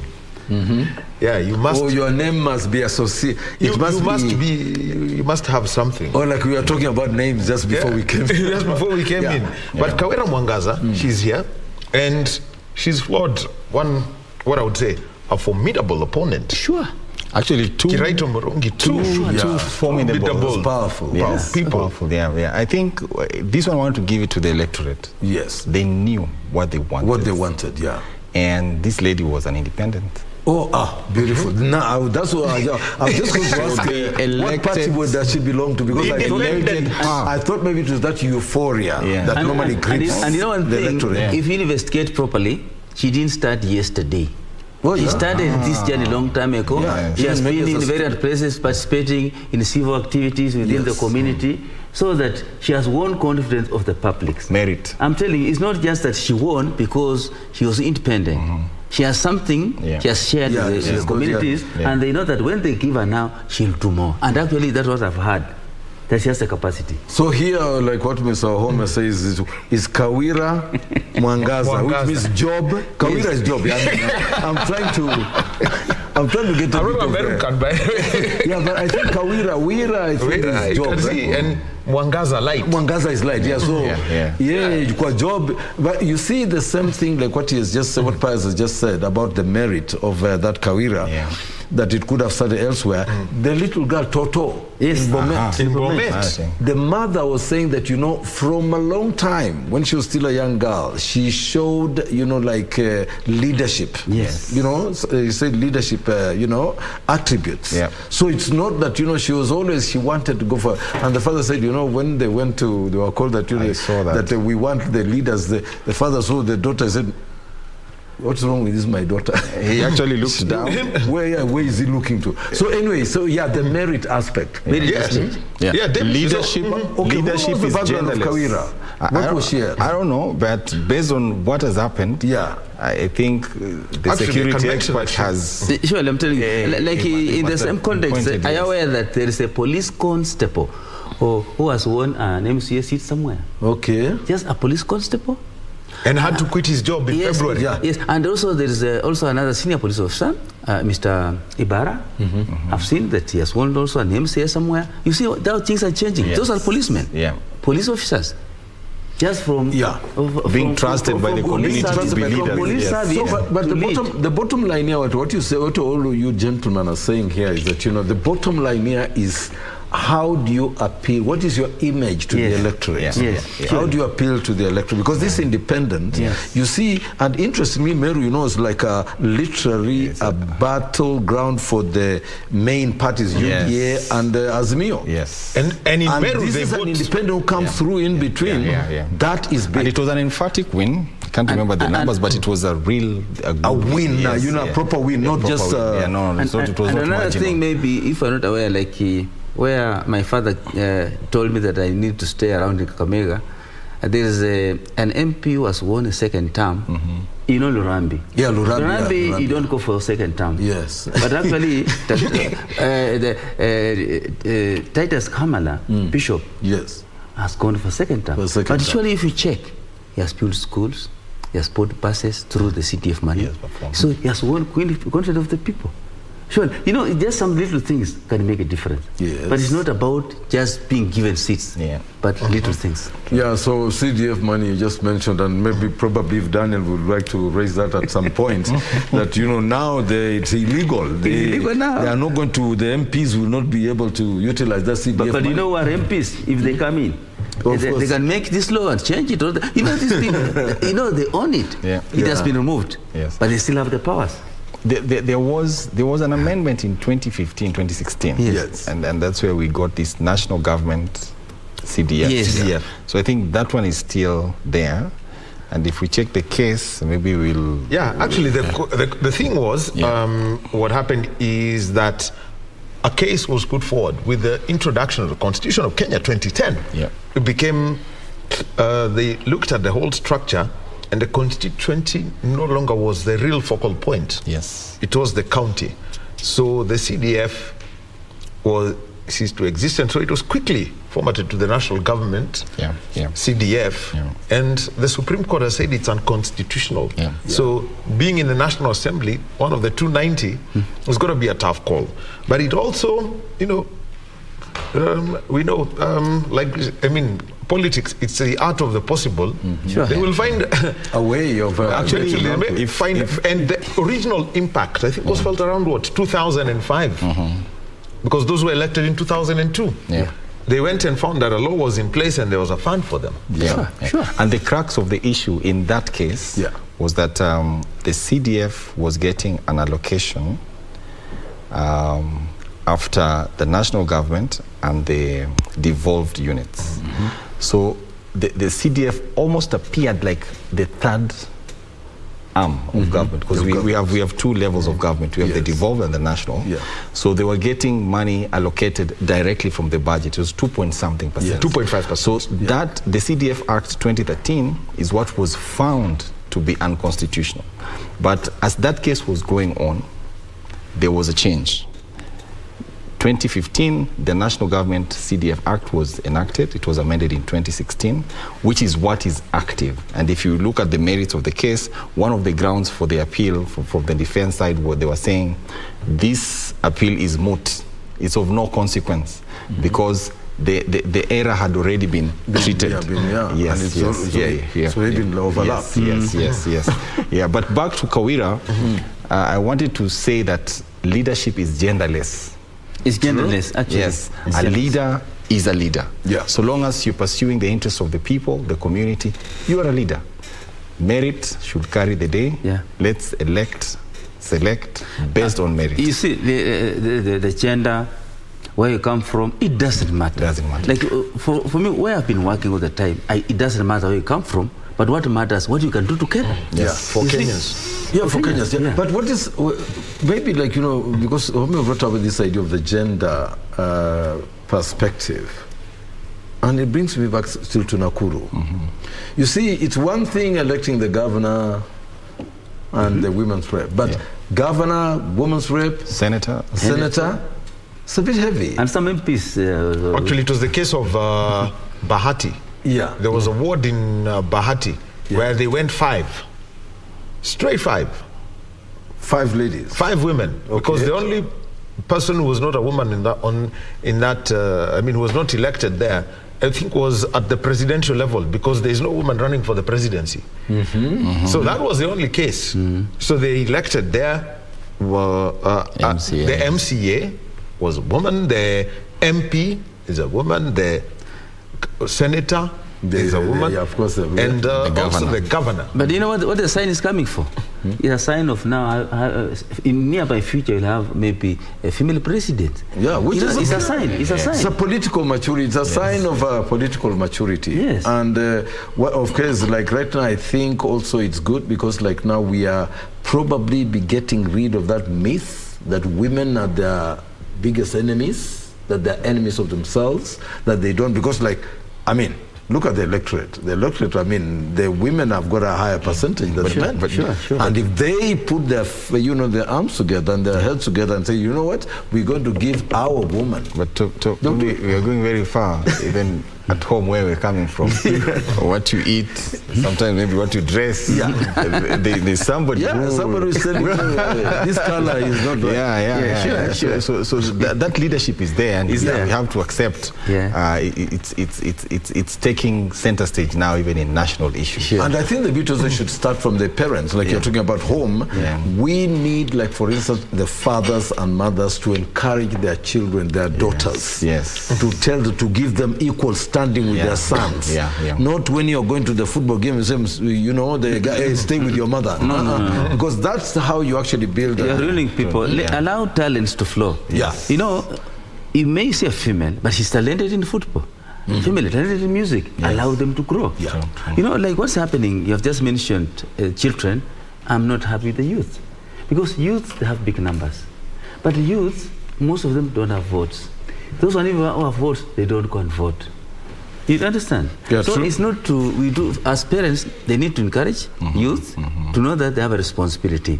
And surely I'm advocating for the youth to be given employment without being asked for experience.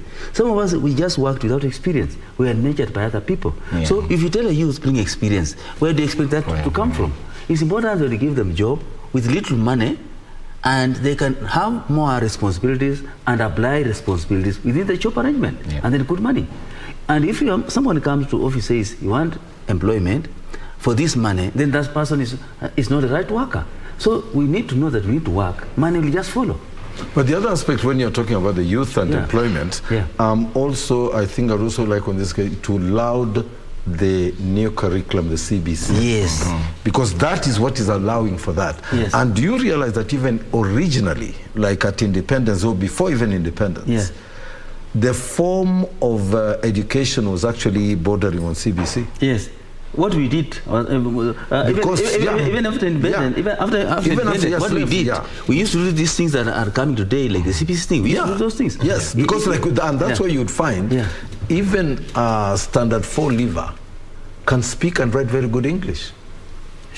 And you find that Anyway, let me just put the train back on the tracks. Back to the women who've been elected. And let's take a look at 3 of them. Actually, I'll mention 3 of them. Cecily Mbarire, Gladys Wanga, and Wavinya Ndeti, who have now come from the National Assembly, and now they are holding gubernatorial positions. There's this transition that we've seen. Previously, it was senators who realized oversighting governors was a different thing, so they go for gubernatorial seats. But now it's being said that governors want to go to Senate to oversight their history. But let's talk about these 3. Cecily Mbarire, Gladys Wanga, Wavinya Ndeti. I'll start with you, Davis. Gladys Wanga was in Kenyatta University where I was. So I have a classmate. So ukiniuliza kama niko na degree, iko mtu. Ulipiga picha lakini?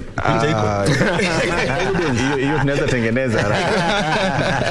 But Gladys was a student leader from university, and she came out and jumped into politics. She's done 10 years as a women rep. And, you know, her win was against all odds. You know what I mean? The challenge. Yes, the writing was on the wall, the patriarchal nature of that place, and she did it. She did it. So we must really, and in the just ended parliament, she ascended to be the chair of the budget committee. Oh yeah, because she became very powerful. Yes, yeah. So that's leadership. Leadership, sure. Without considering the gender. Yeah. And she has it, and she has shown that she has it. She has it, and she's shown to her people. Yes, even in Bomas, she's present. She's present. She's there. She's there. So we want to give it. The much I remember about Cecil Mbarire, she was even the chair of the Women Parliamentary Caucus. Yes. Yes. So we can trace that these are leaders who have proved themselves. With experience. Yes, and they are ascending. And who knows? All these are very young ladies. I think the future is very pink and bright for them. Wavinya Ndeti, again, she has history in leadership. She was a CAS.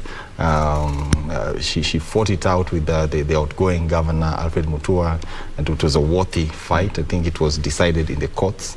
So you can see all these are people. She's been in and out. Yeah, she's lost at some point. Yes. Yeah, so she's also come from the... she has come from far. Yeah, so these are leaders. They have fought in the trenches.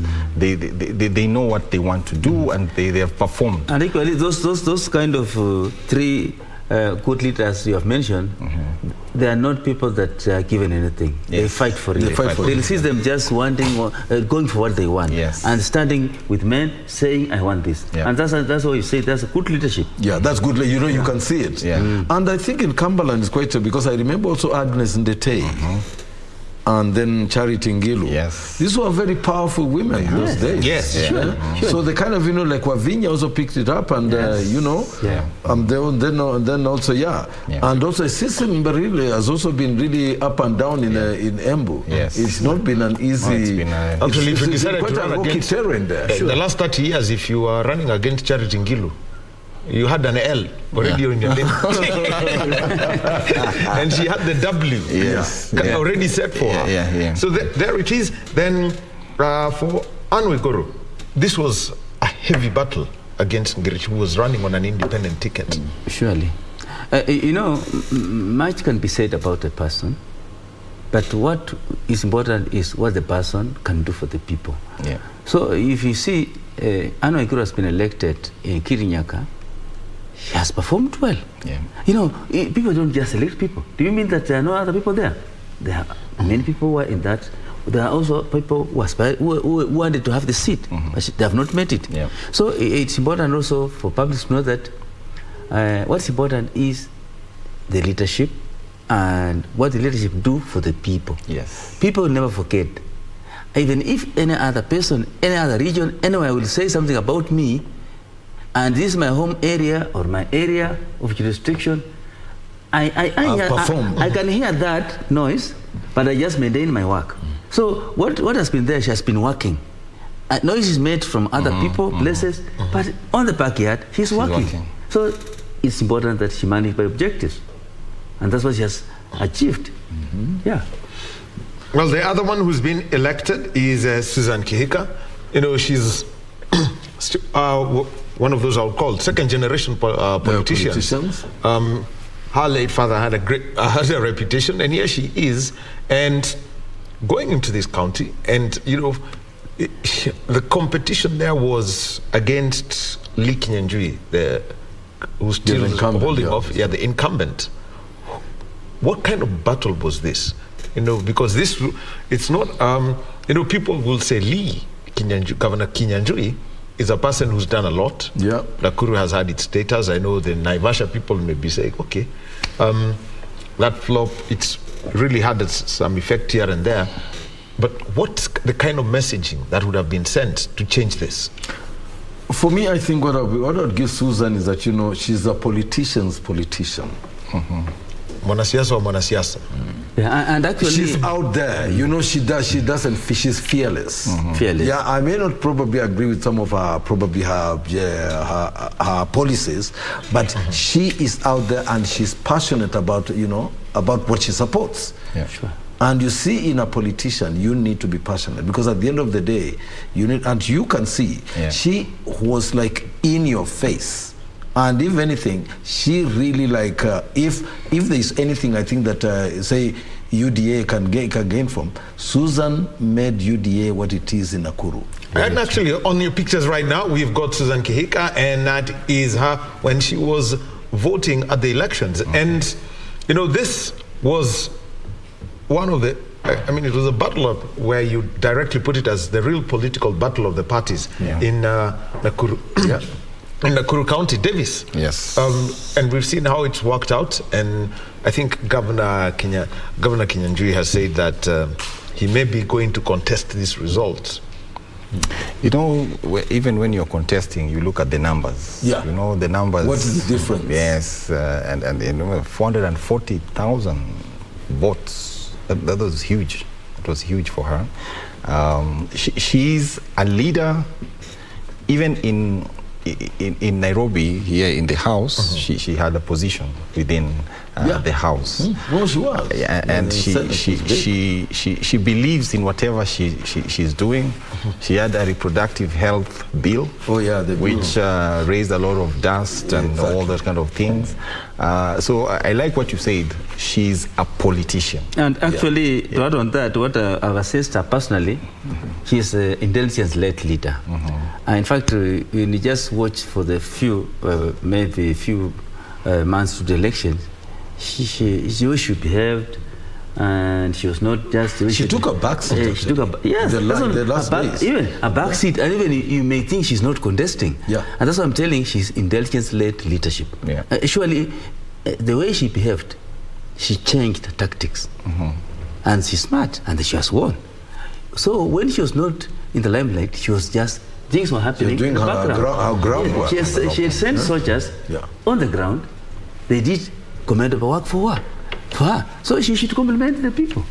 And I think it's more about like when you look at politics today, because like what I know is that with politics you've got to be in touch with your base. Yes. And I think she was one person who was in touch with her base. I don't think people thought, and when probably she took the back seat, she was actually doing groundwork. And unlike some people who just wanted to be like on the front of the pages with my party leader, with what, at that time, because I was surprised, in fact, there was even speculation which worked out in her favor, that she was actually thinking of moving out of the party.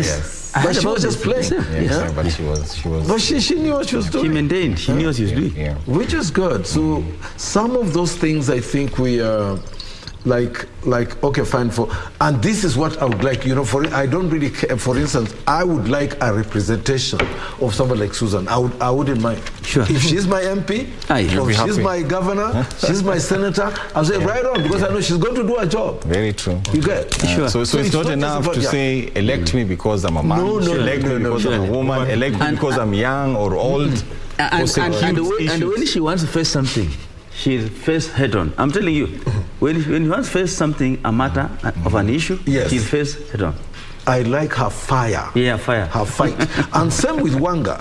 Same. Wanga also, like if you listen to her, and even Barire, all these ladies you've chosen, these ladies are power. They have something in common. They are people, they have got that they are a firebrand in their own rights. And you can say, because they are there, they take on policies, they take on they are talking about the electorate, and when they are in their party, they are supporting their party to the full.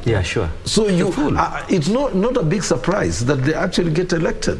Very true. Because I want that. I want a person like that to come and represent me on my issues. Sure. I don't want somebody who's going to be there just in in an image form, and just on they record, go to parliament and sleep and they don't even raise anything. Let's speak, even if it's wrong. Give a motion, even if it's beaten, but at least you're making sense. You're representing something somewhere. Well, talking about gubernatorial positions, 7 women elected to the gubernatorial positions. We've got Fatuma Achani in Kwale County, Cecily Mbarire, Embu County, Kawira Mwangaza, Meru County, Gladys Wanga, Homa Bay County, Wavinya Ndeti, Machakos County, Ano Igoro Kiambu County, and Susan Kihika in Nakuru County. And also in the Senate, we're seeing more women coming in. And let us first take a look at one of the senators who has been elected. Nakuru counties, Tabitha Karanja, having to, it was a case of somebody moving away from Susan Kika moving away, and it was an open contest. This again, I want to go back to the CV of Tabitha. Yes. Keroshe mpaka kabadilisha jina yake. Yeah, yes. So again, she's a leader. I think that's what we are saying. Yeah, she's done what has not been done in Kenya. In the alcohol, the liquor business. The competition is very stiff. You're talking about Diageo. They have the wherewithal to fight any competition. Sure. And she has succeeded in a way. She had some cases with the KRA which are still continuing, and she came out fighting. Whether she was wrong or right, no, we're looking at the fight. She fought through all those allegations and all that. And now she's been able to, impress the electorate in Nakuru city, which is a city, and she's going into Senate. So she is a leader. She was not elected because she's a woman. She was elected because she has shown herself to be a leader. She has fought for it. Yes. But interestingly, I don't know whether for Tabitha, she was originally just a businesswoman. Yes. And even this political move was a bit late in the day, or is it me who just saw? It was late. That's my view. Yes. Up until last year, but she wasn't talking politics. Maybe the strategy. She was fighting for the survival of our company. But there's nothing. I mean, how would you describe? a late entry into politics when the nomination date bado haijafika? Actually, what my colleagues have said, she didn't show that much interest in politics. The ambition. Earlier on, but she has developed it just of late, and she has met it. And actually, the way I've said she has had issues with this business, it's a lesson for her to know that people can go through that. But I just appeal to her that let her use it as a positive example in business, so that when she's leading people, that people need space for business, and if there are issues about what they need to settle it through the law, and ensure that anything goes within the law without anything else. And it's important that now she has come to politics, but also her coming to politics has some other issues, maybe protecting her business, because politicians protect their business. Who doesn't know that? It's a good opportunity because when she is having that good business, employing many people, which is very important, but she can also protect her business being a politician. Yeah, which means, the political lifespan of a person. We are looking at people like Mbarire, people like Wanga, people like Wavinya Deiti. These are people of Achani coming from way back there. You look at their political trail, you see the fire. Yes. But I don't think maybe a year ago, maybe in the beginning or 2020, 2 years ago, I don't think anybody would have put Tabitha on the back. No, she wasn't. She was fighting for survival of our company. I think there was an advice from somewhere. So such actions, rather than use a lobby, you become the lobby. Let me tell you, some of go in the kitchen and cook. Some of the cool things you see around there, also people listen and they receive good advices. You select the best. So we can say she selected the best advice. At least she has won that seat, and now also she'll use that seat also to protect her business. Who doesn't know that politicians have businesses, of course, to protect also. But do they have any relationship with Tabitha and Susan?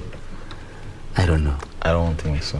Okay, well, I don't know. Let's see what happens, because in the American way they call it, you've got the lobby, so they will always make sure that some through legislation and all that, some things are taken care of here and there.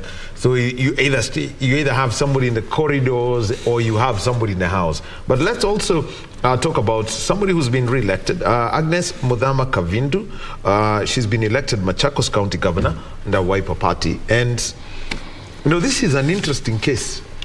We know where Senator Muthama's leanings are, and we can see where Agnes Kavindu's interests are. They won't go, deeper into that, but her re-election, straightforward. Kavindu, as a person, I saw her talking today at KICC. She's a strong woman. Yeah, also. She's a strong woman. She's commanding. You can see fire in her eyes. She knows what she's going for. Being a spouse of, or a former spouse, I don't know how you want to call it, whatever she's coming with, and yet she was able to talk to her community and get elected. She's a strong woman. She wasn't elected just because she's a woman. No. She's a leader. She's a leader. Yeah. And even allowed that, we also have quite a patriarchal society. Yes. I mean, even the Kamba, most of the Bantus are very patriarchal societies. And given her background, that actually she was breaking up with the husband, who was a politician, and I understand also that Mudama did not really want her to contest. And yet she went across the border and did it. Yeah, sure. And actually, as we said earlier on, the tactic of leadership, she was not just elected, but there are some things that the people of Machakos have seen her doing, and supporting issue of women, issue of youth. There are so many things down there. When you capture the mind of the people, you'll be re-elected. People may not know. And maybe she's not showing off, but she has people and she has a system. System works for you. So those such leaders, they have systems that works for them. You may see them just quiet, calm. They don't want to be seen everywhere, but they have systems in place supporting projects. It's also a very interesting perspective, like like what I said about the Kamba ladies. Remember Nyiva Mwendwa? Yes. Yeah. Charity Ngilu, these people they have Agnes Ndete. And Agnes Ndete. Yes. You see, you can see that crop, and even in her speech today, or was it yesterday, she said that we need to rally our girls. You see? We need to stand behind our women leaders and push ahead so that we can be able to work. Which was a very telling statement. I think the only thing that Rosen said was Osa Vinya. well, another one, and this is what we'd say. The ceiling is low. I think this one's about, we talk about the truss and the roof.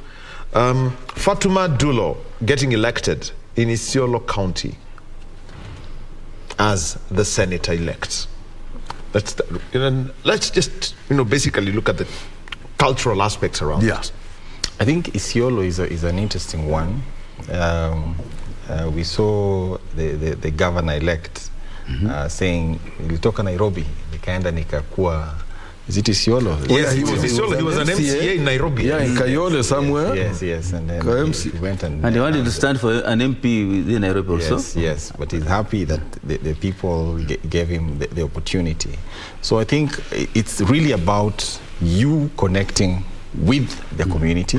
The people are listening. There's so many people who left Nairobi, went to their rural places, spent all their money. Now ikoshida, they lost in nominations. They're part of the thousands which we were talking about. But then decided to go independent. Yes, independent and all that.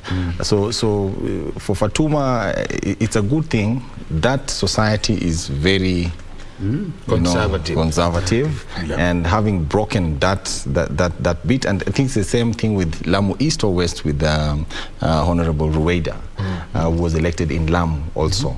So there's no excuse. If you're a leader, it doesn't matter your gender.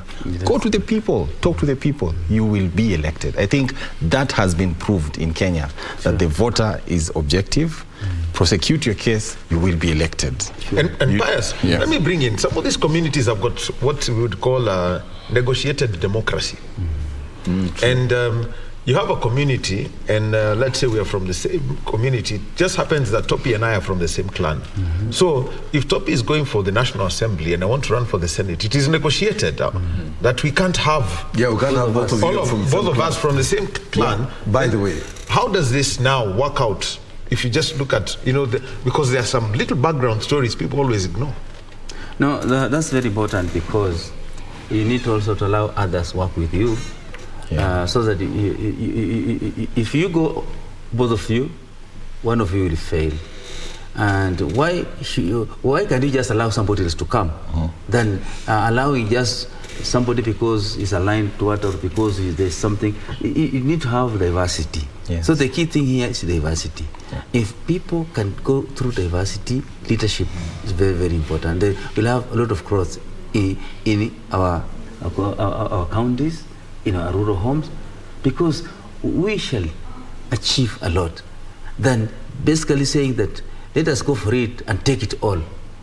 Cousin, brother, no. It's about let us see who can do this and let us have the diversity also. So there are so many positions in this country.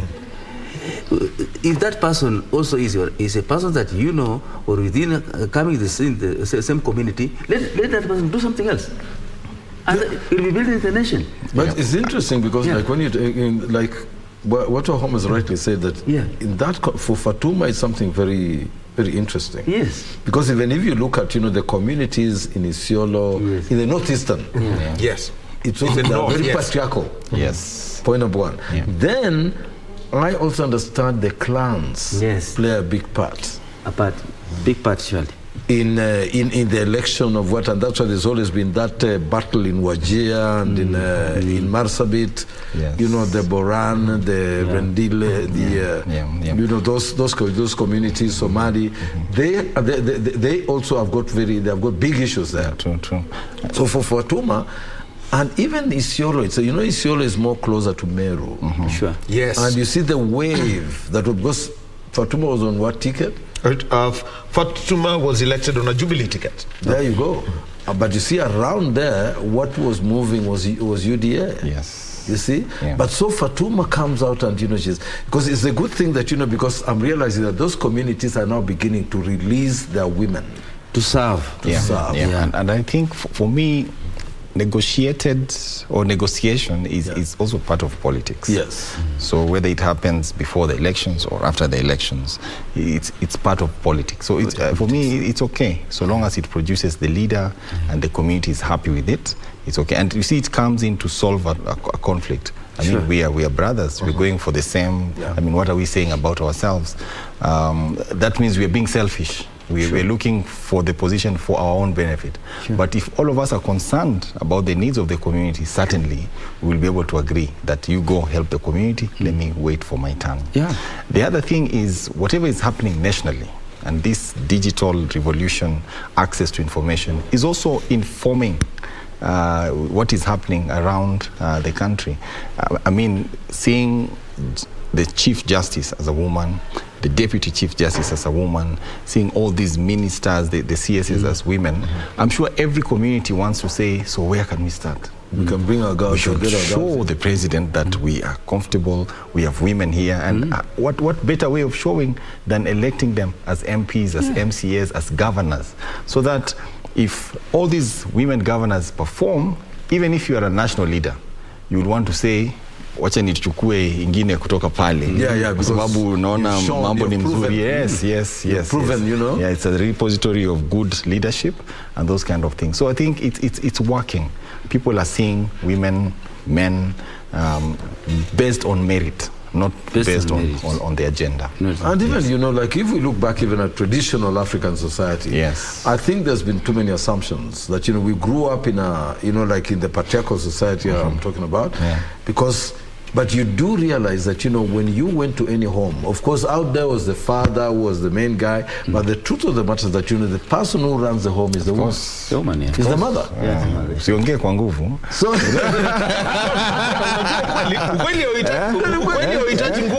simu ikilia hapa, utaona wewe sema excuse me. Yes. Kila mtu anaongea. But let's take a look at it. I mean, we just do not have to look at the Kenyan scenario. Let us think of where there are kingdoms. In Swaziland, the Queen Mother is powerful. In Buganda, where Uganda they still hold those positions. The Toro, where they still are the traditional kingdoms, the Queen Mother is powerful. There are Santehene in Ghana. The Queen Mother.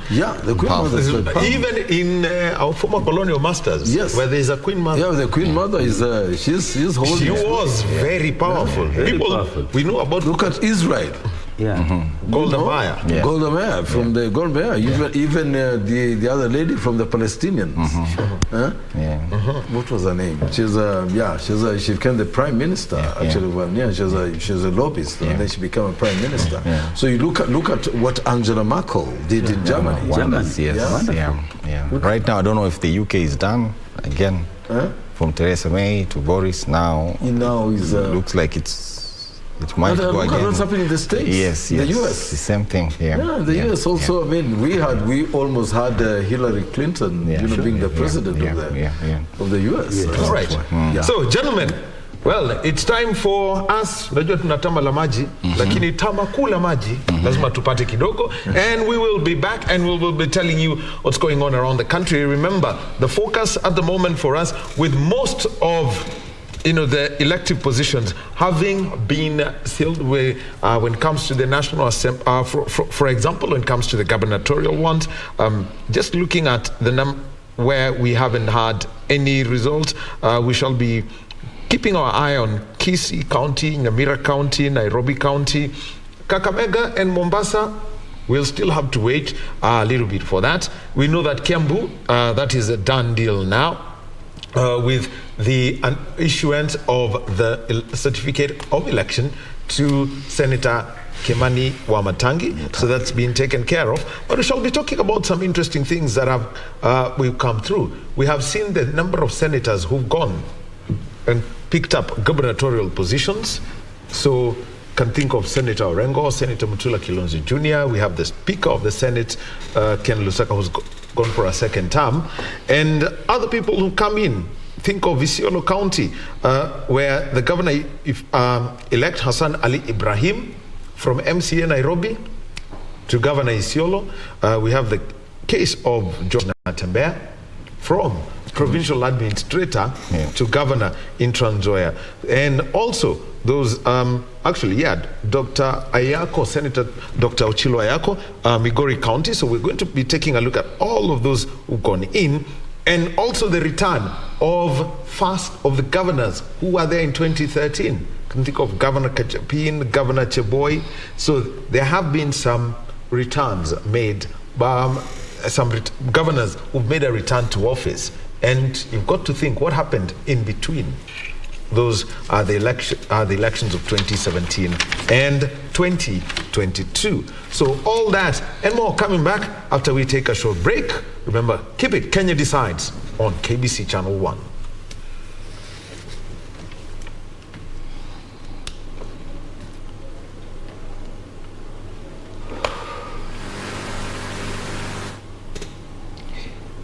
Marathon.